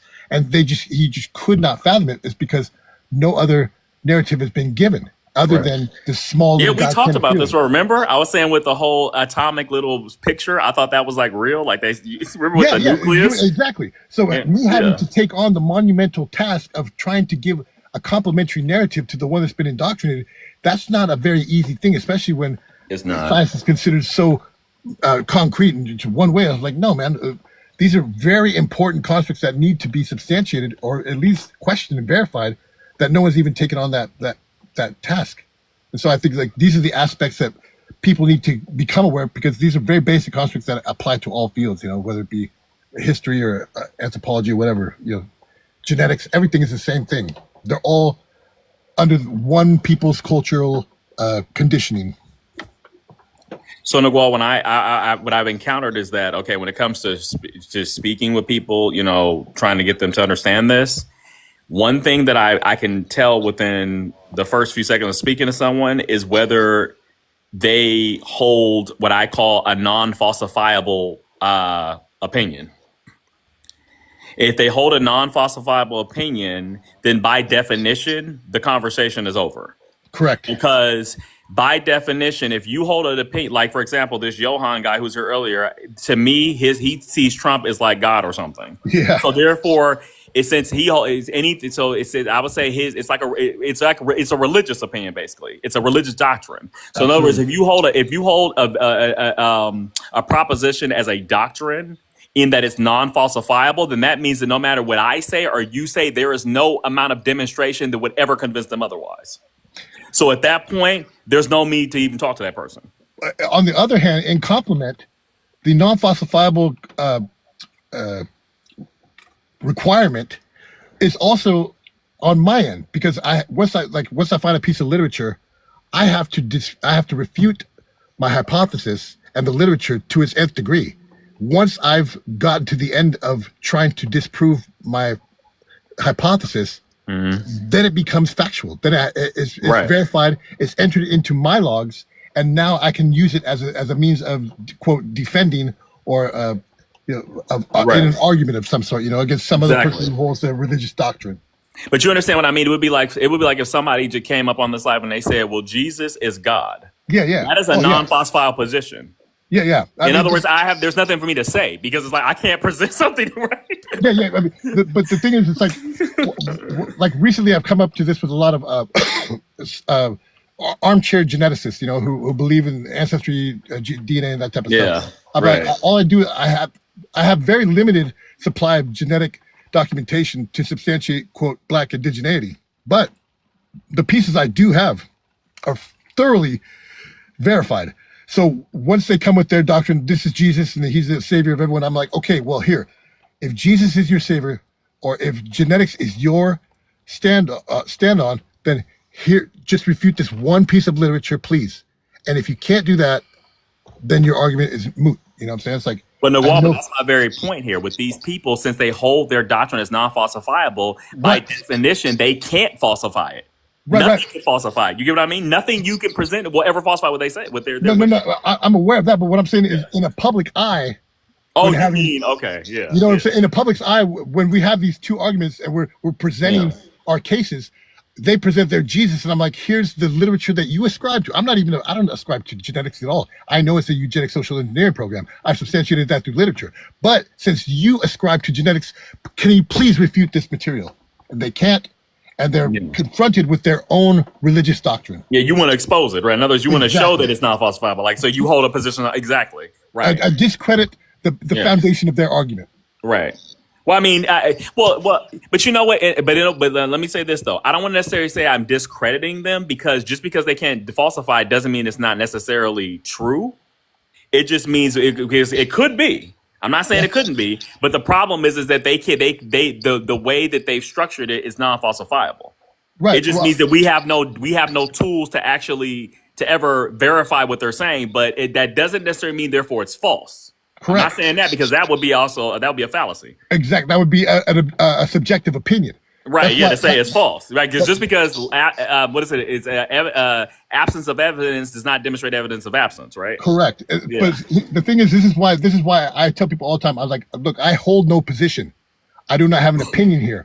All I know is that you're ascribing to genetics, the field of genetics. So therefore, if you ascribe to the field of genetics, then you have to receive and interpret every piece of literature that is pertaining to the field of genetics. So now that I know that you do, and you say that you do, here is this piece of literature. Can you please explain this to me? That's all I'm trying to do here. Oh, no, I completely agree with you. It's more like, you're like, okay, so if you're saying that this is the doctrine you hold on to, first of all, I want to know based on what. So what literature are you pulling from? Explain to me how that works. Right. I get what you're saying, because I want to know the same thing. Because I'm like, because maybe they're seeing something I'm not seeing. Right. Exactly. Right. Exactly. Yeah. Because that could be true. I'm like, maybe I'm misinterpreting it. Maybe there's something I don't know. So I completely agree with you. Yeah, exactly. But most of my inspiration for creating debates in the past had been because I know my logs weren't full. So it inspired a debate. Someone might have a piece of literature that could refute my position. And therefore, I would thank them. That is the highest honor in my practice, is to be proven wrong. Because if I can't find the literature and somebody else has that piece of literature, I need to have that piece of literature in my logs. Therefore, when they do finally confront me, I've done it once. I more refuted my position. I made a claim, and he got me by like 500 years, and I was like so thankful. I gingerly asked him for his documentation, not trying to like refute or call him suspect or anything. I said, can I please get the literature? I just need it for my logs. He was very graceful, gave me the literature, and I was like, thank you. Try not to be overstepping on toes or anything like that, because I'm not the end all be all. I can only do so much research in so many different subjects. I know that other people out there are doing just as much hard work as I am. Have you encountered people who are making propositions that cannot substantiate them with research, with data? So far, with my logs, my logs are pretty expansive. I mean, like recently, there's been enough people mentioning it. Divine. So Divine has inspired me to make an entrance into my logs, which I never thought would be in there. I can't even believe I'm going to tell you this. The term dragons is now in my logs. Okay, she believes in dragons. I've heard enough about them. I've never ever considered putting dragons into my fucking logs. Right. But she has put forth, and I was like, look, if I can't say she's full of shit because I haven't done any research on it, not enough to establish a position. So in order to be genuine in my practice, I have to now go after that line of investigation. See, bro, that's why I fuck with you, because you don't just immediately dismiss stuff. Because I'm the same way. I don't dismiss anything. Now, I would ask her, what do you mean by the word dragon, to know what we're talking about, right? So I can know. Right, but I think like you said, well, I don't, it's on something. Who knows, right? That's what, and I agree with you. That's how I am. I'm the same way. I'm like, I'm never just going to dismiss somebody and say, oh, that's total nonsense, right? Like, no. If something I've never researched, never studied, So no, I completely agree with you on that. Yeah, absolutely. Absolutely. I was a little embarrassed to tell the truth. I was like, man, I can't believe I'm putting dragons in my logs. But at the same time, I was happy because it was Divine who inspired. Not many people surprised me. And the fact that she had brought it up enough it made me question myself, and again go through another line of investigations. I was like proud of her for Yeah. challenging me. You know what I'm saying? Absolutely. No, yeah, you know, and that's the thing. And I'm like you, I don't come here to like, you know, dismiss people or like, oh, you're wrong or this or something like that. But what I, you know, and Vibes can attest to this, since I'm very much into linguistic analysis, I'm always listening to what people are saying to see if there are some underlying warrants or assumptions or paradigms that they're calling upon that they haven't substantiated. Yeah. You know, in other words, if you have an argument that's based on a certain paradigm, but you would have to substantiate that paradigm, because I'm like, okay, well, what if I don't even agree with the very foundations of what you're saying, like the whole framing of it?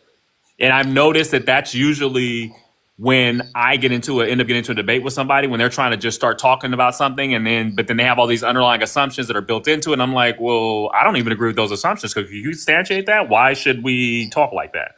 Why should we? Right? You know what I mean? And then it becomes then we find out that they never even thought about it. They just accepted it as if it was self-evident. And I'm like, well, it's not. It's not self-evident. You made it up. So it's made up. So can you substantiate why we should accept that paradigm as opposed to this paradigm? Because see, a lot of times, and that's actually been the problem of philosophy for like thousands of years, is that these philosophers will actually make up frameworks and then start arguing about them. Just to But they inspire haven't- some type of narrative that hadn't been pondered before. Right. It's like, so like, even when we talk about like these racial concepts on here on Vibes' panels, and it's like a lot of the stuff when people are even using the words, like you pointed out when Trouble used the word American, and you were like, okay, but when you said that, you're coming from a specific paradigm when you said that. Yeah. You know what I mean? Like we all naturally do it because this is how we've been taught to do that. So, even I'll make a mistake every now and then and say a word, but it's like we never actually, people actually say these words all the time, and then they never actually ask themselves, wait a minute, why am I saying the word? Does everybody else actually work from this starting point, or do some people work from this starting point? Do everybody look at the world this way? Because if you look at the world a different way, you may come to a whole different conclusion. Yep. So it's not just set in stone that the world is this way. It's not set in stone that there are 7 continents or that this is this way and this is that. No. So what are we talking about? Like, what are you know what I mean? Like that's what always has interested me, like the meanings of words and stuff, because I feel like we take language for granted. We use language like a tool, but we don't realize that there's different language games. There's different ways of talking that can completely change everything what you're saying. Most often the leaps and bounds that happen in any type of field of study come from a person outside that field of study, because they're not approaching it from the traditional orthodox position. Yeah, it's like, and that's what I'm saying. So like, even with the sciences, the professional sciences, when they were professionalized in the 19th century, when you're talking about chemistry versus biology versus they all may use the same word in completely different ways because they all have completely different paradigms. Yeah. So they can use the same word, and it's like the word substance, for example. It can mean one thing in biology and something totally different in chemistry because they both have 2 different paradigms, but they use the same word. So if a chemist is talking to a biologist, unless they're aware that they're using certain paradigms, they could end up talking past each other. Think they're saying something, and they're not even working from the same paradigm, because the words mean completely different things. Yeah, it's a mutual misunderstanding. It's a mutual misunderstanding. I remember a guy got on here a while back, and then they were talking about colors because of the race thing, and he was like, well, technically black isn't a color. And I'm like, okay, well, you're working from the paradigm of the science when they start talking about light frequency. That's a totally different understanding of color versus when we're in a paint store and they have paints. Fact. So you see what I mean? Yeah, absolutely. It's not like, but he was saying it as if somehow, oh no, well, the paint store one is wrong. The way the scientists say is actually true, and that's false. I said, no, there are 2 different ways of talking.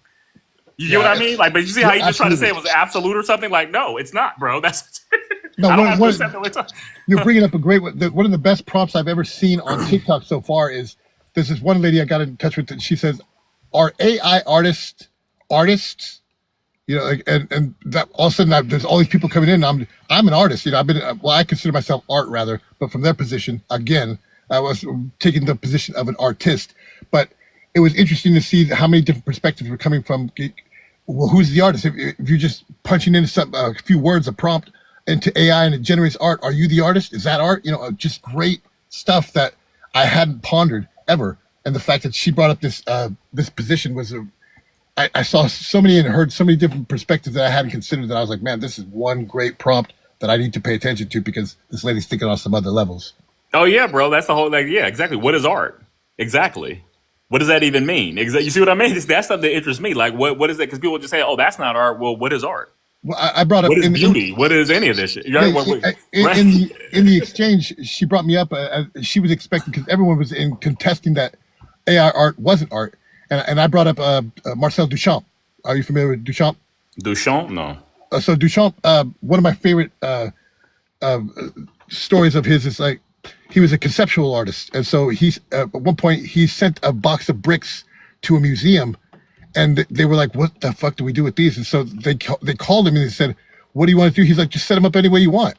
And they're like, "What?" And so they set it up, and there's $250,000 right there. Another point, he sent them a rake, and he hung it on the wall, and that was his installation, a rake. He was really getting people to think, well, what the fuck is this thing art? You know what I'm saying? Like, Is that art? Yeah, it's like whatever you want. It's whatever the fuck you want. So shut the fuck up. But I see, remember, so that's why when I'm speaking to somebody and they'll start using words like that, that's an example of a word that can mean a lot of things to different people because it's based on a paradigm. That's when I start asking. I said, well, what do you mean when you say that? What do you get that? Because so a lot of times people, we use words, we don't even think about what we mean. We just say them, and we have something in mind clearly, but we have a lot of people at times we haven't even thought it out. Like, what do we really mean? We say that. Like, have you ever? I don't know if you ever did that. There's been times when I've used a word for a long time, and then I say, wait a minute, what do I really mean when I say that? And I have to really ask myself, like, what do you mean when you say that? What is that? Right? Because this is one of, you know what I mean? Like, because if I'm trying to understand, because again, going back to paradigms, if I'm trying to understand what framework I'm working in. And are you working in the same framework? Because if I'm trying to communicate with somebody, I need to know what they're talking about. I don't want to assume that when they say a word, it means the same thing I mean, because it may not. Fact. And then we're not communicating anymore because I'm thinking you're saying, and that's how a lot of arguments start, because I'm like, well, no, you're wrong. That's not art. This is art. And then what if we find out the way we use art is how we use the word is completely different? Maybe for me, art is only like paintings, European paintings or something. And your version of art is something else, right? Fact. So, that's why I ask people, because I want to be upfront with them. So if they say, oh, well, I only restrict art to, European culture, I say, okay, so then we can just stop talking then, because I don't agree with that. So there's nothing to talk about. Like, why keep arguing? So then we don't need to argue with you, because we're not even working from the same paradigm, because you've decided that only Europeans create art, so therefore we're done, right? Yeah, absolutely. So yeah. Vibes, are you still there, bro? Oh, he's there. Oh, he is? Okay. With his lazy ass. Oh, con su mamá. Yeah, quizás. So yeah, but no, yeah, bro. If you start, I thought you had more lives since then. I know it was just that one. No, just that one. Well, I've been trying to, like, I want to be careful about this whole live thing. I've been only have one. I didn't even mean to present myself that one night, so that was kind of a mock, But Yeah. when I approach this live thing, I want to take it serious. Like I don't think many people do take it that serious. But I'm gonna have one chance to make a first impression, and when I do, I want to come with the fucking fire, And I want to have, if I have a prompt, I want to have at least maybe 3 people there with me, that as mods, and people who are whose awareness levels are substantiated, unique, so that if we do decide to go into certain subject matter, that I will not only have myself there, but a team ready to research anything at any time right there on the spot. You know what I'm saying? It's like, I see other groups doing this type of thing that are trying to refute the pretendian thing, but I'm not really interested in the pretendian things per se. I want to spend a wide variety of subjects, but I do like the idea of having a team there, just in case I don't have a laptop or something like that somebody's there ready with the fucking information at any given point. But what's a specific subject that you wanted to present? Like, how did you want to do it? How would you do it? Your lives. The first one I was thinking about is evolution. Just that it's the adaptation of the species. Yes. Yeah, it's a very provocative theoretical construct. You know what I'm saying? And so many people swear by it. It's a fact. It's a fact. But they have hardly any. It's a fact. It's a fact, right? Exactly. No one has the historical context to place their modern interpretations into, and I think that's the common misconception with all people, including myself. You said nobody has the historical. What did you say? The historical context. Like I just did I think you might have seen it, but I gave the historical white cultural people who created the field of genetics. So most people don't know that the entire field comes from eugenics. They just assume that. Okay, that's what you mean. Yeah. Yeah, you mean the etiology of the right. Yeah, okay. Yeah. I want people to know, like, Yeah. basically that every single field of study it was conceived in the mid 1800s by white tea people. So I want to get people familiar with the fact in the case that all of these constructs that are governing our lives and our personal interpretations of ourselves and the world around us are not our interpretations. You know, there's somebody else's that were been given to us. Yeah, so basically, so you just want them to be aware of the ideology of these fields, that these are not something that are set in stone, that are like they've been here right for thousands of years. There is a certain development of these things. Yeah, that makes sense. I like that. And, Yeah. that you have that type. I know you already. I mean, like the fact that I was sitting, there was a few people that I was thinking of, but like none of them fit the description of what I was really looking for. I didn't even have a description really. I just knew that from interacting with you the 2 times that we've exchanged, you had that vibe. There's a Vibe couple too. of guys on here that I've been on their lives. They see what I'm realizing is on TikTok, the people who tend to think like us are usually into philosophy. Yeah, That's absolutely. because I've been on philosophical lives where they want to talk about cognitivism versus non. And see, they would be into. They understand what we're talking about. Like they would get into these distinctions we're making. Because I talked about it, and they're like, "Oh yeah, like we're all on board with that." Like that's just for us. That's like basic 101 elementary. Like we all are on board on that part, right? Yeah. So you know, yeah. The thing that's a prerequisite is the fact that whoever I want as a mod has to have a body of documentation at their disposal. You know, that they've done some type of history on this, which is why I'm trying to get Vibes to get involved here, because I know he has that type of interest. Yeah, I was going to ask you, why not Vibes? Why not? Yeah, no, I want Vibes. From what I've gathered, he doesn't have the body of literature, which it could easily be provided, but it would take a lot of reviewing, you know, which I'm not. Yeah. Here's the thing: Vibes runs fucking lives all fucking day. He I does. Mean, Jesus Christ, He 10 has lives a day. marathons. I'd get like 5-minute lives of recordings of Yeah. it. Shit. I'm like that time could very well easily be invested in the verification of some of this material that he could get Yeah. a basic construct of, and not only that, he could. Not that I want to be. This is the last thing I want is for me to be the lead researcher. You know, I don't like that. I do not like a centralized body or a hierarchical type of point. For me, it's got to be decentralized. You know what I'm saying? But for someone who doesn't have the full body of literature, it would be very easy to listen to a few of us, like you and I, Yeah. and gain that information as we're moving along in this process. Oh yeah, definitely, bro. I mean, and I think also, you know, I mean, we clearly have the subjects that we are very interested in, of course, as well. You know, that because I have a lot of body of literature when it comes to especially these topics about race and American history, because that was actually my field of study. But I also have a lot of stuff when it comes to religion as well, Christianity, which we don't talk about ever. They occasionally get a Christian on here, and I'm like, no, we're not going to talk about that. But in general, those are my 2 things. But I am interested in what you presented, which is this thing about genetic stuff. I just know that from a philosophical standpoint when we were talking about the genetics and things, because that goes back to just 101 philosophy in terms of the difference between science versus formal versus informal sciences. So I just knew that. That's the only reason I knew the distinction. But like the stuff that you presented about the, you know, like these, like, you know, how you're saying like the atoms are not really, it's not really that atomical. With the picture they show, the atom picture, like I just learned that like through years of just looking up stuff and find out that was all made up. And I was like, But it's also biblical. I mean, it's literally biblical. You know, atom. You know, but here's the other thing: is that I don't want anybody. What I like about you is that I knew that you were going to have a complementary set of data that wouldn't be identical to mine. I don't need people that have the exact same shit I do. I need people that have different stuff so that my logs can grow. You know what I'm saying? To have somebody that's identical to me would be senseless. You know, like. But as far as the subjects, what is like the subject that most interests you? I don't. This is the other thing. I'm not. There's a difference between a subject that most interests me and a subject that would most interest TikTok, and I'm not used to TikTok. Vibes is very skilled at creating prompts. You know, these like this. I couldn't come up with this right here. You know, like I could sit there and like ponder what ideas might be good, but I don't have the experience on TikTok enough to actually establish a position. Well, I think when it comes to, I mean, if the domain is TikTok, then we're basically all you need to do is create like a generalized prompt that is something that's somewhat controversial. That's how you get people to actually join the live. I mean, Absolutely.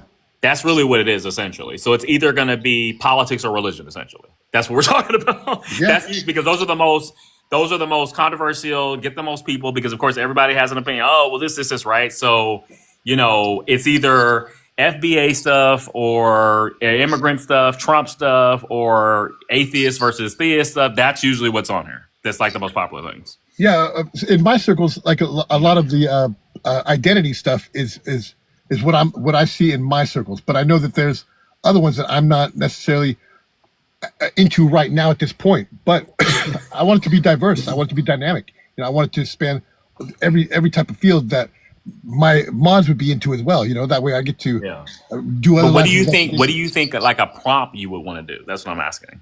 I don't know. See, that's oh, you don't know? Okay. Yeah, that's why I would need cats like you and Vibes to like help out with this type of shit. Like I know that I have a lot of documentation on every type of subject, from NASA to the Holocaust to whatever. I mean, genetics. Or anthropology even. I mean, it doesn't matter.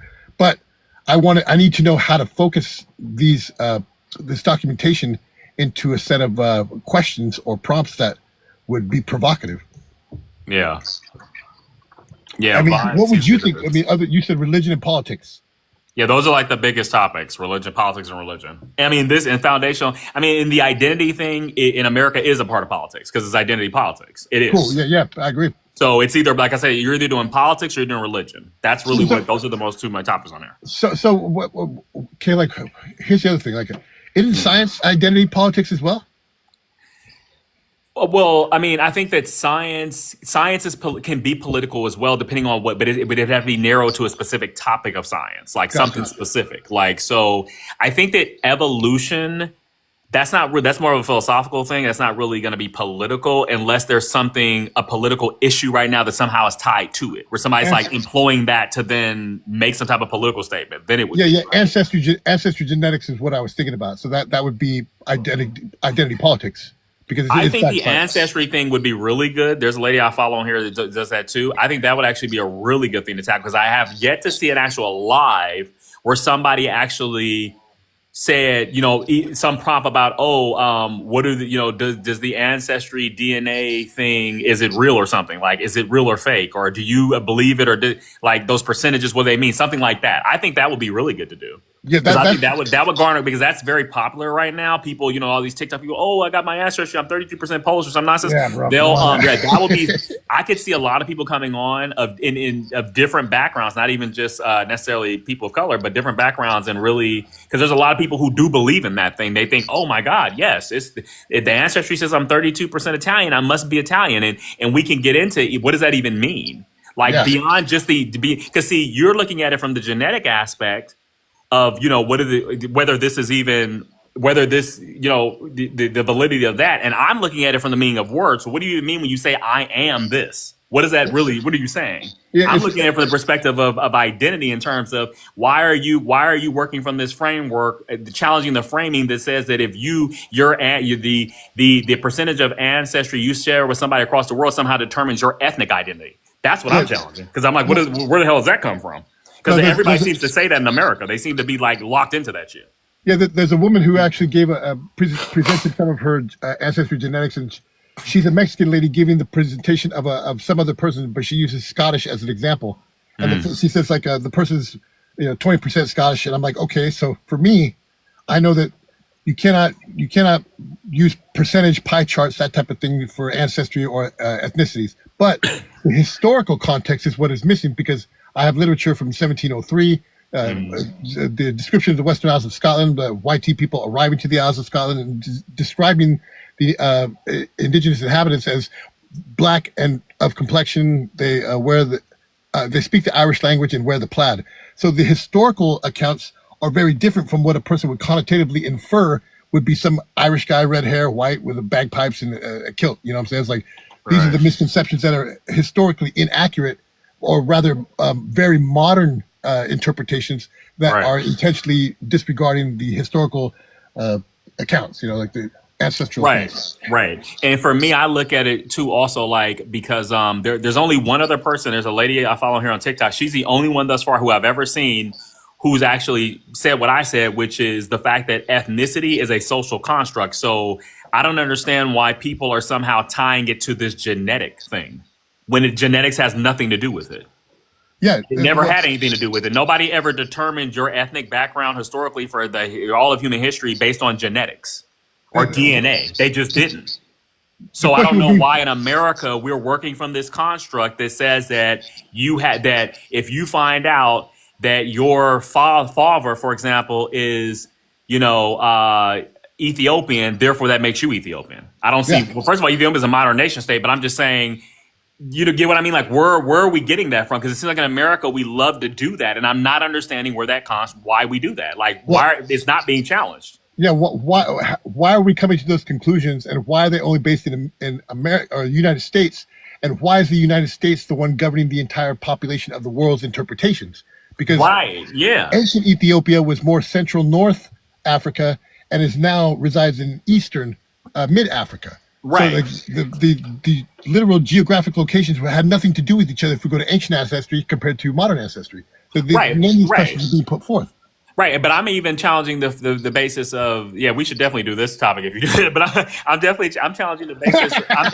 You see, already right now because I'm challenging the whole notion of. But even if, let's say, Nagual, you did a bullshit ancestry DNA test and it said that you were 50% Han Chinese or something. So does that mean therefore I'm Han Chinese? That's what an American would say. But I'm like, what do you mean you are that? What does that mean? Why are you? Where is that framing coming? Because that's coming from a very specific way of talking, a specific paradigm, and I'm challenging where is that come? Why are you saying that? What does that make? Exactly. How does that make you that? Like you said, as if it's some self-evident, like natural thing. And then people say, because it's what your father is. I'm like, but that's a social construct. That's not natural. That's a made up concept. I can say it's what your mother is. I can say whatever I want. I can say what your dog is. What does that mean? What are you talking about? You get what I mean? We need to. You should definitely have a live on that on this time. Cool. Well, it just happens to be the focus of the last probably 5 to 7 years of my research has more been focused not only on this one, but genetics has been. I've been researching genetics since 2009. So heavily focused for about the last 5-7 years. Oh, I think this is Vibes. I think this is his thing.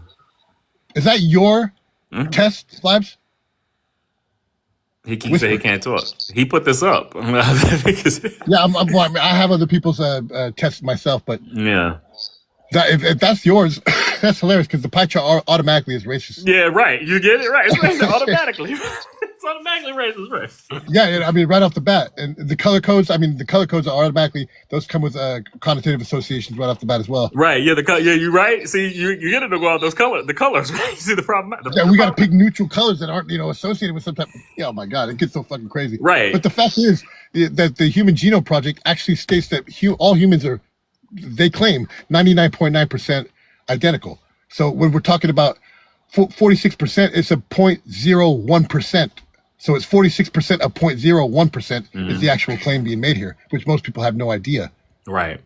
Well, they also don't know with the ancestry DNA, as I always point out, people don't understand that it has a reference point of the AD 1500. It doesn't talk about anything before that. Yeah, exactly. And all of this is taken at the genetic timestamp from a woman's placenta in London, England, in 1979. Oh, really? Yeah, so that's the baseline genome that's called the Cambridge Reference Sequence. No one knows this shit at all. You see, I didn't even know about that. That's the first time I heard about that part of it. Yeah, that it was a woman. I mean, people are completely misinterpreting and misled when it comes to any of this type of so-called, I would call it pseudoscience at this point. I mean, it absolutely is eugenics. I mean, I just think it's like you said. It's like it doesn't. With whatever this data they're collecting, it doesn't tell you what they're trying to say it tells you. And that's my issue. They're trying to say, it tells you these percentages. And I'm like, but it actually doesn't. Jay, this is something I've been contemplating for a while because they literally took $2.7 billion of our taxpayer money to fund this project. Yeah. Now, not only did they take $2.7 billion taxpayers, we're paying $300 a pop for this so-called genetic identity. Right. So I think that this is grounds for a class action lawsuit, world class action lawsuit. Well, you know what I'm saying? Because it's highly misleading, and especially considering the way it's being marketed and the way it's being presented, and then when you overlay that with this whole American paradigm of race, you have these people, like you said, therefore that means I'm this percentage of something. When that's not what it's saying at all. It was never saying that. Yeah, I think it's meant to. I think it's intentionally manipulative and meant to cause infighting amongst other than YT people. Oh, I agree. Absolutely. And that's why you have these groups. And it's like, well, wait a minute. But even if it said like that, that's when we're back to the whole concept. That's when I get philosophical. I'm like, well, what do we even mean when we say ethnicity? And then what do we mean when we say when these things are saying that you're 33% Nigerian? What does that even mean? Like Yeah. nobody they think it means that it's like they don't know that that's not what it that the data cannot tell you that. That's why I kept telling people. I was like, somebody else I argued here. It was a while back, and I was like, bro, the data cannot tell you that. It can't. No, I don't know where you think it can. They're assigning genetic markers, modern constructs of ethnicities that had nothing to do with ancient properties Right. of those specific geographical regions. I mean, there's one country in Africa that was created in 1894. The rest are made in the 1900s. So any type of association some type of African country would be a misnomer to begin with. Right. Exactly. It's already based on a fallacy because the fallacy is anachronism because what they're doing is they're using the modern nation states, borders, and all the things associated with that, and then they're overlaying that on this AD 1500 reference point when none of these things existed. And it's like, okay, but if that hadn't existed in AD 1500, there was no country called Nigeria. So what are you talking about? So why are you referencing something that was created in the 20th century, but then you're saying we're using a baseline of AD 1500? It doesn't make sense. That's Not at why I all. was saying, but like you said, because they're picking and choosing a certain narrative to use to try to tell a story, but then it ends up being fallacious because it's already underpinned by things that are fallacious. Absolutely. You know what I mean? That's what you said. Even that, like you said, that pie chart and even that map itself. The map itself shows the world as it is today. But that's not how the world was in AD 1500, which is their reference point. So why would you even show that? That map, everything they're presenting, the Mercator map is all misleading. It's completely misleading. Like it does not tell you what they think it's telling you. Yeah, these things need to be brought to the forefront because I think I'm absolutely serious when I'm saying this. It's like this is cause for a major class action lawsuit that I think is overwhelmingly substantiated. That they're not only misinterpreting, but they're manipulating the populations. There's two categories of the Caribbeans. So the Caribbean identity and the African American identity are actually being placed in the African continent. Yes. So they're grouping genetic haplogroups, so-called haplogroups, into that continent to push people's identity over to that. Right. That Yes. remove them Yeah, I from saw their that. Right. Yeah. indigeneity. And they only did it with people who had African ancestry. They, for some reason, decided that when it comes to people who have ancestry of pre-Columbian populations mixed with European populations, that will be an American population because the population was formed in the Americas. Whereas if they have African ancestry mixed with European or other ancestry, we're just going to call that African. They just arbitrarily did that. Exactly. So the construct of admixture itself is reliant upon pure blood purity, which doesn't exist. Exactly. You can't substantiate It's that. made up, You have right, to yeah. start with a population at that geographical location at that specific timestamp, but that can't Right. be substantiated. Right. Well, that's why they try to use that's why they try to use the AD 1500 marker to try to say, okay, well, we're only talking about populations as they were right at the time of Columbus. But then even that's questionable because then again, you're still relying on some type of purity thing which didn't exist. It never existed in the history of humanity. Do you know that there was no such thing as those lines? Those lines don't exist. That's what we were saying. That's what we were just talking about. And Slim. also, look at this thing. Look at what's on the screen right now. What does it say? If I can say something afterwards. Yeah, you let me can. speak But up. yeah, I'll let you say that afterwards, Yeah. Slim. But so yeah. when Look you at read- this. when- Wait. No. when I'm you gonna let you look say at something Africa- afterwards, Slim. Give me a second. So when it says, if you guys look at the what's on the screen here, it says ethnicity, and then it has indigenous Americas, Nigeria, Cameroon. Well, this is all fallacious too. None of these are ethnicities. Nigeria is not an ethnicity. That's a nation state. Benin and Togo are not ethnicities. Those are modern nation states. England, Northwestern Europe, that's a region and a country. Ireland, again, modern nation state. Ivory Coast and Ghana, modern nation state. So why does that say ethnicity? Why does that say that? That's false. That's fallacious presentation. That's my problem with this shit. It's completely bullshit. Go ahead, Slim. Well, Slim, first of all, I need you to introduce yourself. We need your age, ethnicity, and where you're from. So yes, so my name is Khalid. I am from East Africa originally, the Horn, and at the moment I live in Finland. But Okay, the go reason ahead. why I wanted to say something about Oh, no, this and is what was your that- age? I need your age for TikTok. I'm 43 years old. Okay, thank you. Go ahead. So the reason why I wanted to highlight this is like if you look at Africa as it is right now today, and especially West Africa and Central Africa, look at the lines. They are quite straight and like blocked, right? Not natural lines. There's no natural lines there. The reason for that was colonialism. 100%. They made it purposefully like that. So you have how many peoples do you have in just in Nigeria alone? Those people don't belong in 300 the same. ethnic groups in Nigeria alone. Yeah, they are not supposed to be in the same country. You know what I mean? Fact. It's supposed to cause constant tension. That's the whole reason why they did that. It is not created by Africans. It's created by Western powers after 1885, I think. What was it? 1865, 1885. I forgot the exact date, but they made sure that Africans are not going to be peaceful whatsoever ever again. So you say under the guise of like we are all Nigerians, but not really the same people. Not really. Some people have more. Some people in the south have more in common with the Ghanaians than they have with the actual rest of the country. It has always been like that. It is constantly created in that way. There are a few countries on the African continent that have natural borders and that have been fighting against the European powers in that way. Yeah, the colonial That's where you can constructs. find them. The Please, colonial please, constructs have guess, not been given any type of African indigenous contributions. They're but completely guess where left you out can of the picture. find. Guess where you can find the natural lines. Guess where Yeah. you can find them. You mean natural before you continue? Like Yeah. I mean, what I mean is like indigenous lines. Like so, where a group of people are. So, for example, what I'm trying to explain is that, for example, my people, the Somalis, Uh-huh. we have a natural line. We know exactly that and that's where they are. You mean They so have by always natural been you there. mean And then the the line that Eritreans, the the Eritreans, Somalis okay. yes, the horn. The horn is natural. It's a natural lines.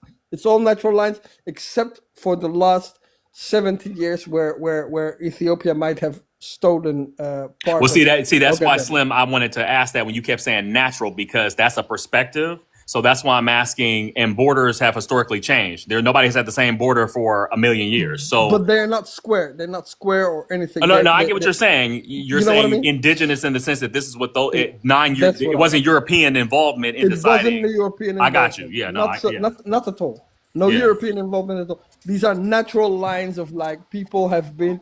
We The have people done who that were amongst there, right? ourselves. We Yeah, did that amongst ourselves. I got you. Yeah, That's okay, what I mean. right, So right, and that's our issue. That's our issue. Hey, right, right there. That's us. That's us. We do that. We do that to ourselves. Yeah, I right. would say that it's The the most of the indigenous. rest of Africa, you can see square lines that's not natural.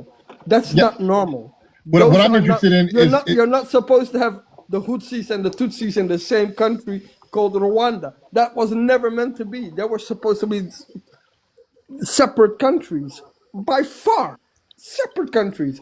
And then you have in the Congo even you have so many different tribes supposed to be separated. And then you have especially in Ghana and Nigeria. Nigeria is one of the biggest ones of them. You have so many different tribes that are not supposed to be Right. one country together, but they did that because they wanted, because Ghana, that area that they call Nigeria has so much natural resources and everything that you might need, is that they rather have people fight amongst each other so then they can come in and just say like, hey, listen, we'll give you this if you give us that, and then we'll help you fight against those people, so then you can be the power in this region and that region and this and that and the other.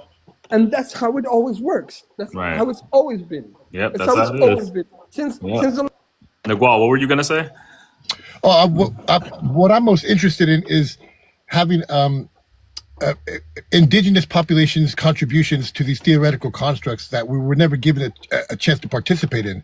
the construct of it at all. I mean, we're the people who inhabit these lands, yet they're not even asking us a single question as to what our interpretations of it are.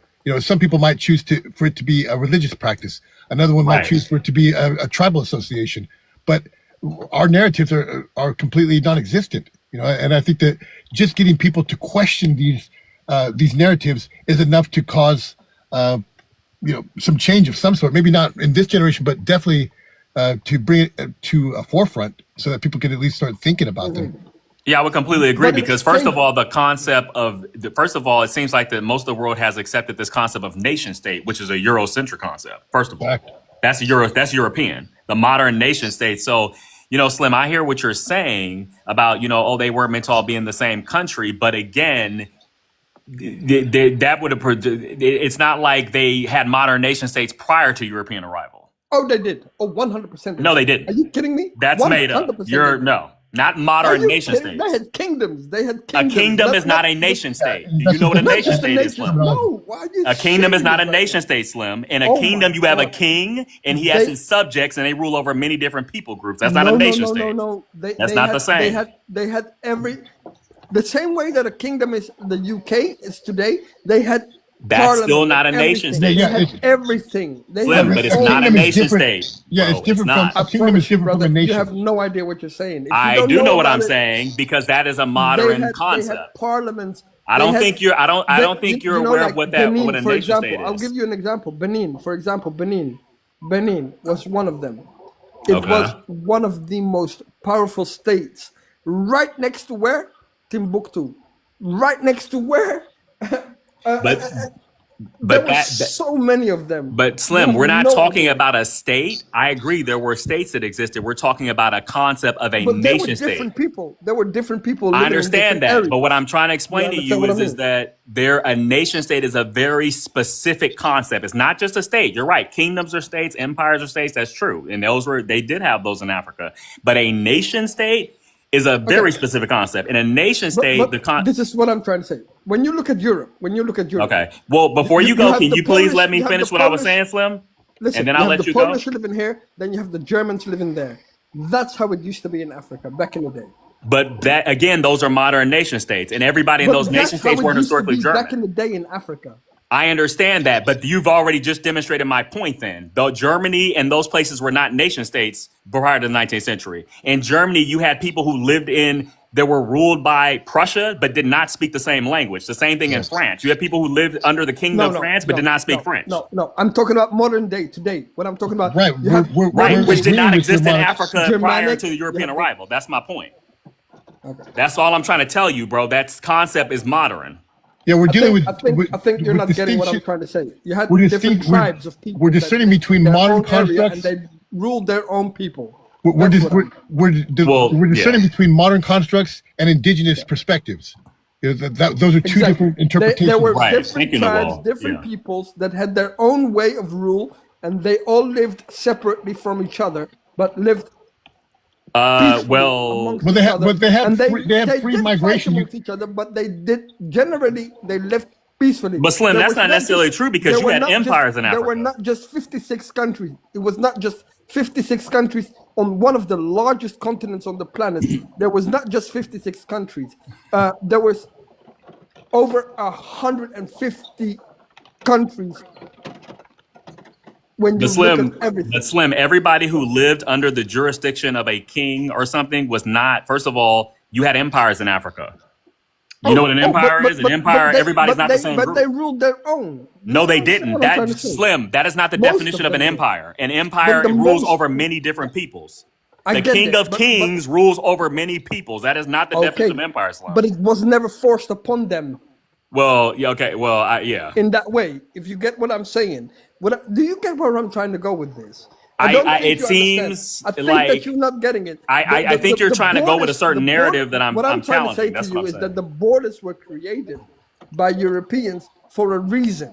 Yes, we agree with you. We're not disputing that. So you have people from the same tribes living in 3 different countries. Correct. Right. You see what I'm saying?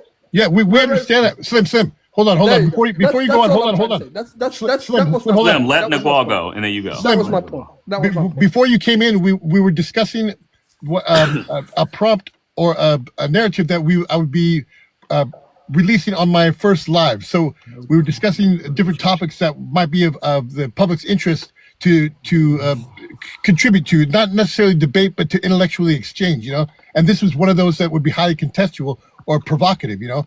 The theoretical constructs of modern interpretations versus indigenous constructs that weren't even really constructs, they were just more associations. And we indigenous people, we didn't have the necessarily to define the entire continent as a single body of or a term. You know, we had our empires, we had our distinctive beliefs, but we didn't set down those hardcore borders where we couldn't travel freely between each different empire or modern state. You know what I'm saying?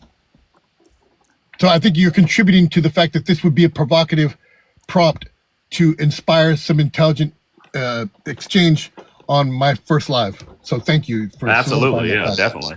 This and the thing we were talking about with the ancestry DNA percentages and how it says ethnicity, but it's really listing modern nation states. That's also very compelling.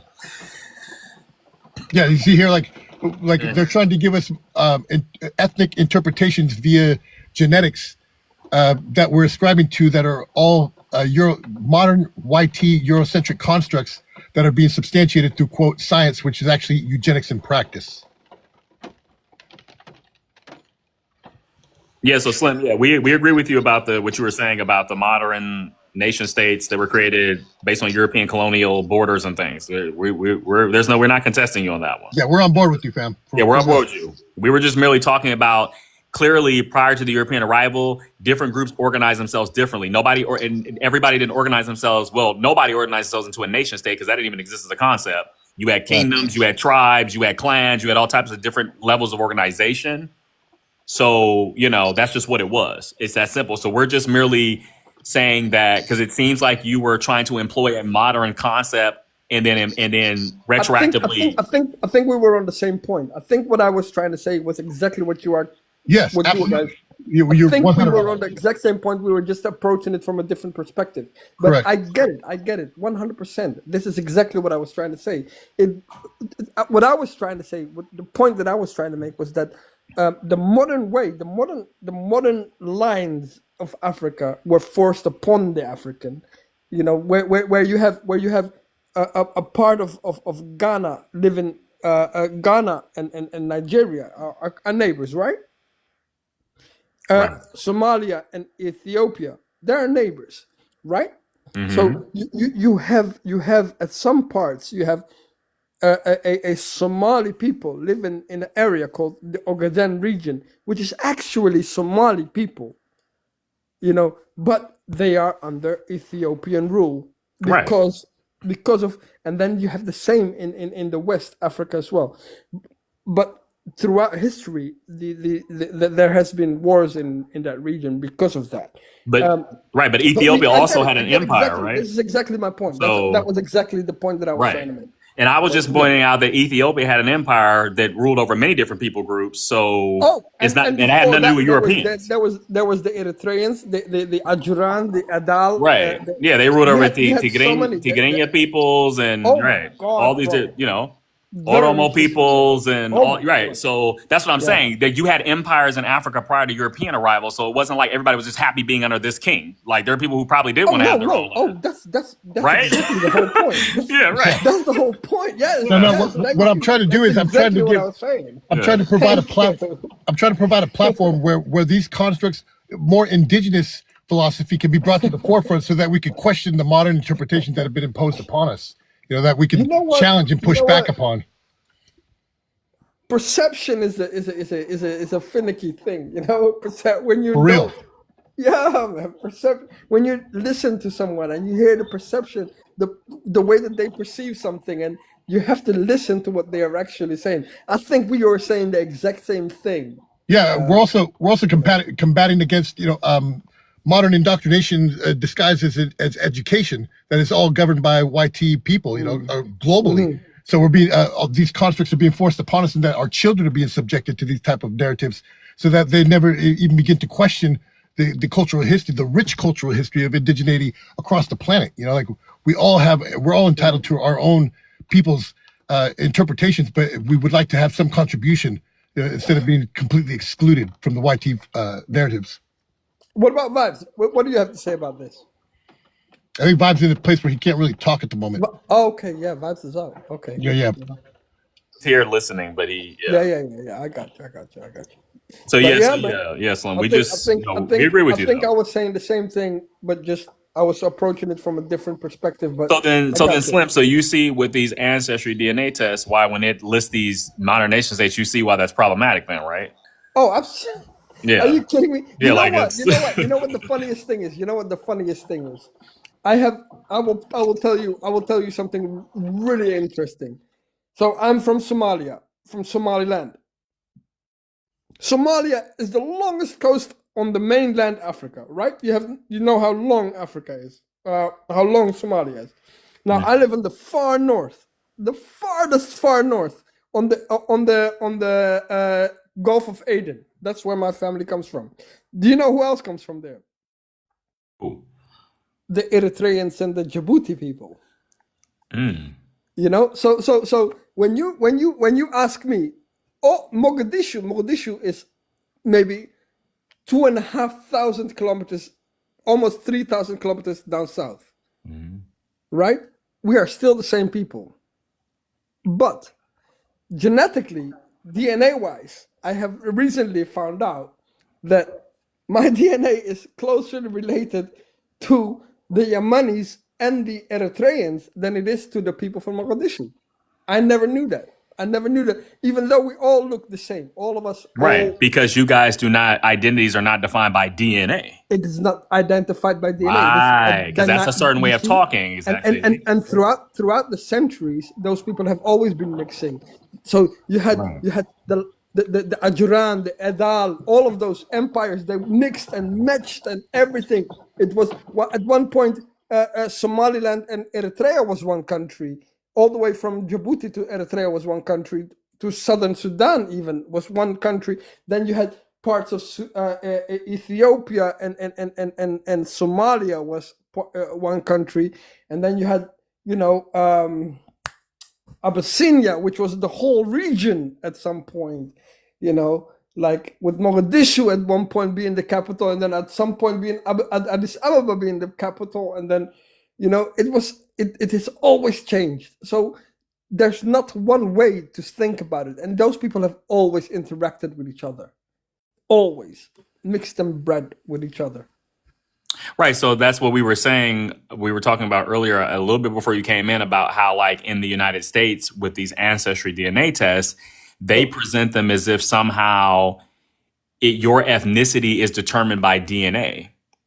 And as if that's somehow just the natural way of things. That's just the way it is. Now you just demonstrated how that's clearly not the way it works, because Well, I mean, DNA is genetics. It is right, in but the I'm talking blood. about ethnicity, not DNA. Okay. I'm saying, and you just showed how, even though Yeah. you said you're genetically more related to these other people that aren't your ethnic group, Yeah, your yeah, yeah, ethnic group yeah, is this. yeah, You get what yeah, I mean? because- But in America, they don't do that. In America, they have this thing with this ancestry thing where they want to claim, oh, whatever your DNA is, that's what you are. Even if you were never raised among those peoples, you get the nonsense. That's what we're talking. That's what we're challenging. For example, Brazil, the most eastern part of Brazil is closer to Africa than it is to the rest of South America. It is, you gotta look at it. You can't just say, because we come from the same country, we must be from the same. It doesn't work that way. It's the same thing with haplogroups. What they're trying to do is assign people geographic locations by specific haplogroups. But even Rick Kittles, the premier geneticist, the lead geneticist for AfricanAncestry.com, he says, so on the commercials, he displays that the genetic tests they're absolute. But in a private interview with him, he says there's no way they can be used because so much traffic. He was mentioning they used to call it the northeast extension of Africa, which is like Middle East, and how it used to be called Africa. But he said it created a bottleneck where there was so much migration through that land that it created a blur regarding genetics. So he's trying to say that you can't use haplotypes as a way of substantiating any type of ethnicity or migration because it was just too much migration at that particular time. Not to mention that mtDNA is just one aspect of genetics, where there's a whole, the whole Y aspect of it as well could say a completely different thing. So they're not as specific as people have been led to believe, and I think intentionally manipulated to believe these constructs so that they could be misplaced and misclassified. Well, the problem with that is, my bro, listen, mtDNA is mitochondrial DNA. It's from the mother's side. So what that means is that mother's mother. So my sisters have the DNA from our mother, and it goes down back, and it can go down back in history, and they can look back upon a common ancestor that they have with, that we all have done with a certain specific person at a certain time.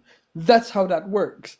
The DNA is you can't really deny DNA unless it is all bullshit, which we can't really know, because all we know is that we learned it from the books, and they can put it in the books whatever they want. We don't know. Exactly. I have not done the research myself. All I'm doing is regurgitating whatever I've been taught by them. Yeah. So I was telling Jay. I have no idea. I was telling Jay earlier. Jay earlier that the baseline genome that most people would think that you would want to gather it from a mitochondrial Eve of some sort, which is still a biblical construct. So it would be an incongruent or inorganic construct to that of nature. But if you were to begin a baseline genome for to compare the entire world's genetic material to, you would start with a genetic Eve of some sort. But they didn't go there. They started with a woman's placenta in London, England, a YT woman in 1979. And they took she donated her baby boy's placenta to begin the first mapping genome of the Human Genome Project. So that was in 1981 when it was completed. And so that's where they began all comparisons for the entire planet at that particular timestamp in 1981 to determine migrational patterns and baseline haplogroups for the entire world population. I will tell you the problem with the haplogroups. I am East African, and so is Vibes. I think Vibes and myself, we come from the same haplogroup, which is E1B1B. Do you know who else is E1B1B? David Attenborough. People from Spain, Italy. They are all E1B Moroccans. They are all E1B1B. They call the Somalit, the Maghribit Somalit trade. Did you know that? This is the most crazy thing you can ever imagine. What they are trying to explain is that the people from the Horn, especially, so the Somalis, the Eritreans, the Ethiopians, they come from an area that what they try to say is that at some point there was a migration out of Africa, right? Right? Correct. So when that migration happened, they say about when you talk out of Africa theory, about 300,000 years ago.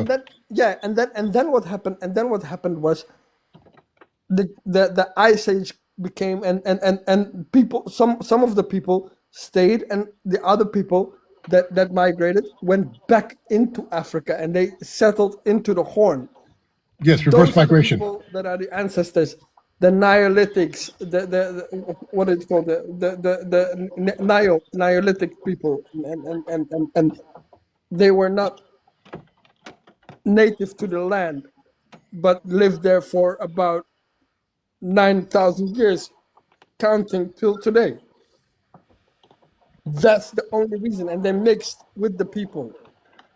Right. And that's why, that's how you get Eritreans, Ethiopians, Somalis, Baha, Beja, those type of people, and the Sudanese on that east coast of the Horn. That's how you get those type of people. Now, that's a little bit skewed as well, because again, you could also say that those people have been always there. Well, because what do you mean by native? That was the whole problem. They are the ones that left and took the DNA from us to go there. Yeah, You know, what you're it going, is so difficult to explain. what they're asserting right off the bat with these genetic studies is that populations were stagnant and failed to migrate anywhere at these particular points. They were all isolated and remained pure. But that's just a theoretical assumption, and they're basing all the models, the genetic models, upon this theory. But they can't really substantiate it because they didn't take the baseline genome from a person in those specific geographical areas at those specific times. They didn't go all the way back 30,000 years ago to collect that genetic material. They're basing all this literally. We couldn't see at the subatomic level until 1933 with electron microscopy. So the entire field of genetics wouldn't really be substantiated until about 1950. So they're basing all of these constructs off of a science, quote, science that has basically been substantiated over the last 60 years. To say that we could go back 3.2 million years to guesstimate that Lucy fell out of a tree, which is a literal article that I've seen. They say that she fell out of a tree 3.2 million years ago, which is absolutely preposterous. This is the assumptions that are being put forth without anybody questioning. And this is my point with trying to present these materials on my live so that people can begin to give their interpretations. It's all governed off of YT people, which is my problem with it. You know, we're not even allowed to enter a different type of alternative narrative to the scientific literature because anything outside of their governed narratives is deemed pseudoscience or unsubstantiated or, you know. I mean, can I just say something about Please. that? You know the reason, and I'm not trying to be racist or anything, but sorry if any YT people are listening on this. They have been taken from the Arabs. First things first, they have been taken from the Arabs, like from medicine to everything. They have been taken from the Arabs from day one. Then also they tried to deny the fact that the first person that did the internet, it was a black woman. I don't know if anybody knows that. Things like that. So I'm really not surprised if all of this is a ruse and that we are supposed to believe that certain things that they want to push, certain ideas that they want to push. But I've been able to substantiate that they are definitely manipulating by certain people at the moment. Through literature, I've been able to substantiate these facts that they're manipulating large populations across the planet to believe in their narratives. I mean, they're literally assigning YT, small hat people, the mitochondrial Eves at certain parts of the regions of different parts of the world. I have the literature stating these facts, and this is why I think it's very dangerous for us to just take these into consideration and invest our self-identity in these constructs, knowing what they've done to our people. This is a question I love asking people. Knowing the atrocities that have been committed against your people, my people, all other than YT people across the planet, can anyone give me one person that was ever held accountable for those atrocities in history? Never, ever. So what would keep them? Even the worst one. They say Hitler was this bad guy and all those things. Schmittler. Schmittler. Sorry, Schmittler. So what about the king of Belgium? I'm not gonna say his name. Yeah, I know who you're talking. Yeah. Leopold. You know what I mean? Yeah, Leopold. Do you know what they did? And do you know we know. You know what Schmittler's people did before they did it to the Shmews? What they did in Southwest Africa. Oh yeah, I remember that on that island. Yeah, I know. All the eugenics programs. That was the initial. That was the first one. Test. Yeah, that was the first one. The Yeah, they'll talk initial about test that. in the 1910s. It was. Well, all the eugenic programs. Come on. The eugenic programs that were put in place by Schmittler were actually. We don't have to do that. We don't have to. Schmittler's eugenic practices. We know exactly what they came from America. We know. Yeah, all from America. So it's like there's all these narratives are being thrown around. No one's being able to question them. It's the Schmionists. Yeah. I just love that people from other countries and other parts of the world are beginning to rise up and say, "Hey, what about this? Come on, can we look at this, please? Can we look into the historical context of these so-called sciences?" There's no way. If you look into the history, you're an anti-Zionist, anti-Semitic. Well put, fam. Well put. Yeah. If you look in history, you're anti-Semitic. Yes, sir. Yeah. That's a fact. You cannot It happened. Yeah, no, it's You fact. know, and that's it. It's in Don't the books. ask Look, it's anymore. right there. The Don't science says so. don't question anything. You We know. got a new person on the panel. T. Williams, do you mind telling us where you're from, giving us your age and race or ethnicity? New Orleans, 40, black.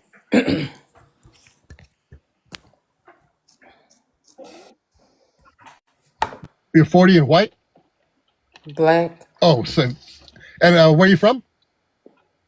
New Orleans. Oh, nice. Welcome to the panel. Would you like to say anything, give to the conversation going on at this moment? I'm just now coming in, but looking at the picture. Oh, yeah, we have our host is a little lazy on the presentations at the moment. We were discussing genetics, but by all means, please give a contribution to the picture. Y'all go ahead. I'll just join in what y'all already talking about. All right. We're talking about global population manipulation via genetics and biology. In which way?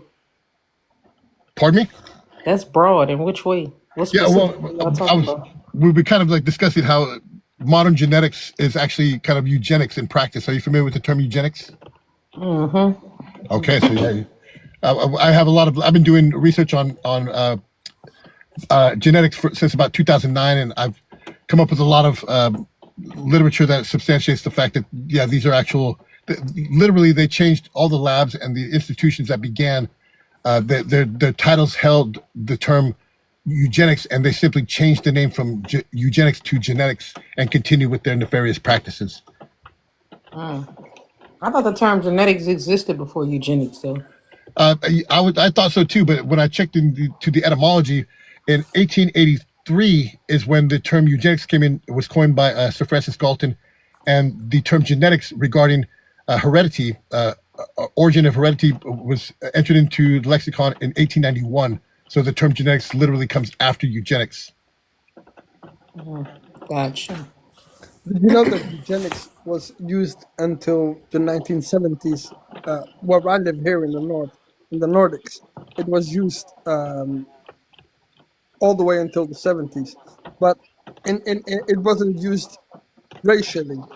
Like in Europe, it wasn't used racially. In America, by the way, it was used very racially throughout Yeah. the 50s, 60s, and all the way till the 70s as well. Yeah, I Did you know have that? cases as late as 84. It was the last kind of Oh, case hell where yeah. women were being. They did that. They did that. But that's just on the record. You know, who knows what they did behind the scenes? I mean, if I was asking T. Williams if she knew that as well, if she knew that eugenics was used to suppress.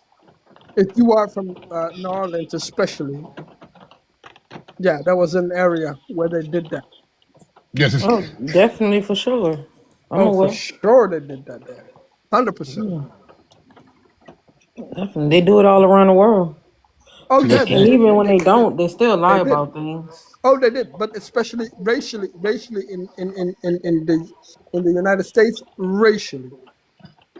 Overtly. And in Africa, but where I'm from in Africa, they did that, but not to the same extent as in they did it in America, was because there was a two-tier system, and that's why it was very racial. But in Africa, where it was they did it the same way, to the same scale as they did it in Europe. So We're right in Africa. You talking about like South Africa? oh no, I'm talking no. South Africa was again same as America, but the rest of Africa, where I'm from, East Africa, they had eugenics as well. They did that. They did the same thing. So if a child looked like he was going to be disabled or anything like that, or if a person was ugly or anything like that, they wouldn't let them reproduce. Wow. Or small or weak or anything like that. Yeah, this is a very true thing. What year was they doing that, and by which standard? All the way till the 70s. Maybe some of it I heard just now. What did you say? All the way sometimes until the 80s even. To which standard though? Like which beauty standard? Was it East African beauty standards? Was it European standards? Just any human standards. The general standard of, like, if the child was, if you're weak Well, know, you said ugly. That's dumb, why I asked about the beauty dumb, standards. or as they used to call it back in the day. I'm sorry for using this word. What they used to call retarded. You cannot have kids. They would castrate and euthanize. How do you say that? How do you say that again? You know, when you can't have kids anymore after that, they would do that. They would do that to the people. Developmental. Well, they would castrate them. Yeah, basically. I just found out actually recently that certain states. This is 100%. I'm not making this up. This is 100% fact. I'm not joking. No, I This was is going to say 100% fact. I just recently found out that different cities Eugenics. in the United States have Bill Gates' father was into that shit. He's one of the ones that founded that shit. Did you know that? Bill Gates Sr. Look it up. You can look it Founded all what? up. Yeah. And he's still doing it right now with all this vaccines and all that stuff. Sorry for sounding like a conspiracy theorist, but yeah, they're still doing that. They're still doing What's Bill Gates' father name? Bill Gates Sr. I didn't know Bill Look it Gates up. was You a can look it Gemini. up right now. He was in the eugenics thing as well. Yeah. And his mother, all of them, they were all friends with that lady. I forgot her name. Jesus, why do I not know these things right now? There was a lady, singer or something Margaret singer. Sanger. Yeah, there you go, man. That she Planned was Parenthood. holy. She was evil, bro. She used to, and you know what? This is why you have like all those abortion clinics in the hood. AB. Mhm. AB. Yeah, her Bill Gates' father, Will Gates, he actually did work with Sanger. There you go. There you go. I'm not making this up. This is 100% fact. This is look it up. You can look it up. It is all there. I They think have to eugenics show was you. They have practiced. to show you their facts. They cannot deny it. I think eugenics was practiced long before they came up with the term. Oh, they practiced it for about a century and a half. Yeah, they're still practicing it. CRISPR could be considered. And to a certain point, they're still practicing it now because what they do is they tell young black women when they get pregnant, it is better to get rid of the baby. All that, that's still the eugenics program going on. It's Yeah, still They happening. practice It it is through still happening. media. When you see It's YT still happening. media, you go. And the welfare system, where they say like you're better off being a single mom rather than be with the father of your children. You get more money if you're a single mother. Part of that, it's complete. It's a continuation. I promise you, this is all got to do. You can look this whole system up. There's a whole documentaries about it. Everything you can look it all up. I don't think that helped, but This is nothing. I'm I not feel making like the this up. media I don't have is a anything to do with bigger. America, but there you go. I You feel can look like it the up. media does more damage with, as far as Oh, you want a it's job of all part of it. eugenics. Of course, it's all part. They all work together on that. That's the whole same thing. But I'm going to be quiet right now because I think this is more got to do with your country than it has to do with anything about me. But go ahead. No, I was just saying. Do you know that if you had an albino kid in Africa, long time ago, like extremely long time before European colonization, that they would unalive your child? That's what I read, at least. That's bullshit. That was a beautiful child back in the day. As far as I know, How from when where I white know, people were not African, standards? that was like a diamond in the rough. That's what you call a diamond in the rough. Like any humanity on the whole planet in all of history, when you get a unique child come out that is not disabled and healthy, but just looks completely different to everything, that's what you call a diamond in the rough. Bro, I think that's your theory. They used to praise the albinos. No, they considered The it a albinos were defect. good. They were good. They were good. No, There they was considered. no Listen, Slim, problems hold with on, it. slow down for a second. They considered that a defect. They literally were unaliving albino kids. That's bullshit. E. Williams, That's do you know 100% which particular ethnic group was doing that? That's I would propaganda. say south moving north. I would say south moving north. The world really doesn't turn white until you get in like the Palestine, uh, Jordan, Syria area. That's when the world starts to lighten up. And they say they fled north from what I read. The further north you go, the whiter the world gets. The whitest part of the world is northern Sweden and Denmark. So you think the first It's not a think. I'm telling white you what I people were read. albinos? You That's not say how that what? went. I promise you, that's not how that went. You said what? Albinos were regarded as unique people in the You're saying community that. You have no proof of that.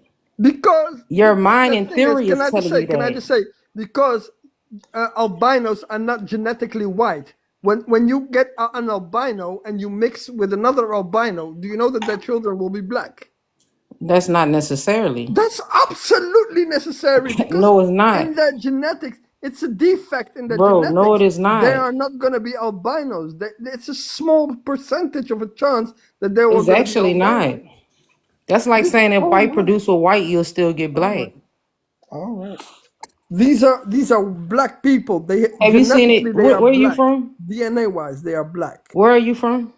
It doesn't matter where I'm from. Thank you. Thank you for What showing a I'm saying picture. is still. No, What I'm pause for a second. If you're from East Africa, if you take an Indian, these people I believe are from Brazil, you wouldn't really be able to tell somebody with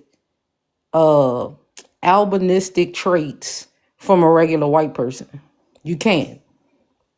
They are 100% albino from the picture. But But there are people who have albinistic they don't look traits. black. They don't look white. Bro, what you think Have they you ever look seen a like? black albino?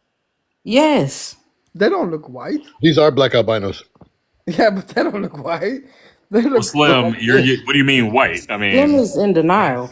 their I their mean, color is white on that picture, bro. White as African. hell. When you have What African with the African hair and everything, What African hair? and the What African hair, face, bro? Their you're hair talking. is You're, finer than yours, Bro, I'm do you see sure. the picture, bro? Those people, look at their hair, look at everything. bro, look at the black people. Both They parents look were black. exactly the same as they look the same as the black people in the same picture. No, they don't. Yeah, I, they do. Well, I mean, it's, I don't know. how many Yeah, white they do. albinos you know? Have you See, ever and seen a let me black and let me albino? mention Have you ever this, seen Slim. an Hold African on, pause albino? for Have a you ever second. seen that? Hold on, Can Slim. I Pause for a please second. pull up an African albino? Pull up an African Just albino, please. pause for a second. First of Not Brazilian. no, no, no, Pull no, up no. an Pause African for a albino. second. We're talking about people of color. Long before race existed. Race became a thing by what's his name? Johannes Gutenberg, I believe his name is. Johann Friedrich Blumenbach. No, Blumenbach. it came actually by the Portuguese. So Johannes Blumenbach came up with the race theory. No, So it was we the would just Portuguese call actually. these people. Can you stop interrupting me if you don't mind? So you would call these people basically they're like people of color, but I'm sure they identify by nationality. But if you take any person of color around the world and you seen the albino version of them, they probably would look like the people that's on this prompt right now. I seen albinos in Southwest Asia, and I thought that they were white. I thought that maybe that they had some kids from the first war that took place, Desert Storm or something, not realizing until later when I really processed it that they were just albinos. There's albinism, and they switched the definition for albinism. True. They make it seem like you have to be 100%. That is not true. Most people around the world have brown eyes. If you have blue eyes, green eyes, that is an albinistic feature. Matter of fact, it's called ocular albinism. Thank you. Same thing with red hair, blind hair. Those are albinistic features. It's about 12 to 15 forms, if I'm not mistaken, of different types of albinism. I believe you're correct.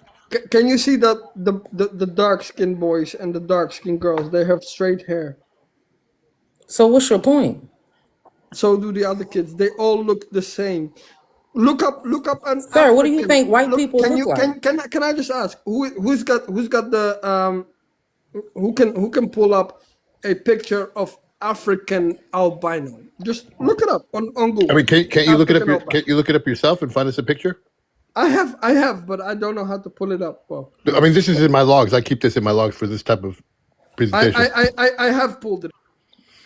And most likely, He's trying to say that African albinos are different from. My point wasn't African albinos This, are yeah, not different. definitely. Not. They don't look like this. They well, don't have hold straight on. hair. They don't have straight Slim. hair. You also say that if we go by the narrative that the transatlantic slave trade happened, these people basically are These are descendants. Brazilians. They're These mixed. people are They're descendants of the mixed. transatlantic slave trade in But Brazil. they're mixed. They're mixed. They're mixed. But you can't really say that though. Clearly, they're mixed.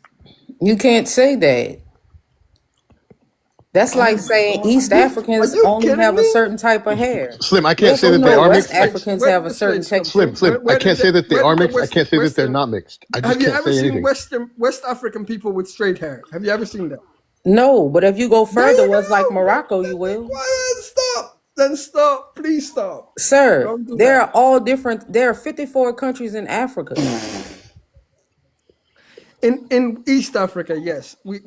I have straight Y'all are hair. not the only ones with. First of all, y'all have But curly hair. and Let's North start there. Africans, yeah, North Africans and East Africans, yeah, they Slim, have Slim, curly just hair. try to let people finish their thought before you interject, please. My God. He's out of control. I don't know. The whole Sorry. point My is bad. it's not it's people of color. You have people of color all around the world. If you see the albino version of them, they would either look like a lighter version of themselves or they will blend in with white people. If you see an Indian albino, you wouldn't be able to tell them from a regular white person. You can't. I agree. Yeah, and I also think there's also an issue of just. I mean, he's saying they don't look the same and similar as our perspective anyway. Are these West African slaves? Why are you talking raising it around West African? Well, Slim, that's not that. Yeah, that's We're saying status. people of color. talking You're about these saying West people. African. Like, make it make sense. Well, they are Brazilians because Brazilians like Ronaldo, Ronaldinho. The they original have all Brazilians straight are hair. people They of have all color. straight hair. So Yeah, Slim, they're are you mixed. Slim? They're So Slim, are you trying to say that? They're mixed. No, listen to what I'm saying. Are you trying to say that West Africans have a certain phenotype? So even if they had the white skin like these kids in the picture, there you can still tell that they're West African. Is that what you're trying to say? I'm trying to say that West African albinos don't have straight hair. But whoever said that? But she didn't say that exactly. Well, you I said that people of color. Okay. Find me a continent where you won't find people of color. Yeah, she was talking about. Yeah, she was just saying. Don't they look exactly like their brothers and sisters right here? Are they all brothers and sisters here? Sir, they're Yes. white. They're white. They're the same family. albino. Two black parents had all these children. Don't they all look the same? Like, look at their kids. They all have the same hair. They all have the same I can say face. that I can say one of them is very distinctly darker than the other.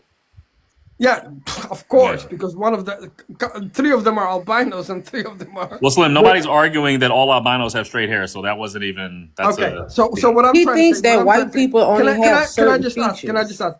Please, whoever put this picture up, can you now go and pull up a picture that says African albino? Please, This guy. that's all I want to show. All Why I want to can't show. Why I don't- can't I you don't do care it, about Slim? anything else. Why can't you do it? Just my question.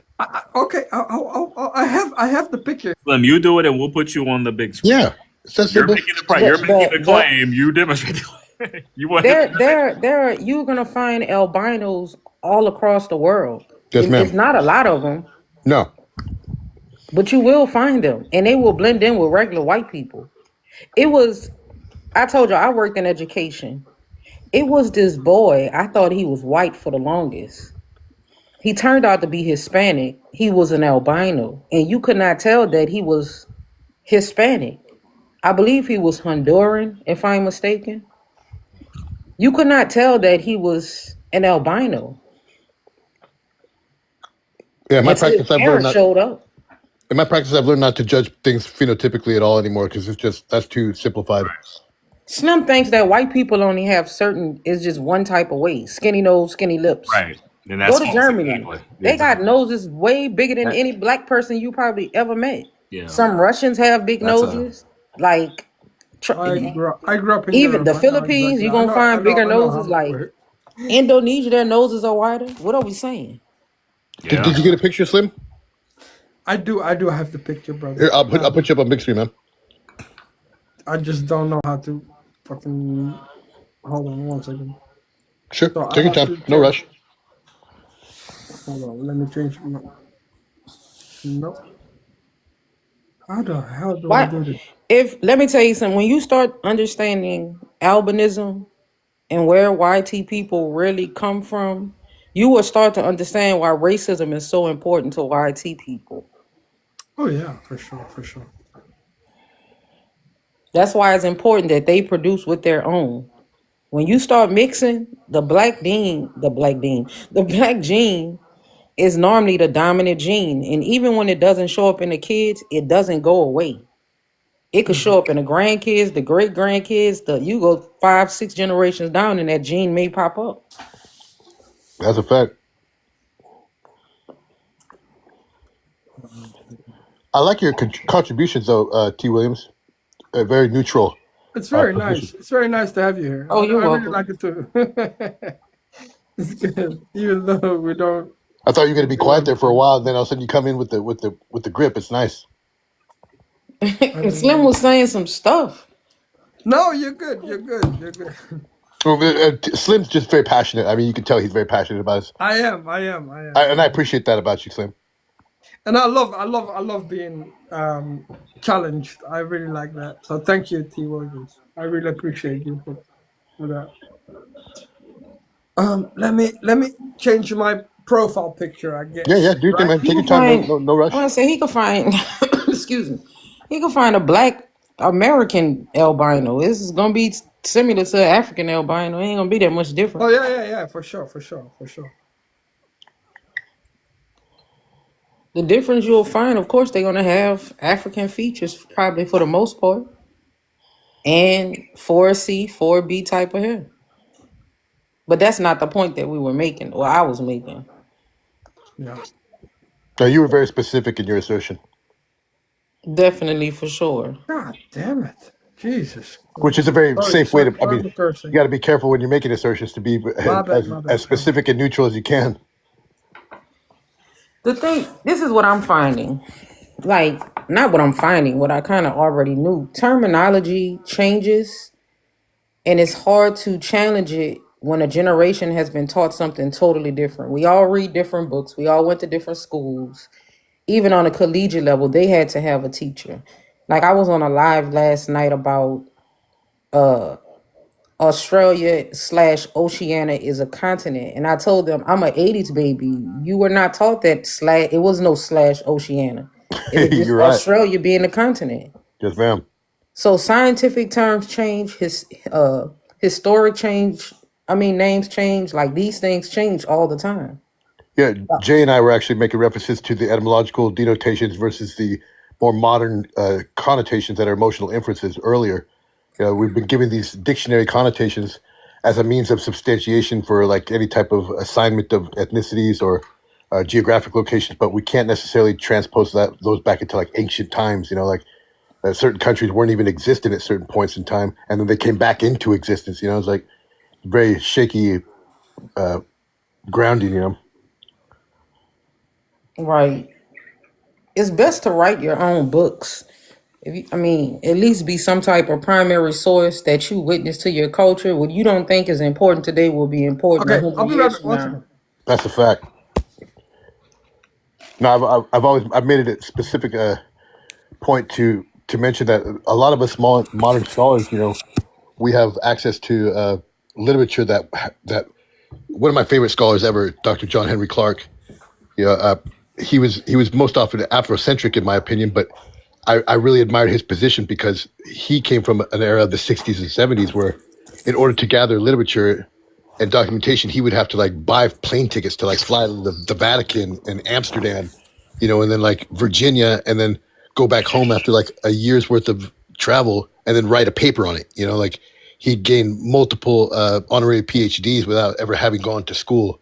And he was probably the most primary source of literature concerning Africa, the history of Africa, because people knew that his practice had been, you know, generationally. So what he had access to back then was very limited as far as resources compared to my generation, which we have people like in obscure libraries across the planet, you know, flipping pancakes on Xerox machines, making PDFs from obscure literature that no one else could put their hands on because we didn't have the ability to send stuff over the internet. So it's a very different approach from two different eras. Exactly. It's like these days you're basically using sources of sources. Yeah.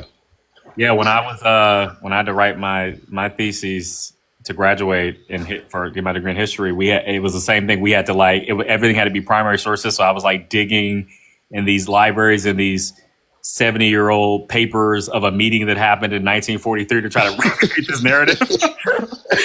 And, like other people, like they wanted to do, and I chose a topic that was local because I didn't want to have to travel. But like one lady, she was doing something about the Plauchage system in New Orleans, so she had to travel there and like get documents and stuff. So it's like when like you guys are saying, like when you're dealing with primary stuff, like in those days, you had to actually go places physically and get those documents. They weren't just online, right? Yeah. Like Dr. John Henry Clark, he's the only guy I've ever heard who told me stories of what was in the Vatican vaults. I've never heard anybody. I know that they exist, but I've never heard anybody say what they had found. And you can only go down there and have access if you know royalty. So you actually have to have family physically by your hand take you down into the vaults, and you're only allowed to subscribe to 5 documents. They probably didn't see That's him all as you a got. You threat. have 30 days to Yeah, and there's reply. also so much stuff that hasn't even been translated that are sitting in like libraries and all kind of places. Like there's a lot of information we just don't it's there, but nobody knows about it because somebody copied it, 500 years ago and put it in a shelf and it's still sitting somewhere collecting dust. So, it's just when you're doing the research, it's not like I didn't even think about that. You guys are right though. It's like it was different when our generation when we had to actually like find stuff. It was more of a challenge. Yeah, Bro, there's. Go ahead, T. I was just saying it's different now. Like Gen Z will quickly say, find your sources on things we actually lived. And they try to argue it because they found a Google source on it. Yeah. And it's like, I lived the experience. Like you trying to take away from what I seen with my own eyes and experience with my own eyes, which is crazy to me. Like sources are great. Don't get me wrong, but like I truly believe that they should be questioned sometimes as well. Oh shit, Slim. Are you? Pardon me. Are you not familiar with how to bring up a picture to the big screen? I'm gonna take a snapshot and try to do it for you here. You probably don't have a lot of followers. I don't. Nah, you got 2,000 followers. You should know how to do it. I don't. You press the camera and go through your what is it? Green screen, right? Yeah, I got him. Oh right. Okay. Yeah. There you go. I got you covered, Slim. There you go. So that's an African girl right there. Okay. But she's albino. What are the oldest Africans that are I forget their name. Who, the Bush, the Sand tribe? The Khoisan? Khoisan, Yeah. thank you. It's funny because she looks Khoisanish. She doesn't look as white as the Brazilian Africans. She got a little. Khoisanish. She don't look Khoisan to me. No, I'm just saying. I was going to say that the Khoisan are actually the oldest Africans, but they're the lightest people. Is what I was going to say. I was related it to her color wise, but she actually has a little more color than the Brazilians. What do you mean they're the lightest people?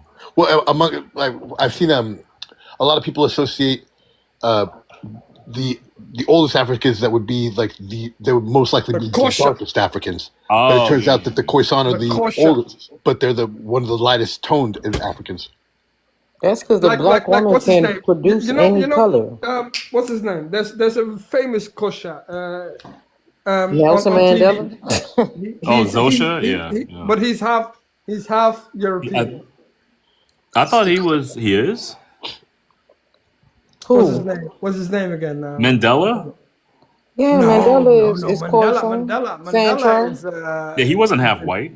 No, he's not half white. Yeah. I'm talking about recent boy. I He's don't on the TV. One of the guys. That's South African? Yeah, South Africa. What is his name? He was on the Daily Show.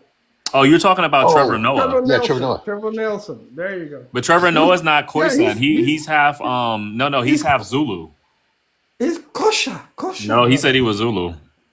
Is he Zulu? Yeah, he's Zulu and white. He's not. Yeah, yeah. One Okay. thing about the But he Khoisan speaks. tribe, you can't deny it. Lingala or Kosha. What does he speak? Well, Lingala is come from Congo. That's Congolese. That has nothing to do with South Africa. So I don't know.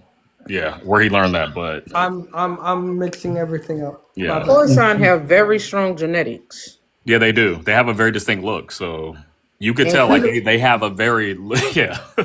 People will say that they look Asian. One of their closest relatives Right. are the Chinese. They The have like those Chinese are the almond close- eyes. Like they're very distinct. Yeah, Very the slim Chinese, nose. and they Chinese have are that the- one of the peppercorn like Chinese- hair texture. It's very Yeah. yeah. The Chinese are one of their closest relatives. Did you know that?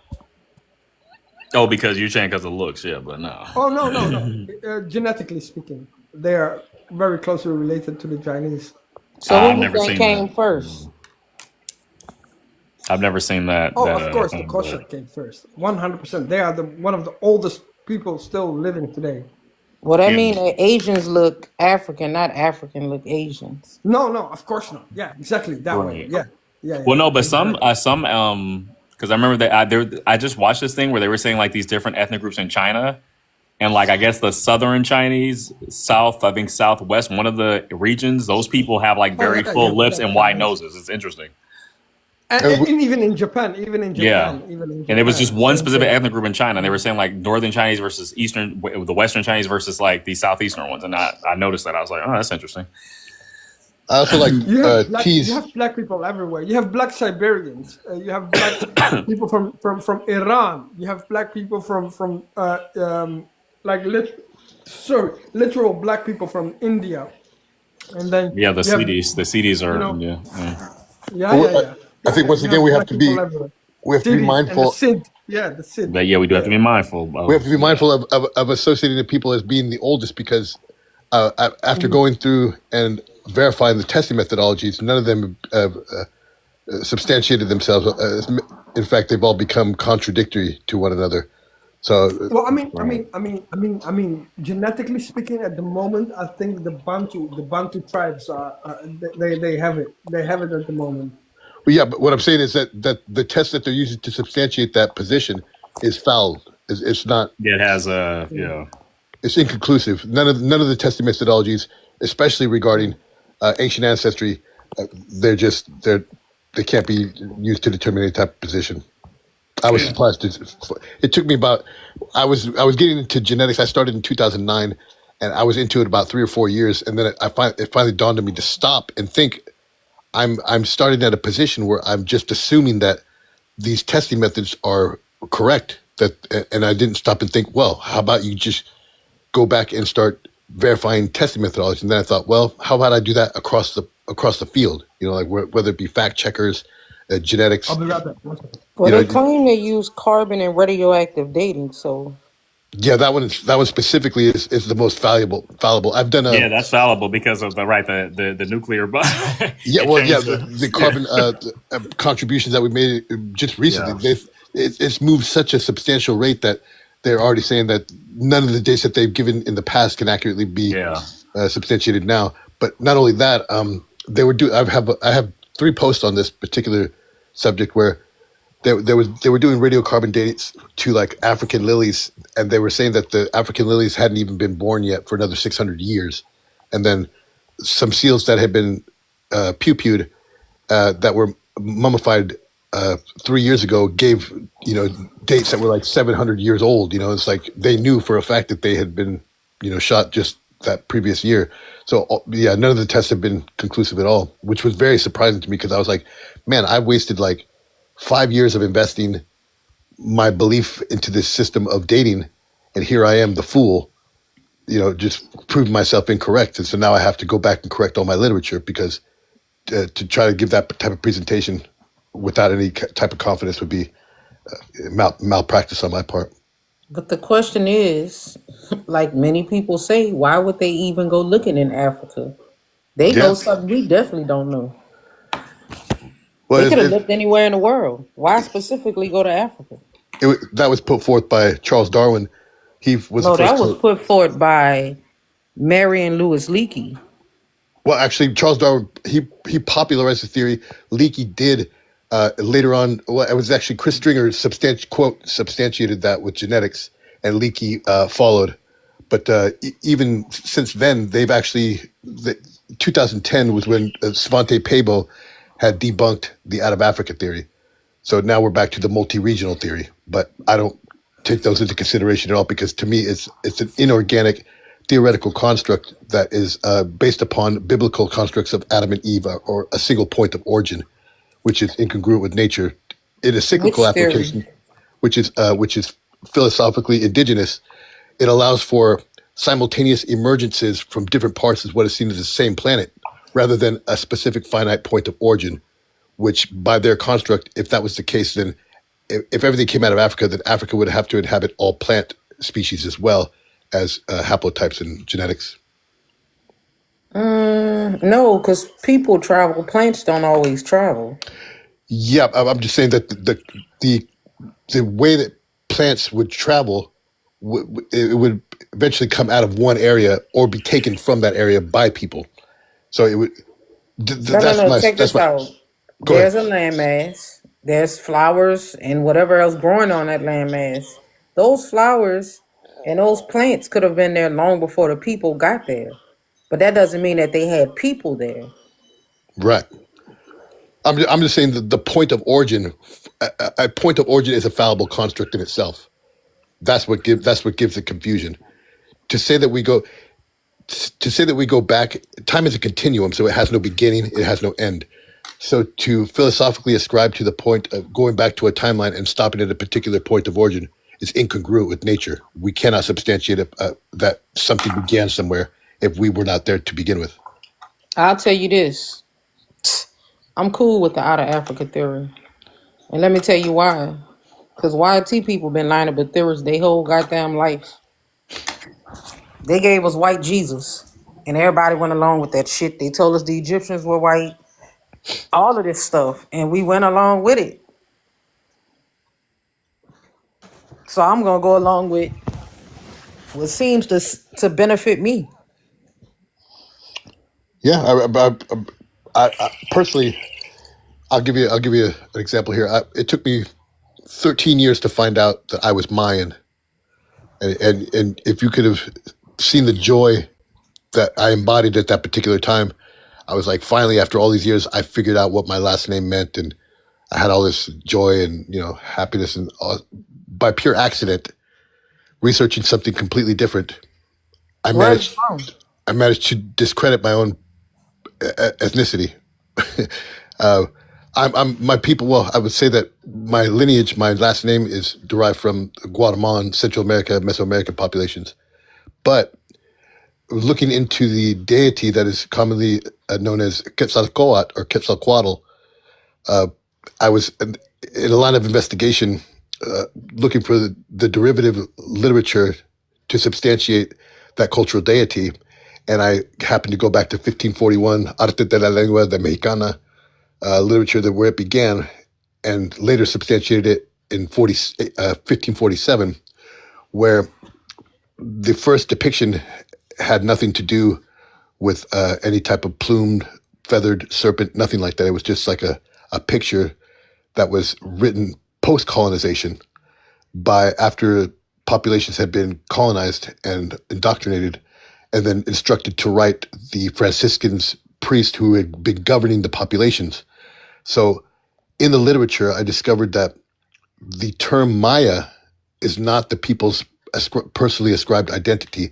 It was the name of a Franciscan priest named Manuel de Zumaya, who assigned his personal surname to a population there. So the term Mayan is not the indigenous people's self-ascribed identity. Same goes with Olmec. The term Olmec comes from a Franciscan poet who is named Olomexis. Now you see why I'm okay with the out of Africa theory.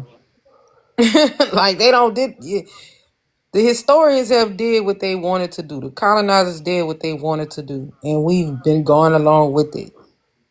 Yeah, And I I feel was just, like if they could tell a million lies, put their tab on things, make a claim to it, I can make claims too, at least for myself. If yeah, that of makes course. sense. No, I believe everybody has the right to govern their own personal identity. For anybody to try to impede somebody's belief system, that's preposterous to me. I support everybody in their practices. Nagual, I was gonna say, so you mean to tell me that those names are completely made up? Yeah, completely made up.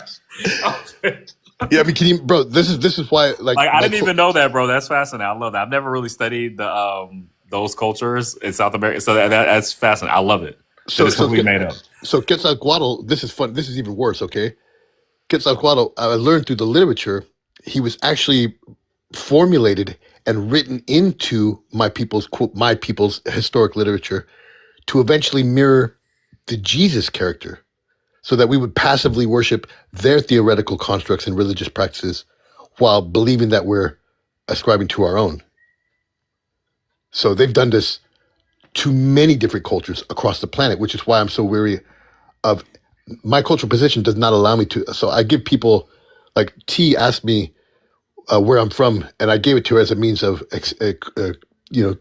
custom exchange. Just small talk. That we often like to engage in. I think it's healthy. I love it.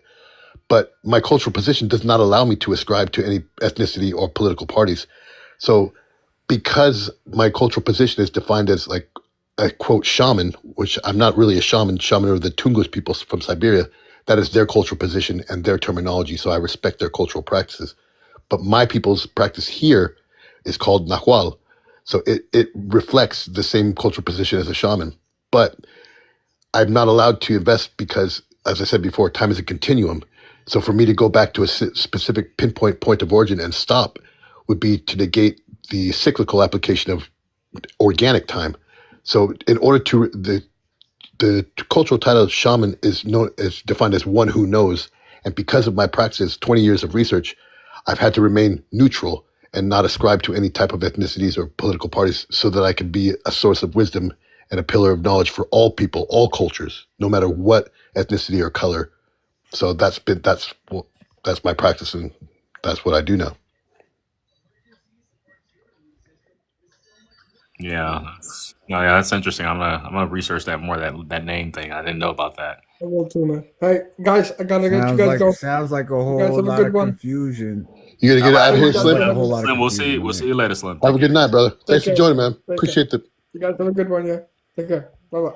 All right, bye. Molly, can we get your age, ethnicity, where you from? I'm black. I'm from PA. I'm 39. Okay. And what did you mean? You said something about confusion. What are you talking about? No, the last dude was talking. He sounded like he had a whole lot of confusion going on. But hey, who am I to judge, right? But what's wrong with a black American being a patriotic American? People seem to have a problem with it. And your prompt speaks to that. Because if you say you FBA, you MAGA or whatever. Well, what do you mean by patriotic? I mean, you love your country and you stand behind it, its leaders, all that. Like whatever's going on, you want America. Like me as an American, I want America to win. But If you do America understand wins, I win. You do understand that America is not a country; it's a landmass. United States, okay. There you go. So United States. Well, the United States to win. Because if the United States win, I win. Support everything that the United States does. Is that what you're saying? Everything within the bounds of acceptable human rights. I mean, yeah, I rock with America. Very patriotic. I wouldn't say FBA and MAGA is patriotic. I don't think their belief stems from being patriotic. It's a little bit deeper than that for me. Myself included. I mean, people like myself, we don't disparage the American flag. We don't disparage American efforts around the world. Nothing like that. So I don't know how you can't say that's patriotic. The other side will disparage the American flag, disparage American interests around the world, and say America is this great oppressor of peoples and all kinds of stuff. So patriotic doesn't mean you don't ignore the problems of America. Nah, but it means you have faith and trust in the people, in the leaders of America, right? Bro, look at our history. Where you get this trust and faith from? They're like a because bad America's like a bad boyfriend. America has taken care of me my whole life. Like to try to convince me that America is my enemy is crazy. Like I just don't. In reality, it doesn't make any sense. Yes, rhetorically, people have their agendas or what have you, but yeah, though it doesn't make any sense for somebody like myself to think of the United States as my enemy. Morley, so when you say the America has taken care of you your whole life, are you referring to the American government? What do you mean by America? The United States government, yes. So like the state you lived in, your city, your federal, you're being that. You're talking about specifically the government. So when you say patriotic, you mean supporting your government. Yeah, I support my government. What do you mean by take care? Take care as far as what? I mean, I got to grow up in a first world country, fully developed. Everything was nice, protected. I got to, you know what I mean? Like, bro, we ain't that no more. Is that because of America, or is that just the circumstance you just happen to be born here? You just got lucky. no, because other places in the world, you know, people don't have it as good as we do. So I'm not gonna ignore that fact. You know, That's true. You know why? United Because the States has ancestors ain't fight provided for well nothing. for me. Now, don't compare this to everybody else, bro. Our ancestors fought for this. This is our birthright. Of course, we're gonna love our country. Are you guys slow? Right. It's Like about I have, perception too. It ain't about Like, perception. It's about narratives that you're trying to push. And we should be no, ashamed to be American because we're the greatest. sir, it's about perception of him seeing it or you seeing it the greatest. Like, if you being sold poisonous food, bro, that's not a great country. What nation? What nation are you patriotic to? I'm an American citizen.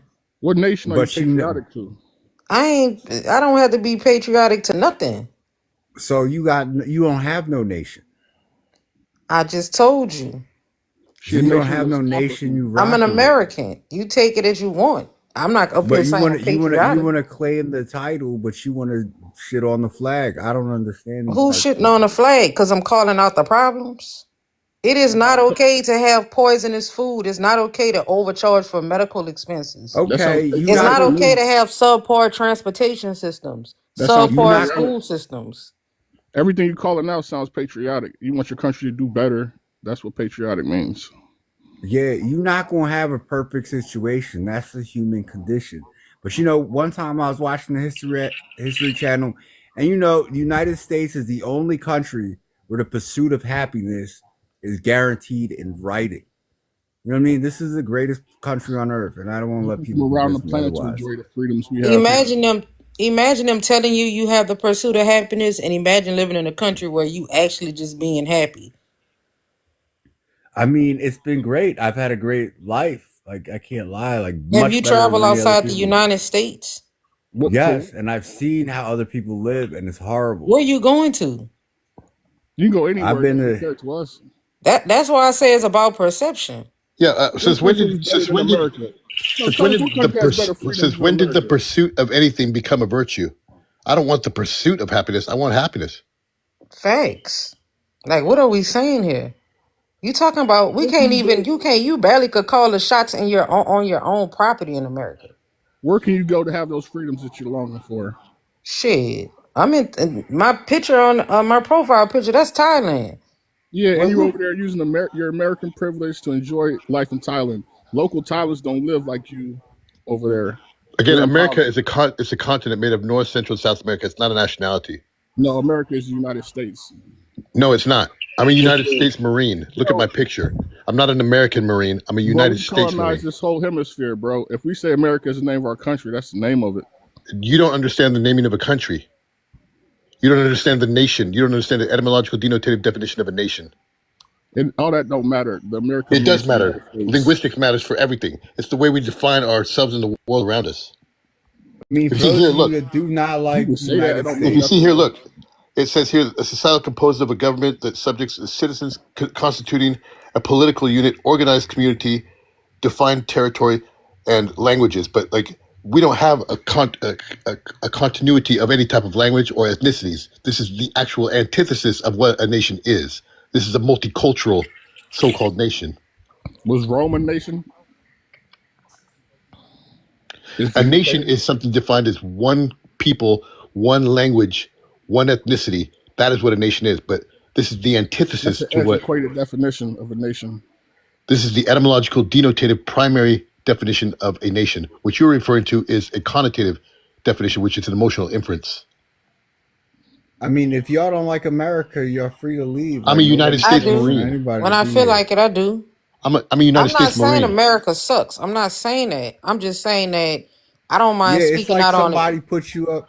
I'm Hold sorry, on, go ahead. Marley. Don't be interrupting me. All I'm saying is it ain't enough for me to be out here waving a flag and shit and you acting like ain't nothing wrong.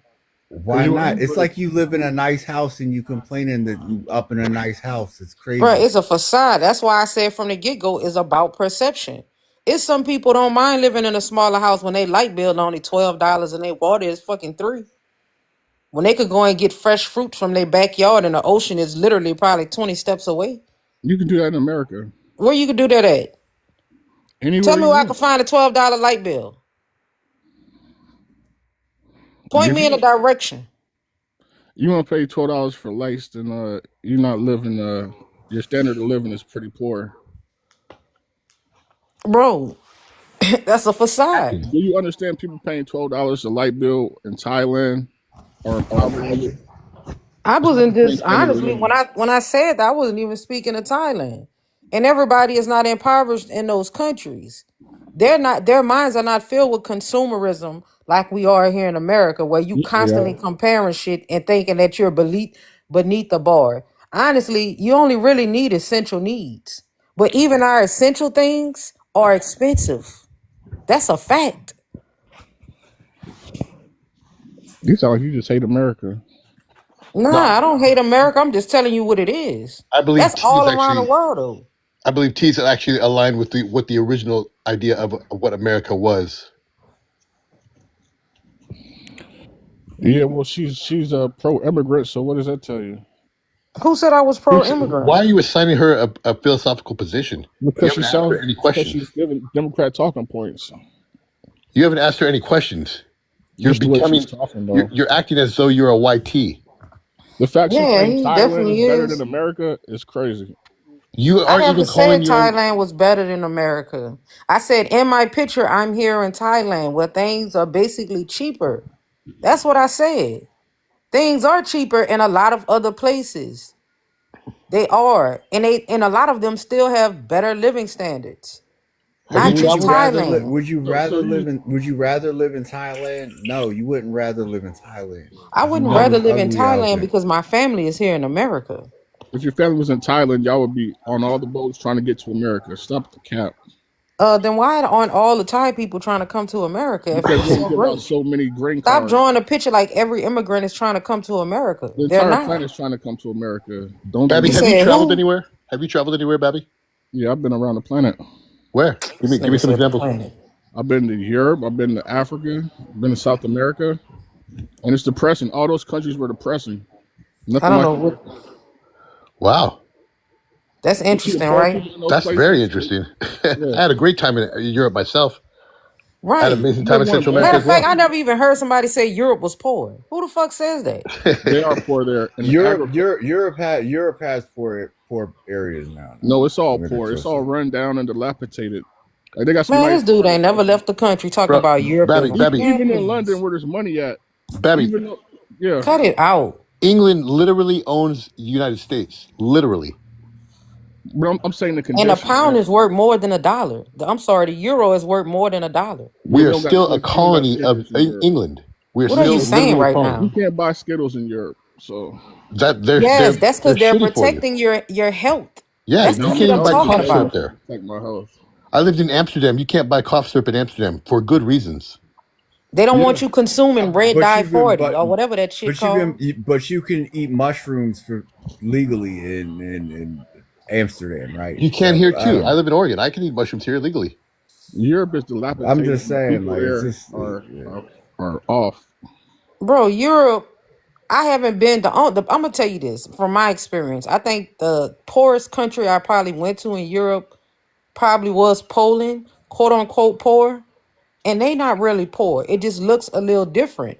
But it doesn't matter if you live in urban communities in big cities or if you live in rural towns in Europe. They normally have everything that you need. The air is cleaner, damn near everything is organic.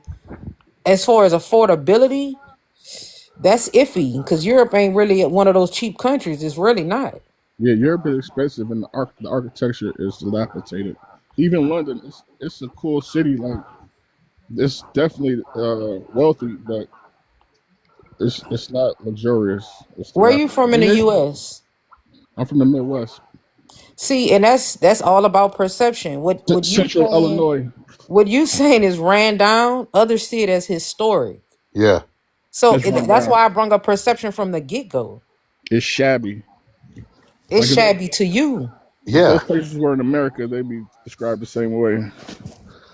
Well, you would definitely call my city shabby because our shit is And how historic as hell. Mexico has some nice architecture.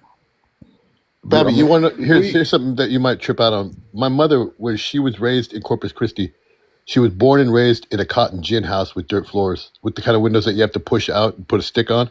She literally picked cotton and cut cane with so-called black folks. I'd rather live there than Europe in Corpus Christi when your Well, mom lived. And you but and you under your and you description, though, that's dilapidated. That's like and poor, you third world. used to That's be a my Marine, and you're not patriotic. That's the craziest thing Bro, there I ever is no heard. such thing as used to be a Marine. Once a Marine, always a Marine. Bro, the Nah, but you U.S. out of the Armed Marine Services Corps is filled now. with No, immigrants. there's no such thing as used to be a Marine. Listen to a Marine Yeah. telling you. Most people in the armed services are turncoats and sellouts. They flee to America, join our Nah, armed wouldn't services, say and they that. want You to This said talk. guy what? is. Most people that's what? They're turncoats and traitors to their own country. They come here, join our army, and they say, "Oh, America's the reason my country's in shambles." Well, why are you joining our military then? Sounds stupid. How about you join? Since Why you would so I? patriotic, you and Marley. Because we got a system set up. We can get foreigners to join and fight our battles for us. Bro, majority That's of the military is not foreigners, I assure you. You ever heard of a shaman, Babby? Yeah, man. Y'all do the smoke tents, right?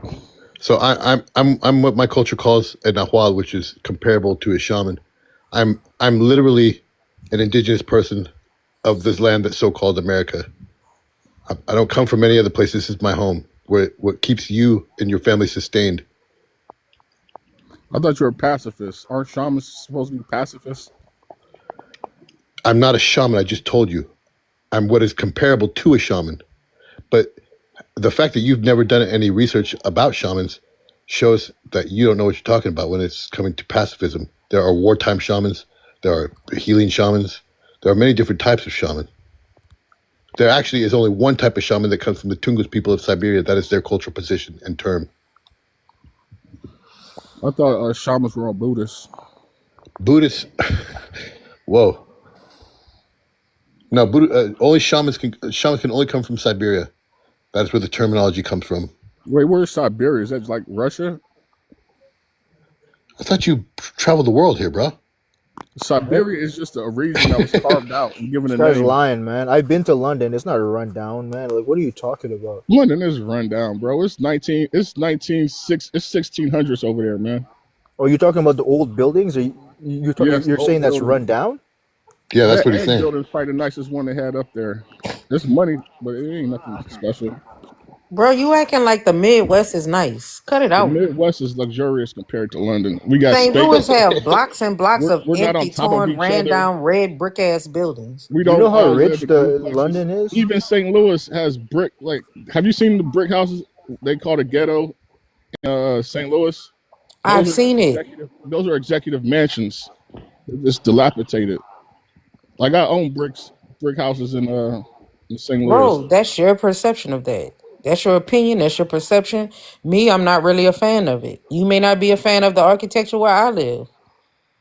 You know, in London, they live in duplexes in public housing and live on top of each other. In the Midwest, we got land. You can spread out. Man, you trolling. T. Williams, where you from, T. Williams? I'm from New Orleans. Oh, all right. That's super ran down. That joint is like almost a different country. Not too much For real, in for New real. Orleans. New It's Orleans is not historic. That's what it Yeah. is, Marley. Where you from? Nah, that you on like the Caribbean almost. New Orleans is not run Okay, down, what's the bro. problem? Yeah, That's what is the how our problem? houses are made. I bet you can't afford a house down here, not in New Orleans. Nah, they got them shotgun houses. They look like trailers, but without What's the the roof. problem? Like Yeah, the shotgun house You is on can't the afford one, I assure you. Not in Orleans Parish. Well, you know what? I don't know you. Let me not say that. I mean, them shotgun Jones is houses though are probably like them American. Jones is Listen, probably they like them got our Jones is probably houses are like expensive. The average American can't afford them.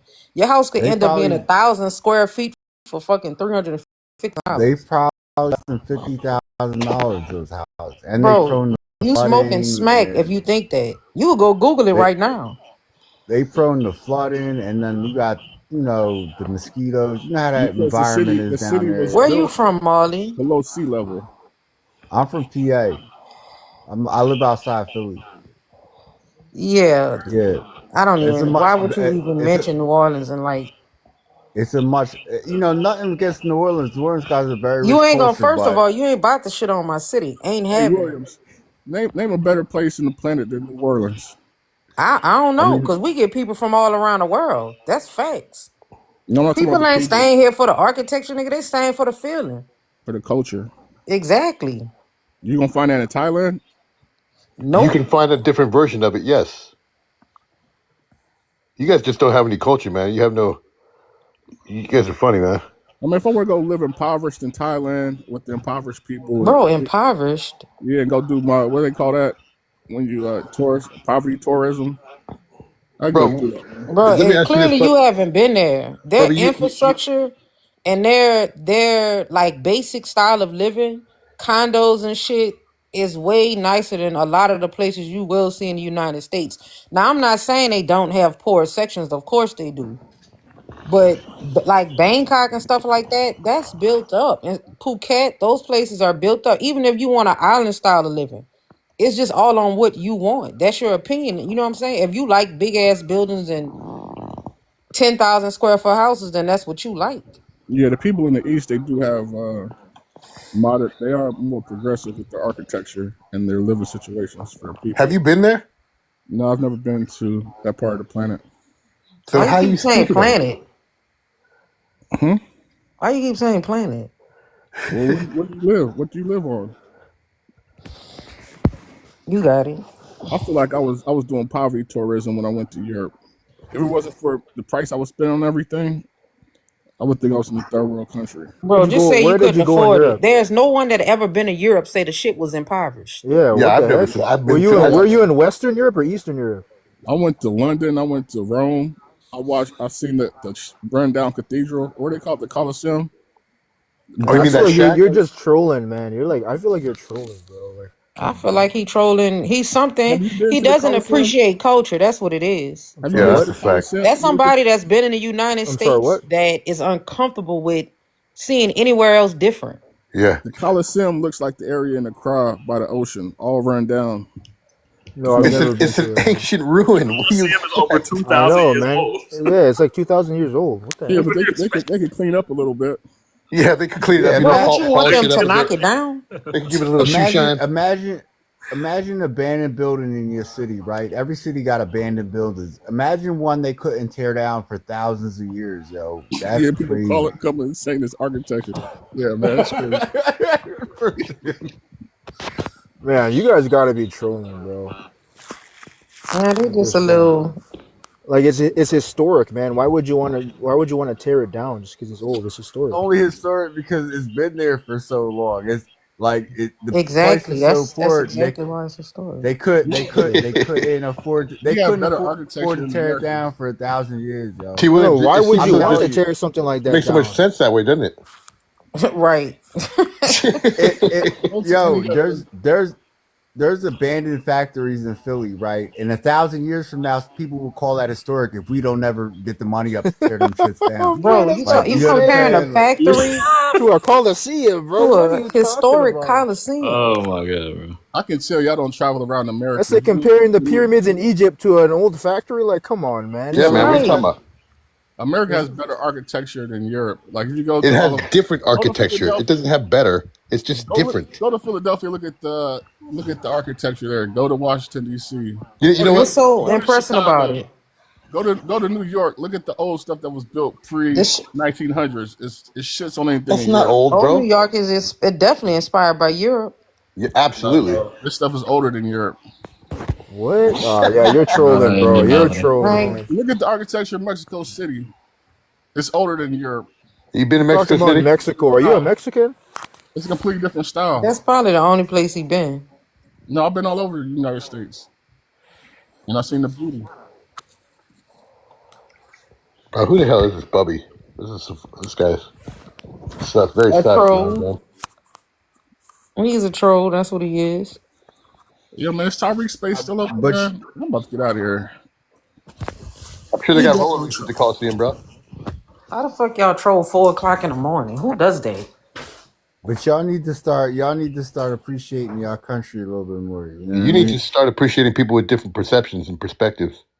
Nah, people love to shit on America, and it's just tiresome. You need to It's get like used to the fact that tiresome. this is not America; it's the United States. Peru is in America. Whatever. Guatemala is in You know what America. I mean? Like, it's About just what his country ridiculous did at for this him. point. You pay taxes, fool. You think you got running Yeah, water and trash pickup because it's free? Hell nah. You pay taxes, a lot of them at that. Ain't I nothing in mean, America free. shit. Hey, Molly, do you think the patriotism for some people can be a delusional? Nah, not at all. It's all right. Here's Bro, the thing: in other countries, it's okay for them to be patriotic, but when Americans do it, it's like this big sin. Like you say, "Oh, you're bro, supposed to I hate saw your a black country." American with 1776 in their name, man. It's like, bro, you weren't even free Why in not? 1776, Why man. not? Why not? Why don't put 1776 in your Okay, I name? just told you because they weren't even free in you wasn't considered a human in 1776. Ja. It doesn't make sense, bro. Well, he probably has ancestors that were white and probably the founder Oh fathers. You my never gosh, know. bro. Yeah, it could be. Not every Yeah. like we got a cosmopolitan background. Every like all you, my aunt, like if you go back a couple generations, you got like 100,000. You got like 100, maybe 500 grandparents, maybe 1,000 grandparents. All of them were not Yeah. slaves. Like if No, you're but you from would have been America. considered black. Even you're light skinned, Molly. You would have been considered black, bro, in that time period, man. They wouldn't I care mean, that you had whitey I mean, ancestry. but I'm just saying, like I have, the people back then, like the people that I'm connected to from back then. Some of Yeah. them were white, some of them were powerful, some Yeah, of but them they were didn't rich. Like care that you guys had white ancestry, bro, in that time period. You would have been considered black, and you would have been in the same condition. So it doesn't make sense. not Yeah, let's just necessarily. bring slavery back. Why not? The trade of flesh. Let's just do it again. They Make, were make America there great were again. free people. There were free people of Yeah, color well, that like had what, their like own what, like community. 1% out of like 99% of people? Nah, Come on, y'all bro. just y'all love people to be victims. Y'all love to paint people as Molly, you know victims. what? I think we Molly, should I have No, a it's question for him. If get they were it. Get so it, T. free, why they didn't have their own last names? Who? I mean, I do got my own last name. What are you talking What's about? your They last just name, nah, Molly? indoctrinated. If you have I'm sure if you black, you probably have a slave master's last name. Nah, I have a Welsh last name, but I'm partially of Welsh descent. Like y'all people are Oh weird. my Like gosh, man. Swedish ain't shit about you Swedish. Everything look brown. No, he said nah, Welsh. I'm He said Welsh. Welsh. Yeah. Well, I have He a said Welsh Welsh, last right? name. Welsh. Yeah, so that makes sense, right? No, but you know how Yeah. you already know how that came about, man. It was non-consensual, Nah, bro. people make assumptions like they was in the room, like when it happened. Like, Oh man. Now you're just acting like, yeah, whatever, like bro. what? Acting like what? I'm telling the truth. Y'all act like y'all was in the room when it No, was like going down. 99% of the time it was not consensual, bro. Let's be realistic. You don't know that? That's a narrative. That's Man, not. they That's got you not like. good. Molly, they got you for real. Yeah, man. What Got is your this, bro? ass. Is that your YT DNA talking, bro? Like, what is this, man? Nah, I mean, I'm saying y'all say this confidently, like y'all was in the room. Like it's It Of course doesn't crazy. not, matter. You're man. black, dude. It don't Like, matter. If I bro. have a white grandpa, that does not negate the other side. It does not negate any of my ancestors. No, Like the that's shit true. happened. But I mean, look, all of American history. I'm intertwined with that. We all intertwined with that. You feel me? Yeah, man, it's the same thing with America, man. You say that we should be ashamed because we have elite European ancestry, or Wait, did because you we're say Americans. elite European ancestry? He did. Well, that's what it is. Yeah, because Hold on. poor people, What the poor heck, people Ay, did mi not. madre, coño. Poor. This is That's true. crazy. Poor people did not own enslaved people. That's why when you see Holy shit, surnames, buddy. that's why when you see Wow, surnames like that's a Washington, new one. Hamilton, Jefferson, People couldn't Jackson, afford slavery. It's all Adams, elite European. It's that European that royalty. those are those are like black. They Those talk are about black African royalty American that can't be names. substantiated, Yeah, but we can substantiate our European royal bloodlines. And y'all wants to be ashamed of Brother, that. hey, brother, they had non-consensual intercourse with the slaves and then sold their kids, their own kids, Bro, I'm man. pretty sure. I'm pretty sure if you look back non-consensual. in your African family, a They lot of the didn't. women there were having non-consensual relations. So get up out of here with They that, act man. like they try to talk like Yeah, it's Africa not the was same. utopia. No, Was it's a exactly the utopia same where thing, they try to act like Africa was utopia. Africa's hell now. So what you think Brother, it was right? back then? Them women was getting taken advantage of they, at the whim of the men in your country, bro, bro. Don't compare us. they We're sold actually their own. civilized here, They sold their own kids. They didn't care that they were half of their own, man, just because they were black, man. bro. You sold They, your own brothers into You got a white slavery. mama, What are you don't talking about, your mama white, you don't isn't even know who I am. What are you talking about, bro? bro? Our ancestors built colleges for us. What are you talking about? she? He Wait, trolling. what? What does that have to do with what we were Our just talking about? our elite European ancestors built historically black colleges for their Man, children. What are you talking about? man, our elite European ass. Yo, somebody clip this, man. Like, what is this, bro? Nah, This is but crazy. I No, know that's what why you he's guys saying. are mad. That's why you don't like us. I know what he's saying. I know what he's saying sounds crazy because it's very against the narrative, but it's true. Like, we're connected to people that were rich back in colonial times. Yeah, Is your I mama agree. white, Yeah. Marley? Royalty. Huh? Is your mother white? No. And Where when the I white say side elite come European, from? I'm not talking about pale skin. It's Hold not on, I always was a pale asking him a skin. question. Where does the white side come from, Molly? I mean, on both sides. Years of mixing. He's American. What do you think? This is 1100. You gotta know when you're dealing with special ed. Jesus. Yeah, that's elite European right there. That's why I put it up. You see the peppercorn beard? Yeah, pull up his lower half. I'm not ashamed of my ancestry. I'm not ashamed of America, man. Y'all kept go around gaslighting this, but we won't be ashamed. Nah, Nobody told you to be Bob, ashamed, bro. Baby Bubble, Babaloo, or whatever, he got it right, yo. I'm gonna follow you, bro. You got it right, bro. Them people ain't never considered y'all white in America. Sit down. Who Stop. is We're not white? look. We're Nobody not is white, looking. man. Yeah, we're not looking White for people no don't little exist. category. Yeah, we're not looking for no category. What? We just stating What are you facts. talking about, man? Y'all White looking people, for the people some. that you call white White or elite British or ancestors. Italian, Irish, German, they're not white people. Y'all What give are them they power when then? you call them all white.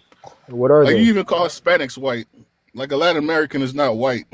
If they're not white, then what are they, bro? They're wherever they are. Where's their ethnicity? Where's culture they come from? That's what they're human. White here in America.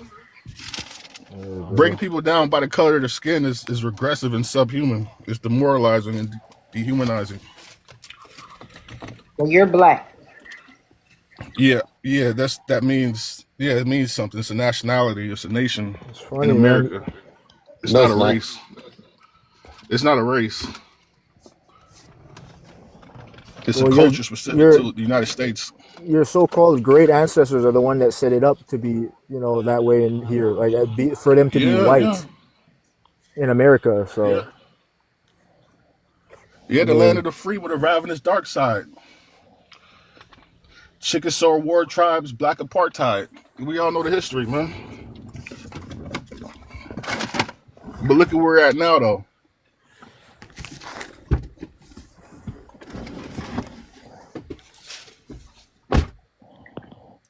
Yeah, Abby. You here paying taxes and drinking poisonous water. fluoride water, man.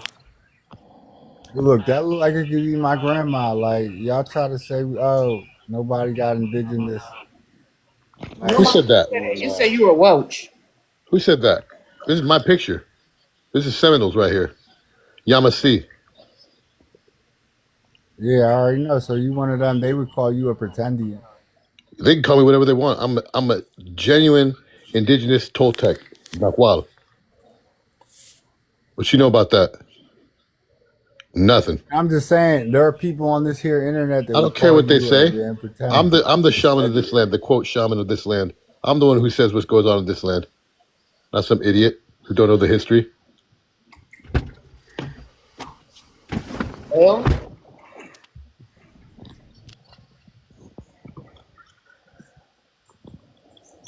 why you are quiet, Marlon? You just was saying you was indigenous 2 seconds ago. Nah, I'm just saying, I was just educating the boy, but he said, rah, there's nothing else to say. You know, he just said, oh, no, I am what I am. And I'm not one of them people. I'm not like a lot of these people that come on TikTok and try to force narratives on people and tell them who You they try to are. force I'm not narratives all one of night, bro. that. What are you talking about? Nah, I just be, I can't speak for another human. You know what you are, whatever the case may be. But unfortunately, people don't got no respect for Black Americans. So they go down hard to try to force identities and try to tell people who they are and all types of weird nonsense. They just don't respect you as an individual and say, oh, well, maybe he is this or that. When Are you you familiar with John Henry Clark? categorically Black American. Are you familiar with John Henry Clark? No, he didn't answer. John Henry Clark actually said, he says, y'all concentrate on the word black too much. Black doesn't, the identity of a person should always go back to history, land, and culture. He's like, the term black, he's like, there's nothing wrong with it. It's just that it's not tied to any land. He said, the identity of a person should immediately go to a land. Now, I have a lot of friends who identify as Black American, and I don't personally think it's healthy for them to do so, but that's none of my fucking business. Black folks have gone through enough to ascribe to their own identities. They've earned that right. So I allow people to ascribe to whatever identities they want, and I support every single person in their application of self-identity. And I definitely don't project my interpretation upon nations that I have no business in. I don't claim that they're a third. Once I put them into a third category, third world, I place myself in the first, which is hierarchical. That is YT bullshit philosophy. Indigenous people did not believe in hierarchical structures of philosophy where the lion is dominant to the gazelle and where you go out to the wilderness and the lion unalives the gazelle and that's it. That's survival of the fittest. We weren't meant to survive. We were meant to flourish. Indigenous philosophy is not hierarchical or vertical. It's horizontal, meaning no being is above or below any other. The lion and the gazelle would engage in a dance where at the end of that ritual that was the dance, the gazelle would offer one of her young to sustain the pride. That's a completely complementary interpretation of the exact same observation. One adds to the other. It doesn't negate the other. That's the difference between YT bullshit philosophy and indigenous philosophy. How could he say he indigenous and he just support everything America do? I can see you being patriotic and supporting some things, but supporting everything as an indigenous person is kind of wild. Correct. T. Williams, how old are you? You probably a young person. I'm old. But I'm grown. How old are you, you Marley? like 40? I'm 39. I'll be 40 this month. What about you, T? You said you were Yeah, I'm 41. 41. I'm the grandpa here. We're around the same age. She is just indoctrinated. Who? Indoctrinated mean I would think like you do. I'm 51. You indoctrinated too, and that's a shame. You're too old for that. I'm indoctrinated? Indoctrinated to what? How am I indoctrinated? Is that a fact, Molly? Y'all wouldn't wave an American flag or Man, he celebrate fought the for 4th of America. July. I fought for America too. What's more And then- American than that? And y'all denying the place. That's crazy. Because we know what the shit look like. We don't been exposed to the bullshit. Clearly, you haven't. I mean, why wouldn't she go fight for America and come back in a handkerchief come off your eyes? Why wouldn't she just leave then? Why would you want to be at a place you don't like or want to? Molly, you don't. What are you saying? Molly, you don't understand that the flag that's being raised right now and that's being waved, it's a military at WAR. It's a wartime flag. That means we are at war with other nations. That's the idiocy and the stupidity of anyone waving that flag. There was a previous flag that is the original American flag, and if you see right there, it was a peacetime flag. It was only flown for like 3 days. Now we over here with conspiracy theories. Conspiracy theories. I'm a United States Marine. I know my history. You don't. I mean, I never seen that up top flag a day Yeah, in I my know you life. haven't because you're not interested in your so-called patriotism. You're just interested in your bullshit narrative. You don't have any history. You can't challenge me. I'll bury you in documentation on any subject across the field. 20 years People of make research. stuff. That's what I People got. make stuff up. People make stuff People up and make say stuff we're up. law. I have no opinions on any matter. All I have is literature, testimonies, scientific journal entries, archaeological find papers, sociological papers, psychological papers, 20 years research, 10 to 12 of those years were 10 to 12 hours a day. What do you have? You Pull know up a that source document. that picture is not a source, right? There's no. This is the You could have historical made that. accounts. You want to You see could what have you want made to see what that a 5 minutes ago. You could have made that 10 minutes ago. For all I know, you could have made that on your phone. accounts. You want to You see could what have you made want to see that what a 5 minutes ago. You could have made that 10 minutes ago. For all I know, you could have made that on your photo. fact by your assertion. Why don't you bring up a source, man? Because your game is weak. You have no knowledge. You're ignorant. I'm just a proud American, and I'm standing on that. I know You people can't hate even that. define what an Yeah. American is. You don't even know what an American is. How can you be Oh, proud I of know. something that you're ignorant of? I guess that's what a real American is to you, though, isn't it? Nah, I know what it is, but I don't No, got you to go don't. into detail. You don't know it. America is a continent. North, Central, and South America. United States is the nation. You don't know the difference between a continent and nationality, yet you're sitting here claiming that you're proud of some shit when you don't even know the definition of it.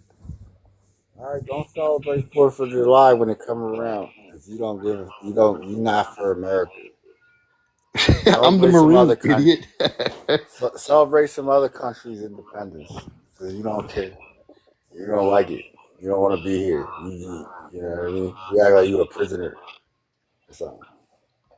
Prisoner?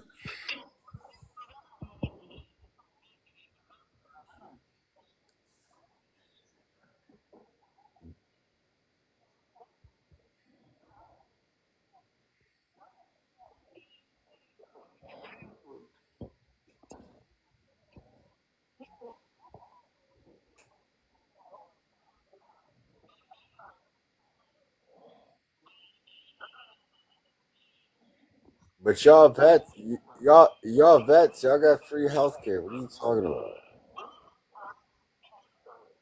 Yes they do. You get health care through the VA. Like, what are you talking about? That's it, it's not great. It's not great health care, but y'all all get health care for free.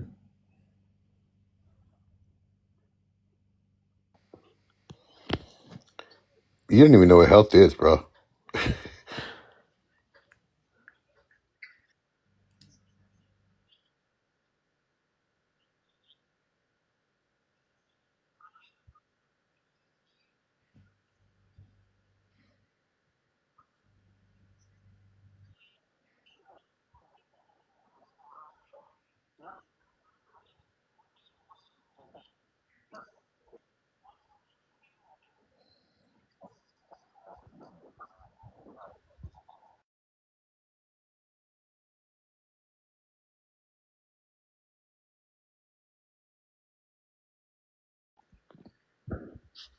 I'm too old for that, so it's not my concern. You know, I don't.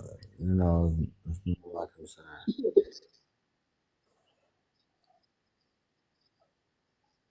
Absolutely.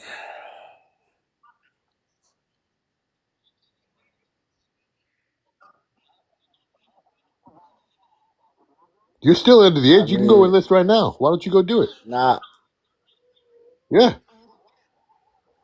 I'm too old for that. Does anyone got some I'm hot too sauce for old. Molly? I'm tired of playing with this food, man. I'm too old for that. Like, I can't. Definitely. You know, too old for that.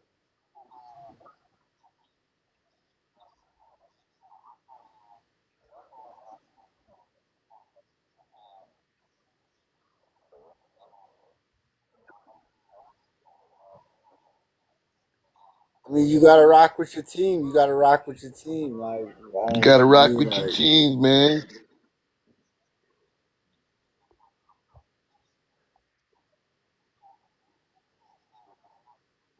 Yes, sir. It's blind faith, family. Blind faith.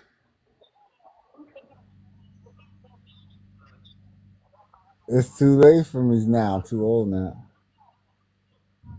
They not to. Why would I? At my age, it's a young man's game. I'm cool. Nah, I'm 39. Is old enough. It's too old to be up in that joint. It's way too